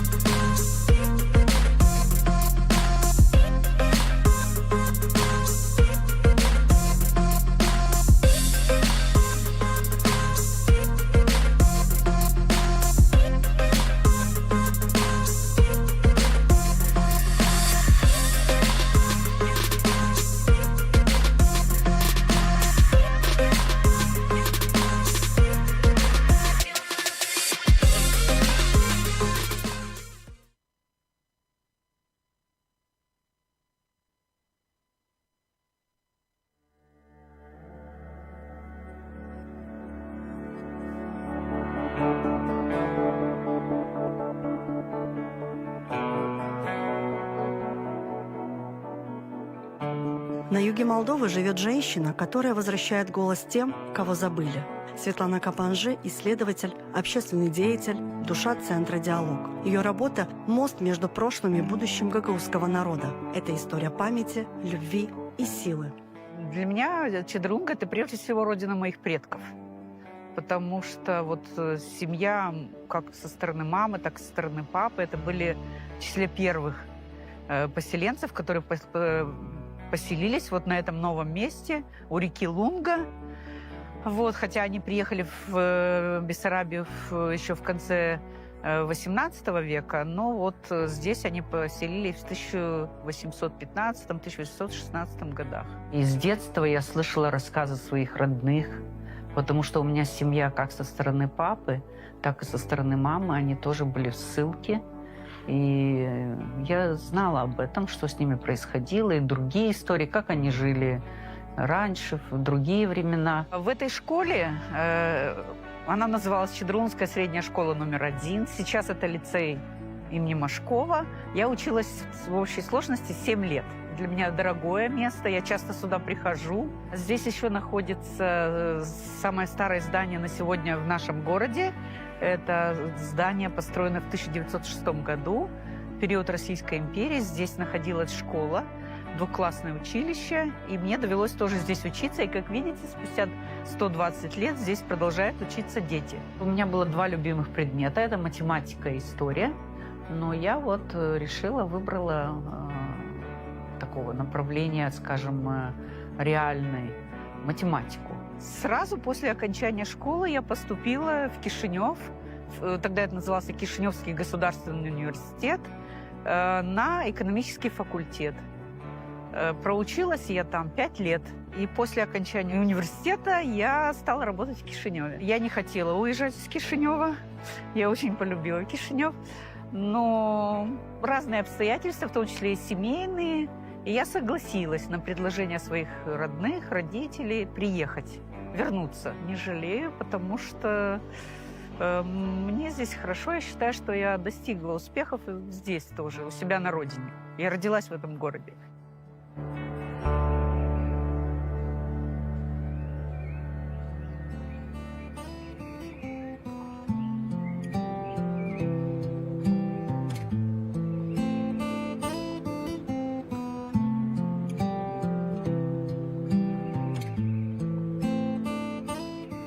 Моя общественная деятельность началась в 1996 году, после того, как я по программе USAID побывала в Соединенных Штатах Америки.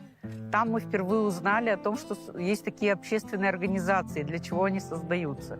И когда мы вернулись в Молдову, мы задумались над тем, чтобы создать и такие организации у нас. Почему? Я тогда работала в Центре занятости населения. И государственные структуры, они не справлялись со всеми задачами. Мы хотели помочь как-то расширить эту деятельность. И тогда мы создали вот такой центр, информационно-консультационный центр «Диалог». Проводили, мы тоже имели проекты и от посольства США, и от USAID, и от фонда Евразия. Мы проводили обучение с безработными. Постепенно наша сфера деятельности расширилась.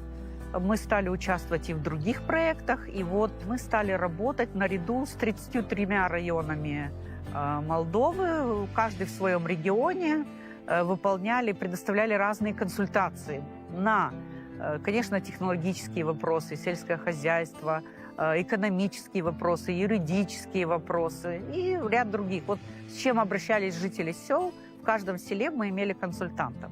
Так как я ездила по разным селам, и не только у нас в Гагаузии, и по Молдове тоже, я заинтересовалась, я вообще с детства люблю историю, заинтересовалась нашей историей. И вот уже даже этот проект начался в 2014 году, я задумалась над такой темой, что стало с теми людьми, которые участвовали в Первой мировой войне из нашего региона. Кто они такие, сколько их человек было. И стала постепенно собирать информацию. В конце концов, это уже вылилось в такую идею написать книгу. Но помимо книги я обратилась в примарию нашего города, чтобы увековечить память этих людей. Я вот собрала информацию. Давайте сделаем такой монумент. У нас в городе никогда не было такого. Примар города на то время Арманджи Георгиевич, он поддержал инициативу нашей организации, и мы стали работать, и вот создали такой памятник. Мой дедушка был участником Первой мировой войны, и я спросила его, где ты был, где ты находился, на фронте или где. Вот он мне рассказал. И так вот кое-что мне тогда удалось записать, но если бы я этим занималась более серьезно, конечно, больше удалось бы сделать. Теперь каждый год 11 ноября, это во многих странах мира, и в Соединенных Штатах Америки, и в Великобритании, во Франции и в других, отмечается как год окончания Первой мировой войны. Это 11 ноября, 11 месяца в 11 часов было подписано так называемое Компьенское перемирие. Каждый год мы здесь собираемся и совместно с примарией приглашаем учебные заведения. Кто может, приходит. Ну, где-то у нас 50, 60 человек, 80 человек, по-разному. Но мы каждый год в этот день поминаем этих людей.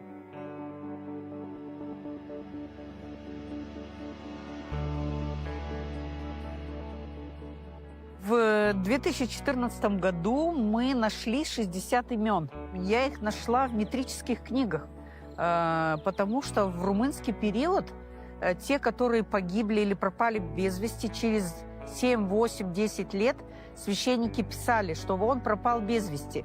Это давало право его супруге и детям на пособие. Они получали пособие за это. Там, где нету даты, это имена из рассказов родственников. Приходили люди ко мне и говорили, что вот наш предок, вот он был участником, мы его не могли найти, но мы записали, потому что есть свидетельства родственников. Когда этот памятник переустанавливали, было еще место, и я предложила еще включить, потому что нашла еще 15 имен. И вот добавили здесь эти 14, и вот один здесь. Получилось всего 75 имен на сегодня. Это погибшие, это не участники, это погибшие уроженцы, которые отсюда были призваны, с Чидерлунги, погибли в годы Первой мировой войны. Если обратите внимание, фамилии – это все гагаузы. Европейские проекты, в которых я участвовала, кстати, у нас были вот по линии нашей организации проект АКСА, мы ездили за границу, мы были в Польше, в Чехии. Они нас научили, как нужно работать с проектами, как проводить менеджмент этих проектов, какие цели перед собой ставить, задачи, как их реализовывать.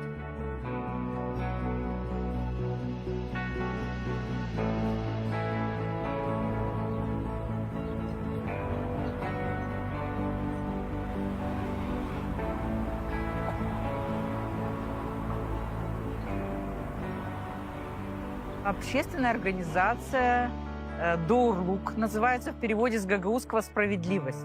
Была создана репрессированными гражданами из нашего города, из других населенных пунктов в 2002 году. Я являюсь одним из соучредителей этой организации.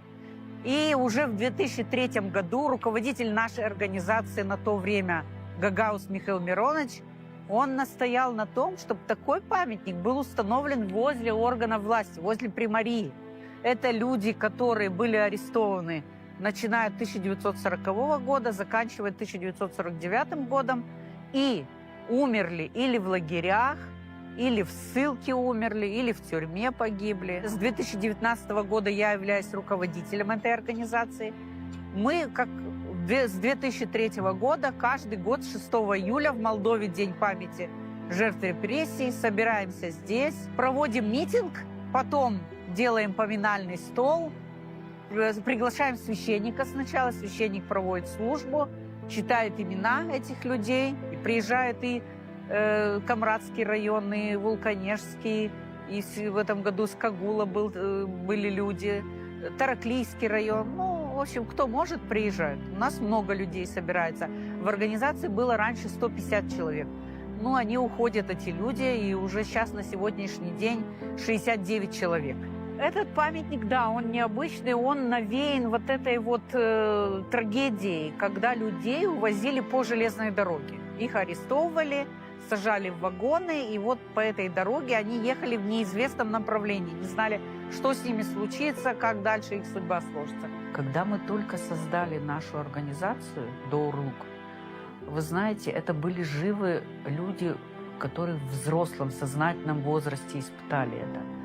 Они были так воодушевлены рассказать, поделиться. Им никто не мог ничего сказать, потому что они были живые свидетели этого.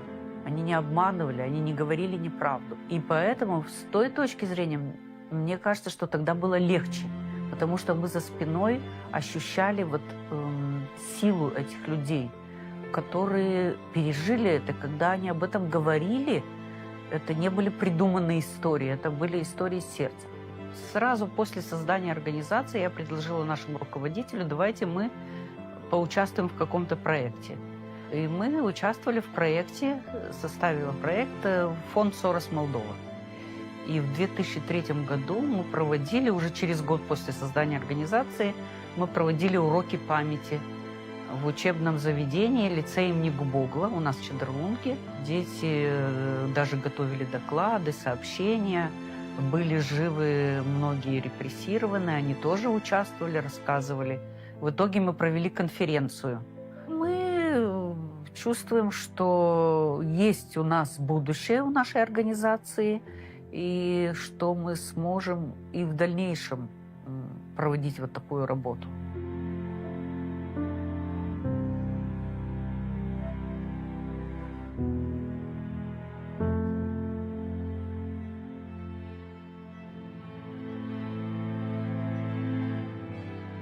Ну, это фотография вот моей семьи Капанжи. У меня фамилия Капанжи.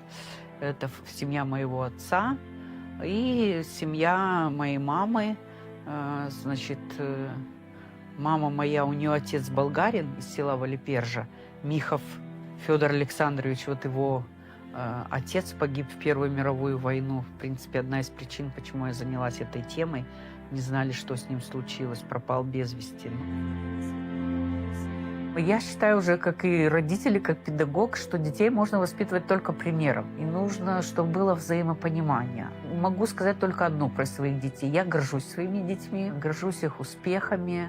У меня сын и дочь, они очень хорошо учились в школе. Вот дочь моя она заинтересовалась историей, она даже выиграла Олимпиаду в Молдове, 2-е место заняла по истории. Сын, он больше в технические науки, в реальный профиль. Главное, что вот они выбрали каждый свою дорогу самостоятельно, я не влияла на их решение. Ну, для меня ценно то, что вот они придерживаются вот моих взглядов. У нас нет расхождений в целом, если оценивать нашу жизнь, ситуацию, у нас с ними близкие взгляды. Для дочери мамино дело не только история, но и путь. Их выбор – быть рядом, продолжать честно и с любовью. Моя мама умная. И это большое благословение для нас всех, потому что тот мир, который создала мама, и тот мир, в котором она живет, в котором наша семья пребывала и пребывает, он сформирован во многом благодаря тому, какая мама личность. Она происходит из старого рода. Здесь в Чудерлунге Капанжи. Про них говорили, что они умирают на работе. Мама невероятно трудоспособная. То есть мне до нее очень далеко в этом плане. Она пока не сделает что-то, пока у нее в таблицах все депортированные не сойдутся, она со стола не встанет. В нашем доме всегда были книги. То есть это то, что я знаю. У нас были книги на разных языках, у нас были книги о разных эпохах. То есть я выросла, глядя на альбомы с картинами французских мастеров, с картинами итальянского возрождения. И для меня это было нормой. Как будто вот мир, в котором я жила, он был расширен благодаря той библиотеке, которую создала мама. Поэтому любовь к книгам у меня от мамы у меня собранность, когда нужно что-то сделать, вот, и любовь к одежде. Да, вот, мама, она всегда старалась и хотела выглядеть стильно. Про нее никогда нельзя было сказать, что вот она выходит на работу, она выходит как... Ну, мы же живем здесь, это город, но это провинция, да. Мама никогда не выглядела провинциально. Я всегда ею гордилась. Я горжусь ею и сейчас, когда она в 65 лет, слава богу, не выращивает помидоры, хотя в этом нет ничего плохого, да, но она пишет свою докторскую диссертацию. Так случилось в моей жизни, что закончился один этап, закончился, будем так говорить, один проект, и я была свободна. И тогда я решила, хотя у меня было до этого пару попыток, поступить в Камрадский государственный университет на специальность преподавания истории. И вот это был ковид, это было онлайн-обучение, но требования были к нам серьезные, настоящие. Училась я там 2 года в магистратуре Камрадского университета, защитила дипломную работу, магистерскую работу. И еще, когда я училась в университете, предложили работать в школе. Я согласилась, и уже 3 года я работаю в учебных заведениях. Преподаю историю, гражданское воспитание, историю, культура, традиции гагаузского народа. Моя деятельность, я думаю, что оказывает какое-то влияние на молодое поколение, потому что вот на своих уроках, которые я провожу в школе, я всегда им рассказываю о том, что происходило в нашей местности, в нашей стране вот, в данный исторический период. Даю им задание, чтобы они нашли какую-то информацию по этой теме своего села, из своей семьи. И параллельно я уже 2-й год обучаюсь в докторантуре Молдавского государственного университета по специальности гуманитарные науки, история, философия. Тема моей работы – это политические репрессии 1940-1941 года в гагаузских населенных пунктах. Вот это главное. На данный момент это главная моя работа. Мои усилия сейчас сосредоточены на том, чтобы успешно защитить докторскую работу.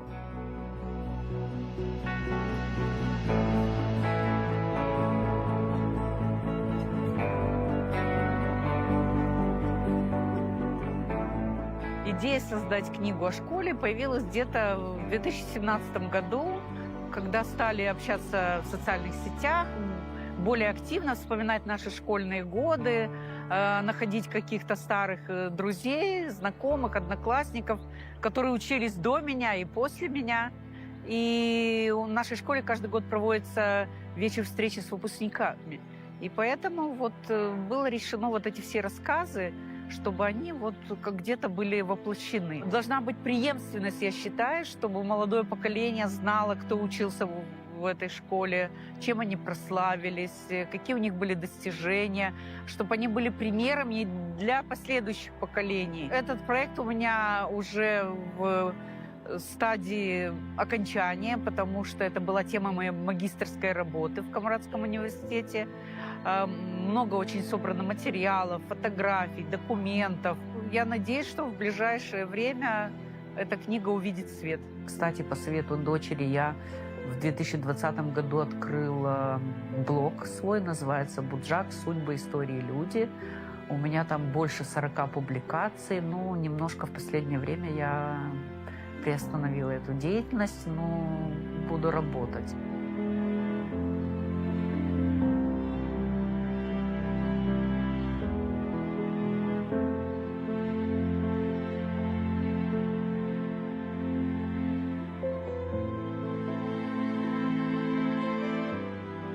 Если так вот оглянуться, то, что уже сделано, то, что предстоит еще сделать, я бы вот такой сделала для себя лично вывод, и как бы, и, может быть, и советы для кого-то это будет пригодиться, что никогда не надо останавливаться. Надо, вот если ты поставил себе цель какую-то, надо идти к этой цели. А потом то, что в жизни все очень меняется. То, что мы себе представляем в начале жизненного нашего пути, мы много можем встретить возможностей для себя в разных сферах деятельности. Не нужно бояться, нужно пробовать новое, потому что это может вас показать каком-то, раскрыть ваши способности, о которых вы даже не догадывались. Двигателем вот этого всего является интерес. Вот если есть этот интерес, и если есть потребность общества в этом, то это будет развиваться. А я чувствую, что такая потребность в обществе есть. И поэтому я буду над этим работать. А вот детское счастье. А вверху еще одно. Вот он еще. А это тоже 6. Это 7. Память – это свет, который передается. Светлана верит, народ жив, пока помнит. Ее проекты – это люди, идеи и путь к правде. И этот путь продолжается с каждым, кто выбирает не забывать.